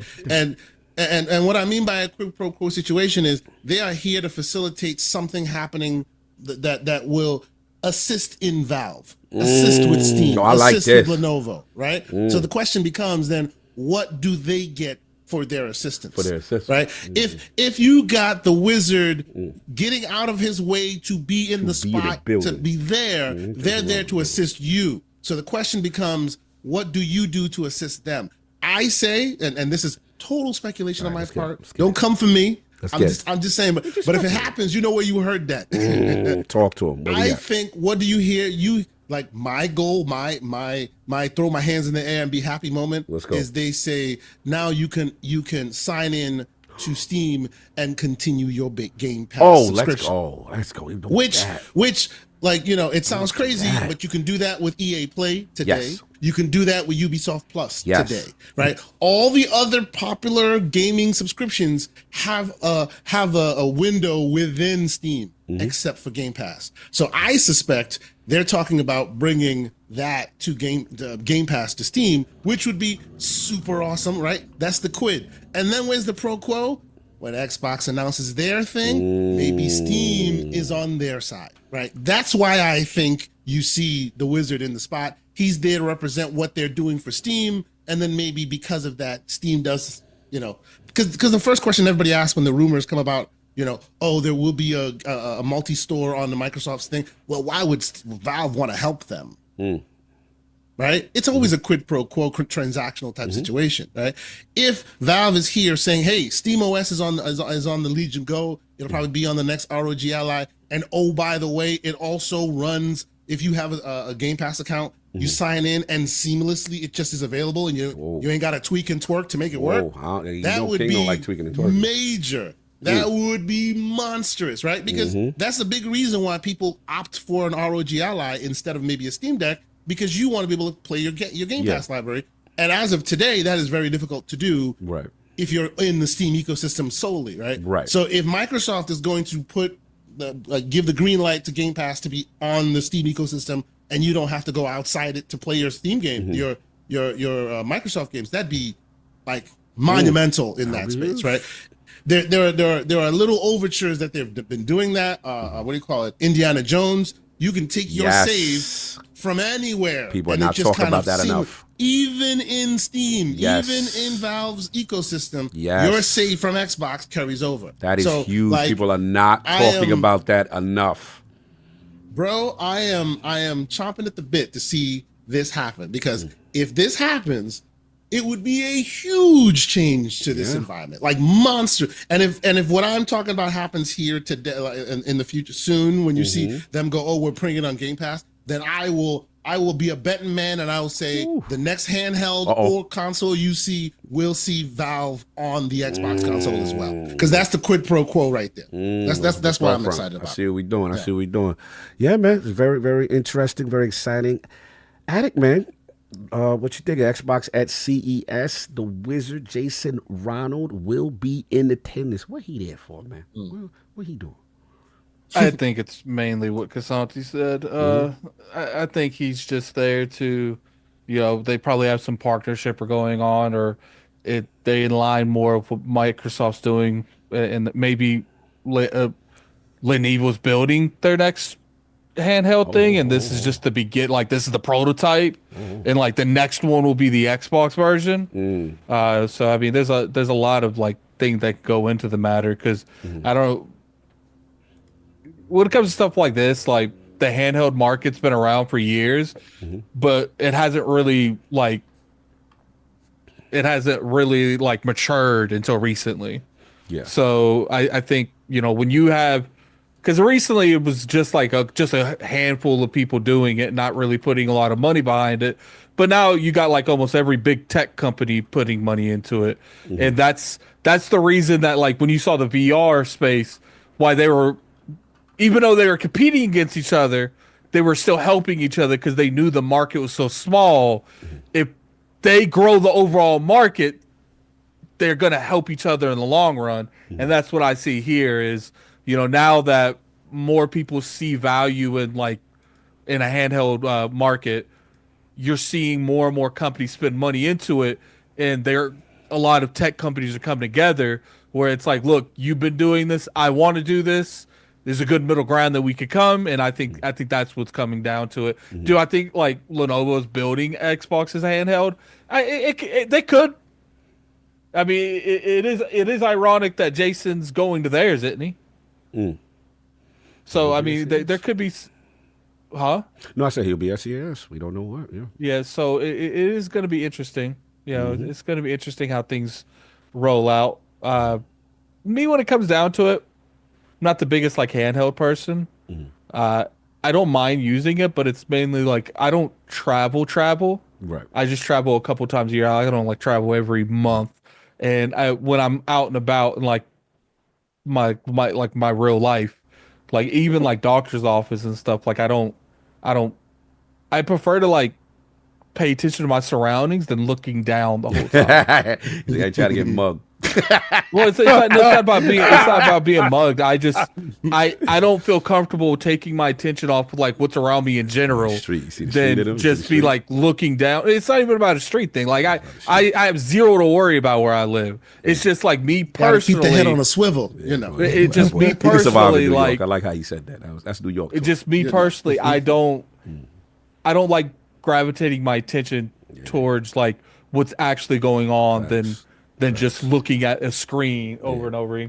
Because you don't know what's gonna happen. So, like there's a variety of things that you might want to be paying attention to that you probably weren't. He's checking because he's looking for his options. Looking for the ops, right? You know what I'm saying? Third eye open. He's looking for other things, man. No, Cog ain't getting it, man. No, I got it. I got it too. I'm with you. Your third eye wide open, son. No, like it has nothing to do with anything like trying that. to pick the flowers. I see you. I can't like even on like planes. I can't focus like that. Like I just can't. It's crazy. Like, you can't focus. It's crazy. What you looking at? Well, it's my ADHD. Like people don't realize like people sit there and like they try to like claim that like ADHD is not like a legit thing. Like, but the only people saying that's people without ADHD. Like I have like, it is almost impossible because what's interesting is I didn't know this, but Davey Jappy has ADHD. Yeah. And well, his game show it. Okay. When he was talking, he was like, you know, the biggest thing he tries to do is like make people aware. He's like, sometimes he can't, like, he has the same issue I have with interrupting, because it's not like something that like people are like addict control it. You don't understand. It's not how my brain functions. Like my brain functions if I don't release that energy right then and there, it's gone. I'm never gonna say it. Like, that's right. He got bust right down. See, once again, first it was gang-related stuff. Now it's... That was wild. That was wild. I'm sorry. That's how my brain works. Clearly. My ADHD is somebody King's baby oil. Yeah, now. I got a different ADHD. Ridiculous. Clearly, there's too many D's in that. Anyway. No D's in my ADHD. A lot of D's in your... Funny is, I got ADHD. What's funny is like energy drinks and stuff have different effect on me than it would on, like, you guys don't normally see me drinking like energy drinks or anything because it actually like helps me control my ADHD, not the other way around. Like one would think that you would take these kind of things that it would make it to where it's like damn near like unbearable. But when I take any kind of like things that like give you energy, it like slows my mind down. Or slow you down. The opposite effect. Okay. Because he's moving like the Flash, so he needs some stuff to get him. You need to catch up to me, God. No, what's funny is like people that's seen me in like real life, you'll notice that like I'll shake my leg all the time. Like I'm doing that subconsciously. Like I don't even realize I'm doing it. I'll be thinking that you be ready to smack a dude because you be shaking your hand. I'm like, he fitness. That's because I've learned through my life that the only way I can focus on something is if I divert that energy to something else. I'll shake my leg, like, and I won't even do it. Sometimes I'll be doing it in the car. Sometimes I'll be shaking the entire car by doing that. And my cousin shaking the cars. Never mind. If you see I'm trying to have a real conversation. You making this? You see my car coming knocking. Continue at it. Finish your story. I told you I was going to jump on you. I don't care. Let's go. Finish your conversation, Eric. That pretty much, yeah. I could see why they're going there. You know, No, I feel you. I feel you. Now the ADHD shit is real, and not everybody got to deal with it different. So for you not to do the handheld thing because of that, I understand that. Like you're not trying to, you don't travel like that for you to be gaming in that way. Long distance, but for me, I'm sorry, King. Did you go? I didn't even get a chance because Nope, you've been interrupting so much. I forgot. I was just interrupting. And him. what's funny is the whole comment section is going to talk about me interrupting and completely leave. I was just interrupting you, sir. Your IPS. I made a point to get you. Yeah, it's a point. Gary, you've been laughing, interrupting people a whole podcast. What are you talking really? about? That's what happens. It's called entertainment. This is what's going on here. Yes. Gentlemen, you got a boogie? Unfortunately, Sonic. I must take my Please leave. don't be late Because the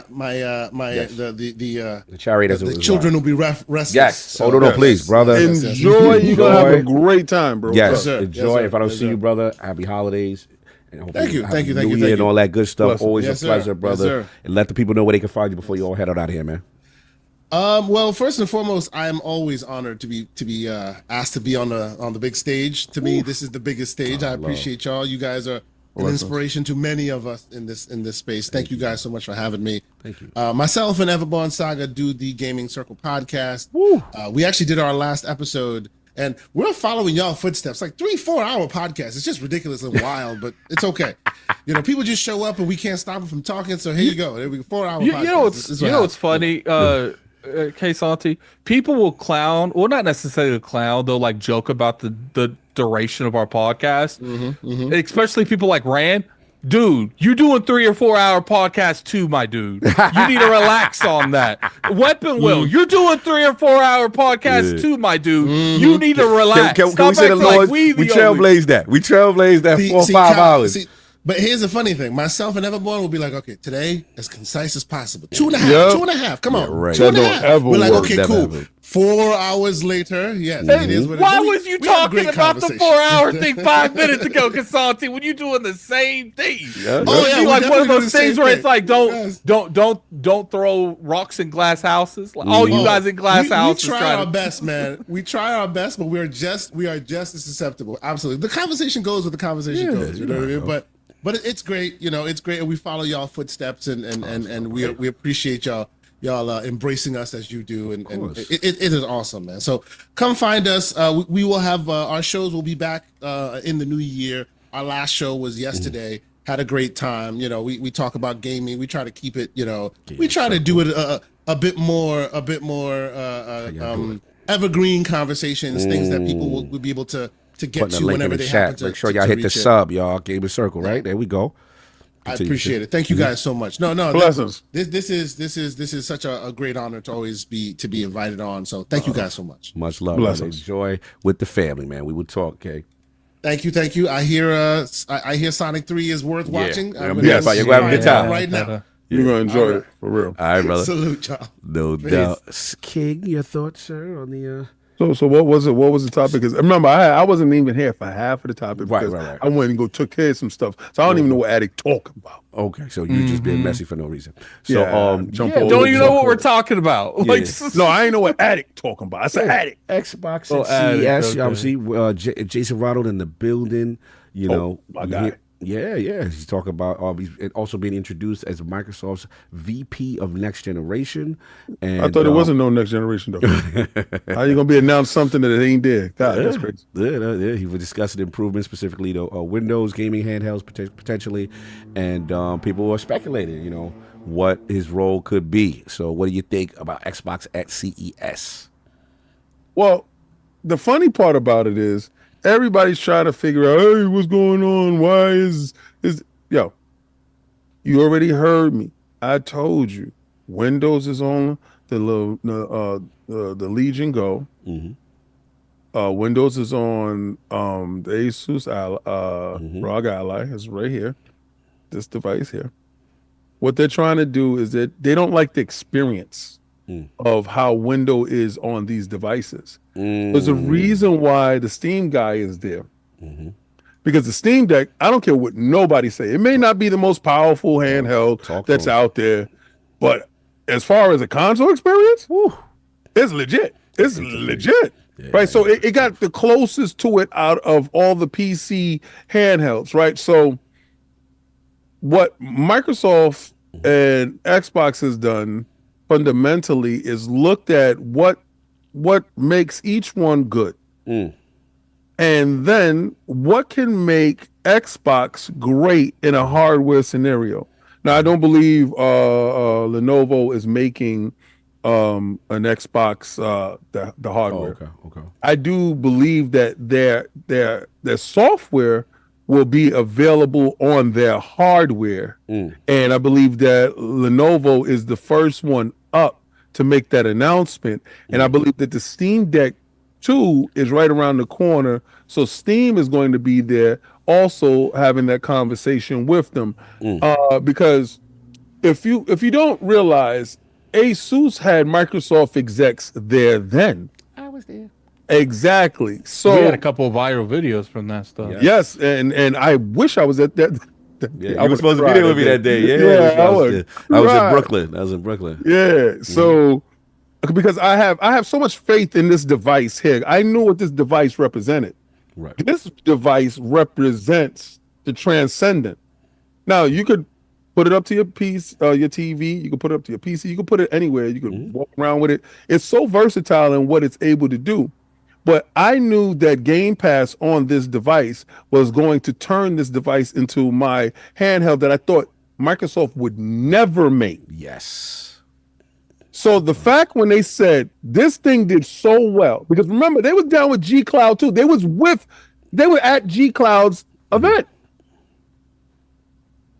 Microsoft always flirted with the thought of a handheld device, but they didn't know how to bring it to fruition. So it really takes other engineers to show you, okay, we could do it in this form factor. We can get this. But what Microsoft is technically is a software company, down to the DNA, down to the fundamentals. So yeah, okay, we're going to give you our operating system because that operating system is already innate on their handhelds. It's just not innate on the Steam Deck.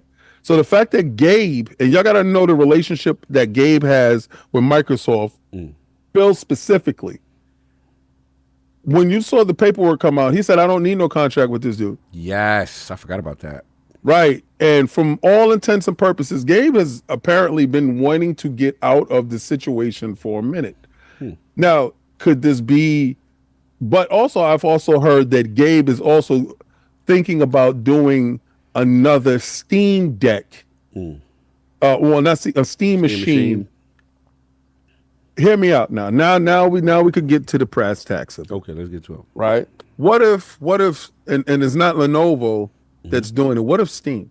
What if Steam and Microsoft got to the point where they say, okay, we can leverage your power with our ecosystem and your brand power, because they did do the Steam machine where they gave the reference point to everybody and allowed everybody to make the devices, but they couldn't get the penetration into the marketplace because it was a very niche product and was only sold in certain areas. They didn't have the distribution to make it take off.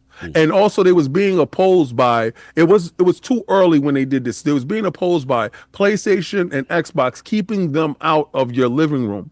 What if one of those big two allows you to get inside the living room with their blessing, with putting Game Pass on each and every last Steam machine, innately turning that Steam machine into an Xbox console, with allowing Gabe and Valve to do the manufacturing costs and stuff like that while Microsoft handles the distribution. You get that home-based console that's under the TV, while Microsoft says, okay, now we partner with somebody else, or that Steam Deck innately turns into the de facto handheld. What if the collaboration really is these dudes do the heavy lifting, we do the distribution, we put our software in conjunction with each other?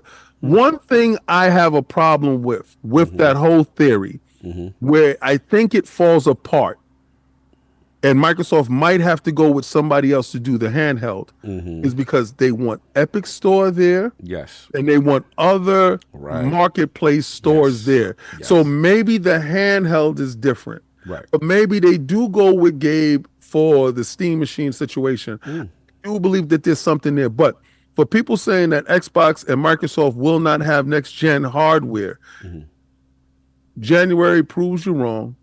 The title of VP of next gen actually destroys that argument And I'm happy that we will have answers Mm. immediately in the next 2 weeks. So it's not that you got to wait until June. 2 weeks, you're going to hear on June 7th, what's up? Because now you'll understand what's the real roadmap and where Microsoft is going. So maybe some of that fear and uncertainty and doubt can actually go away, and you can actually see a little bit clearer in what they're trying to get across, because I honestly believe that they're trying to break the paradigm in which we believe gaming should be, and redefining the Xbox player was key on the list. So when you guys was uncertain with what Satya was saying, I think Jason Ronald and the team kind of clears up a little bit of that muddy water for you dudes. Interesting. Look, man, shout out to the OG, the wizard, hardware extraordinaire, Jason Ronald, friend of the realm. Good to see him outside. I like the new title. Title. VP of Next Generation. You know, if anyone's going to do it, you know, that is the person to lead it. He's just brilliant. And then obviously, I believe he's reporting to Sarah Bond, and again, this is part of that initiative. So, look, man loves tech, knows what to do. I like to see them cooking in the handheld space. As far as the handheld itself, I think Xbox is in that learning space period, right? They're learning. They're getting all the data. Again, like Attic said, one of our biggest performing videos is, you know, which I was surprised. I knew Rock Ally was something I was interested in, because to King's point, you know, I was interested in native Game Pass. No streaming. I can do this native without the online connection, play on a handheld device. I thought that was awesome. And the tech was super, you know, prominent. That Z1 Extreme. I'm like, okay, you know, the RDNA, all the tech they had in it. I'm like, this is something I'm interested in. And to my surprise, I'm seeing Microsoft executives there at the the ROG Ally debut. I'm like, what are y'all doing here? So that was always the side that, look, they've got interest in this. They are watching this market. So obviously, you know, Steam's going to be at this new joint. It is interesting. I'm curious to see how that relationship deepens, as far as, you know, whether or not we see stuff with the saves and stuff. For me, it's all about just streamlining. You got to streamline that experience. You know, but the problem with the Ally, like you said, King, is just that Windows 11 interface is just too clunky. Yeah, it's disgusting. That Steam OS. Look, man. Because they say, if you ain't copying, you ain't trying, man. Like, at this point, either copy that or get as a framework, or just make something that kind of mimics the Xbox console experience. And maybe they do that with their dedicated handheld. But at the end of the day, like, that's what I want to look at. Because to your point, I think the future for them, whenever they decide to make a device, multiple storefronts, Windows Play Anywhere, doesn't matter what storefront you bought the game, Battle.net, Steam, Epic, carrying that data between that and the Game Pass and even non-Game Pass games, you know, which you're starting to see now. Because you see that in their store now, they have non-Xbox games in there. Right. You do that, you cook it with fish grease. You now are synergizing this. This is an Xbox thing, because then I can take my experience wherever I want, and I like that. So, yeah, I would love to see that kind of come to fruition and digital ownership and stuff like that. So, let's see. I'm excited. I want to see what they got cooking. I think this is the beginning. And we know Phil has been on record. They want to do a handheld, right? I think it may be early. Like, I don't think he's going to announce that now. I think this is... I don't think that, no. I think this is some form of relationship. And we're going to see where that extends to, and just whatever. On the software front, what are their ideas? Yeah. Because what's strange to me is them talking with Lenovo. That's what kind of, if you would have said Asus, I would understand. If you would have said the G Cloud people, I would understand. But we didn't really understand that they had a relationship with Lenovo in that manner. So for them to be present on that stage, that's different. Yeah. And like I said, the Steam guys is there. That's interesting. Like KSI said, that's very interesting to me that person is there. Because that to me signifies some form of relationship. What's his name? Special guest Pierre-Louis Graffai, one of the designers of the Steam Deck at Valve, is going to be part of this presentation. And also Jason Ronald's going to be part of a presentation of this panel with all these people. That's very interesting to me. So, yo, what happened? What they did? The chat is Oh, they out of control. Your bands is out there. He loose. That is the wildest thing. You know who put me on to what was being said? Dip Down. Dip Down just woke up off his belly slumber. So I might as well activate the chat, but that's all I got. All right, let's hear what's been going on. Do you guys think we'll see an end of the road to the exclusive Sony Spider-Man games? Or could the license be freed up for other third parties soon? I think Sony games can actually make Spider-Man specifically, and I really want him to come home. I mean, I love him. He's my son Dula.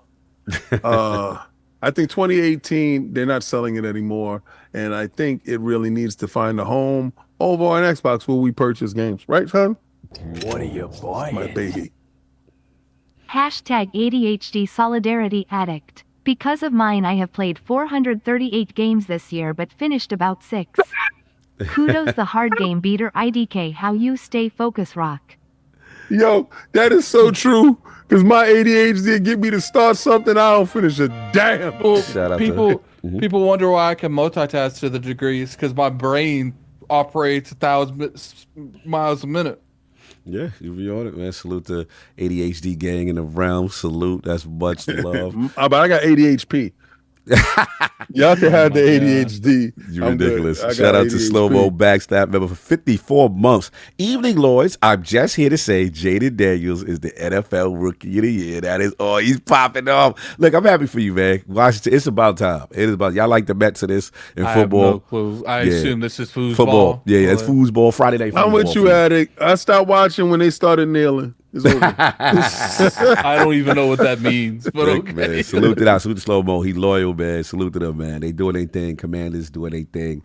But Niners eliminated, so I got a whole lap. There, so it is what it is. All right, last topic, and we're going to get up out of here. King, PlayStation 5 Pro, his topic, technical seminar, reveals new in-depth details on console. Shout out to PlayStation Blog.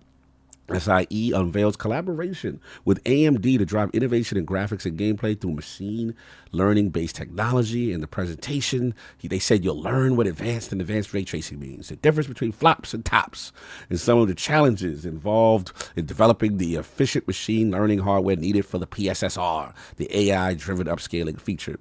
So, PlayStation uploaded a video yesterday with Mark Cerny providing a deep dive of PlayStation 5 Pro's hardware. He chose to clarify the rumors floating around the new console. Mark Cerny spent time addressing flopflation since an erroneous 33.5 teraflop number was leaked in the streets due to a misunderstanding of the hardware by a leaker assuming deeper use of RDNA 3 inspired architecture. According to PC Gaming, in reality, the PlayStation 5 Pro achieves not 33.5 teraflops, but 16.7 teraflops compared to the PlayStation 5's 10 teraflops. So we're flopping it out all over the place. King, your thoughts on the deep dive from Mark Cerny? It was the greatest gift that I could ever receive. It was, I did the greatest video I've ever done, and it was all thanks to him coming out. When the man who made the machine told you, "Shut up, it ain't that good."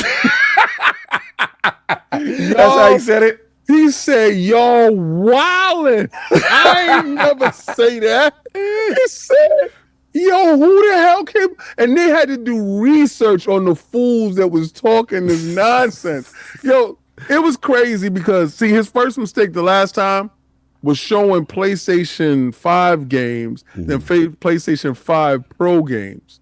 And everybody was like, we don't see nothing this dude is talking about.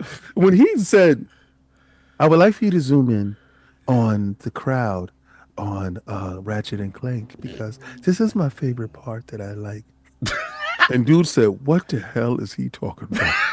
You ridiculous. So when he goes, "This time it's just going to be a bits and byte conversation with no video," I said, "My man, learn. Like, yo, you ain't gotta beat him twice, son. He gonna learn the first beating." He said, "I learned not to put video out because we don't have anything to show you, son. You're not gonna see anything." different. And then when he said, I don't know where this wild number.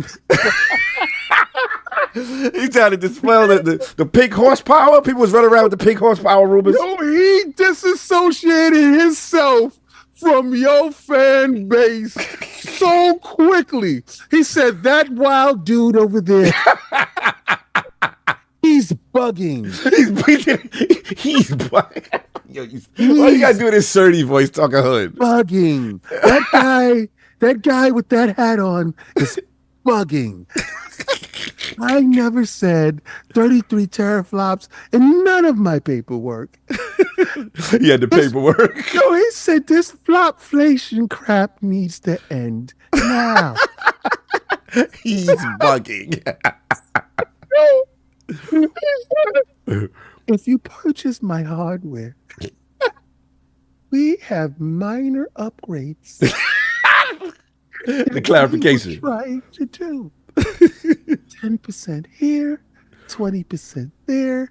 That flopflation dude is bugging. He did not say that. And for all you fools that said a 4090, are you crazy? He had to set the record straight for the streets. For the streets. You're hurting my bonus. He said, yo, when he came up with his own word and said, this flopflation has to end. Flopflation. He had to put a stop to you. Could you imagine the Xbox dudes came out and said, don't listen to King? What he said, don't listen to them. We've never said that.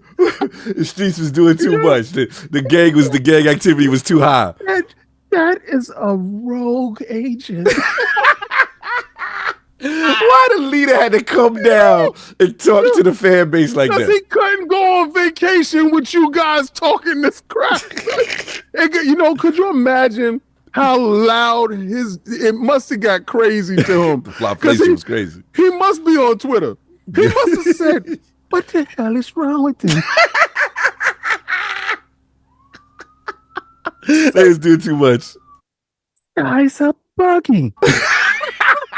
Yo, I don't like Mark Cerny saying that. He said, call Digital Foundry. Gotta have a meeting ASAP. So what else you want to do?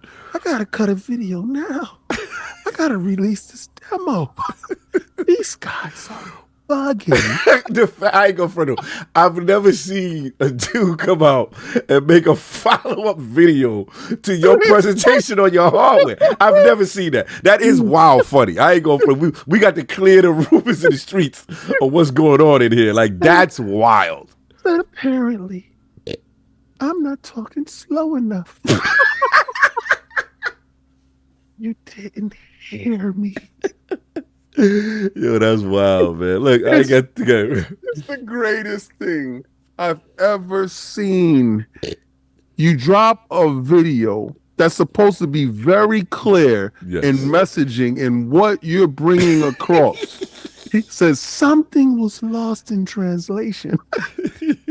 Dudes went too hard with it. You know, so he said maybe the colors on the screen was blinding you, so he had to put up no video. He said, focus on me, if you will. Can you hear the words that's coming out of my mouth? I can't. Stop the flopflation. Stop the cap. That guy is capping. Yo, he came out of list with name. This guy is uninformed. This channel here is bugging. If you see here where I said SSD, he inserted 33 teraflops. He's wild. You cannot do that voice. Voice. He said this man should not be listened to. Yo. All right, I'm done. You all fool. You made this into something. I didn't know where you was going with this, but you made this into something. Y'all got the comedy y'all needed. If you're stuck around, you got it. Clip that. Clip it. Clip it. Put it. Addict, I don't really have much to add unless you have something to add to this conversation. Neither do I. Yeah. No, it is Y'all what don't it want to talk about when Mark 30 come out and tell you how powerful it's not. But I ain't buy it, so y'all don't care anyway, so it doesn't matter. No, it is what it is. I thought it was funny. I'm very interested in the PSSR situation. I know they're going through this thing right now where some things they want it disabled because they say it's showing some effects and stuff like that. And look, I ain't trying to rain on nobody parade. If you pick up the hardware, you like it. I heard Final Fantasy VII Rebirth is an improvement, but for me, it's just I cannot justify that price. I'm seeing minimal things, and I'm seeing what's going to actually take advantage of it. Then you got to have confidence in the patching and their frequency with the patching. I'm not there with that console. I'm not doing it. I'm not. Sorry. So, no flopflation for you? Nah, man. I'm standing on business on that one. I'm very happy that I'm standing on business. I would love to be proven wrong if they come out there, yo, GTA 6, 60, prove me wrong. But do not show me old games. Talk about, yeah, we got Last of Us. You don't want the Last of Us again? Nope. None of that ain't moving. That's not wetting my beak. Pause. It's just not. Your beak wasn't wet off that. My beak was not wet. Not wet off that. Not off that. Sorry. And to me, you got the same CPU, bruh. I don't care. I fell for the banana in the tailpipe before. And they was, remember last gen with the GPU upgrades and nope. Show me your 60 frames. Yeah. Mid-gen, man. Yeah. Realistically, there's very few games that actually took advantage of any of the live mid-gen. Yep. And I told Xbox, they say, yo, we gotta match the energy. No, you don't. You got games this time. You've got to see, that's what people don't realize. Yeah, Scorpio, I loved it. All that was great. PlayStation had games. They had that. You was after the flops wore off, and they had Spider-Man, God of War, Final Fantasy VII, and you was out there with whatever we was out there with, right? Now I'm looking at the lineup, and I'm like, there we go. God bless you. Can get the extra raindrop in the corner and your tree look a little more clear. God bless. That is not fooling me. And a lot of these games still don't have 60 frames. And even the dog bite, they still have problems. They're not hitting 60. I'm good. I don't have confidence in waiting for their certification and they patches and all that. So, but don't let me stop your joy. If you enjoy your purchase, dip down. Shut up. If you enjoy your purchase, do your thing. But that's all I got. What are you buying? What we got? Oh well, better to be PSS read off than PSS read on. Hashtag flopflation. What? Hashtag flopflation. All right. Y'all side with it. Okay. Salute to them. What was that? That was funny. What are you buying? What are you buying? King Cerny sounds like Mad TV's Stuart, lol. Yeah, he do. That King Cerny joint is wild funny. That voice he be doing is crazy. I couldn't get the wig in. I was trying to get a wig in. I was gonna put the glasses on and had a wig. What are you buying? King Cerny sounds like Mad TV's Stuart, lol. Yeah, he do. With your soldier, salute. Yeah, that joint sound wild funny. But look, that's what we got. Let's get the ILP poll before we get. Actually, there's no poll. I was just gonna do something different. Yeah, we potentially off next week, and we'll see what we got. New year approaches, 2025, so potentially last formal ILP of 2024, and we kind of already went through our favorite moments. So shout out to the Patreon and stuff like that. But Lord Addict, man, where can the people find you? Last one of 2024. What's going on, man? You can find me on YouTube at Gaming Addict. Addict Arena is my streaming channel. You can find me on Twitter at Lord Addict ILP. I don't know if I was thinking me and King might do like a community stream next week instead of the podcast, but we'll have to see how we're feeling. Don't want to make any promises depending on like now, then 3 or 4 days from now, we just want to take the whole week. Cause I don't mind like, playing some games like Halo or something. Yeah. So we'll have to see how we're feeling at that time. No doubt. Lord King. Where can the final people find you? 2024, you doing Frontline? What you doing? Well, I'll do Frontline every day. But check it out. Go and watch that 108 Dragons TV that I was on yesterday. We were wilding. If you thought anything that you saw today was funny, I was a little bit more unsheathed over there, Pauls.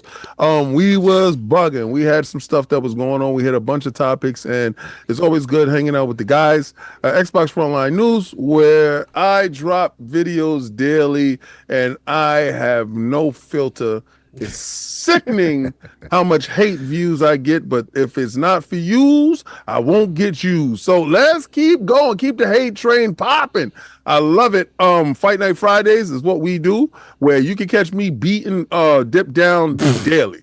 I beat Dip Down, I throw him in the van, and we drive off fast. And when he gets too much, we kick him out, we beat him up, we put him back in the van, and drive off again. We splash baby oil in his eyes so he can't see us coming. Pause.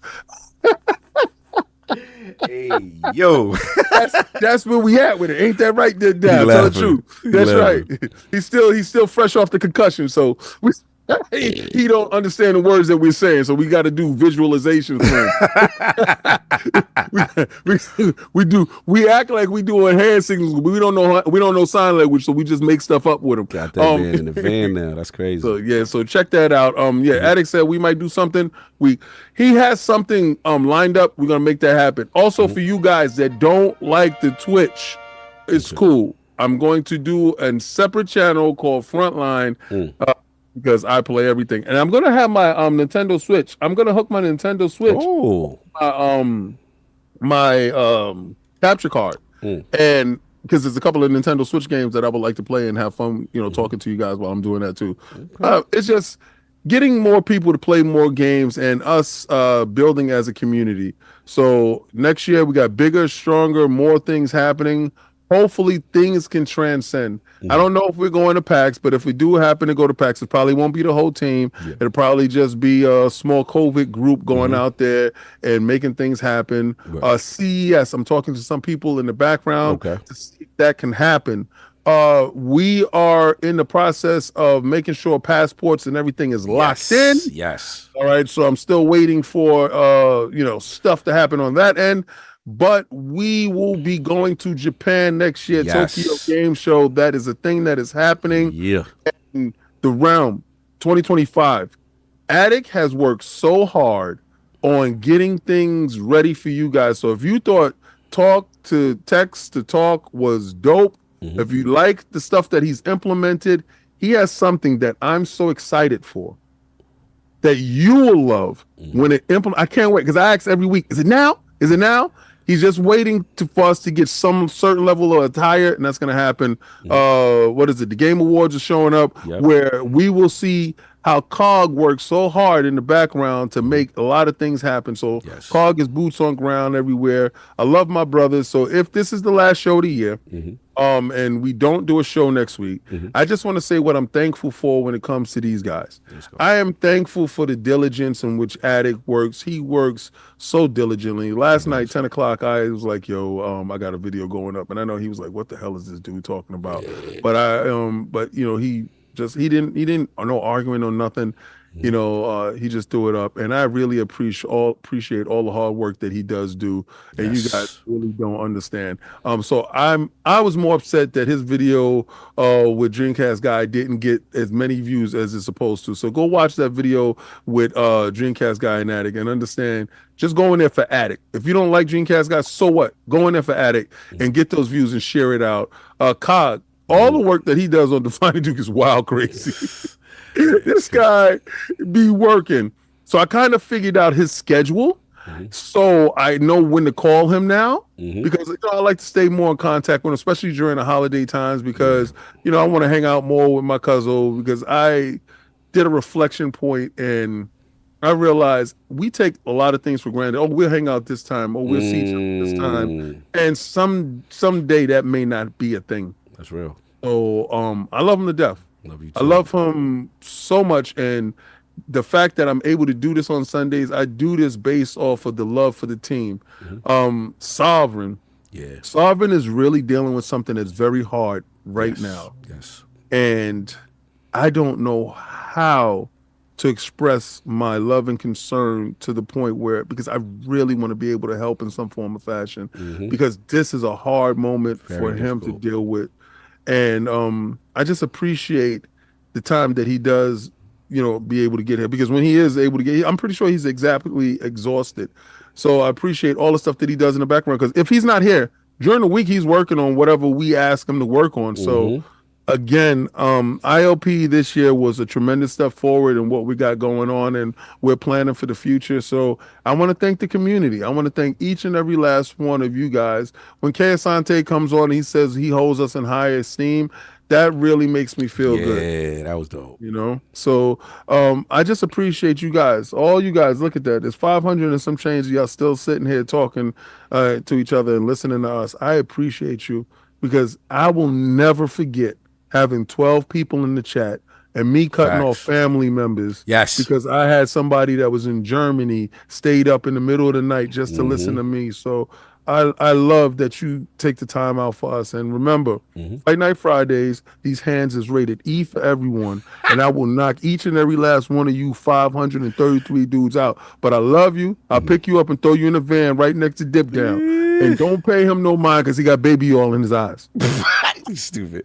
Anyway, now, salute to the realm, man. Oh, wow. That's crazy. What are you buying? What are you buying? Appreciate all the work the Lords do. Saluting face. Looking forward to another amazing ILP year. Oh, David Howard, thank you so much. Look, the support really, really means a lot. Shout out to Big Man Moan and Cat, know if I caught you or not. Remember, for 53 months. Shout out to the Lords. Happy holidays to everyone. Hashtag boot on the next season. Hashtag no PSX. Hashtag Flopflation. Addict, more interviews. You doing great, bro. So salute to him. Also, Addict, Gentle Stone asked for the link to that video that you did. He wants that what you call that, your last video that you were promoting. So yeah, salute to him. In there. But yeah, man, again, appreciate the realm, y'all. This has definitely been a difficult year for me. There's a lot, obviously my brothers know there's a lot going on. You know, difficult year for everybody. We've all had things going on, you know what I'm saying, kind of thing. And just to get up, you know, to be here every Sunday, to give you the content, you know, it means a lot that y'all always show out for us. The support is hilarious and it's fun and it's appreciated. So that's number one. Salute to the realm, the industries. Again, salute to what Addict was saying. Again, a lot of companies and stuff like that rocking with us, showing interest, and it means a lot. Salute to the realm of the Dukes. Always see love from y'all coming through here, the crossover on that. LordsGaming.net, appreciate y'all. We might do something for, we're supposed to get some awards going, and let's do something for the realm and give the proper spotlight and perspective on them. And actually, I apologize to Lognet, because I've been so busy, haven't got a chance to rock with the team like I have. But yeah, man, much needed rest, a little week off for me and the team, and you know, we still might figure out and do something. And also appreciate the reactions though. The reaction love means a lot. Yeah, there go the video, Xbox Frontline, salute. But it's good to see y'all, man, every week. It really means a lot. So look, whatever y'all celebrate, enjoy, happy holidays, all that good stuff. And anything else, Addict, we got for them before we head up out of here? That's about it. Like I said, I don't know if we will be here next week. We got a lot of stuff. Most likely, you know, might do some type of community thing. Just depends on what's going on. So I would download like Halo and stuff. Just look after the IOP Twitter account. We'll announce something if we do something there. No doubt. I do think that I don't know who's I would even send us to. Yeah. Like, I guess no one, because Nobody's really live. I mean, Weapon Wheel's live, so I guess we'll go there. Yeah, no doubt. So appreciate y'all. Everybody enjoy your Sunday. That's all we got. Everybody, peace. Peace. Stomach. You tell that man get off his stuff.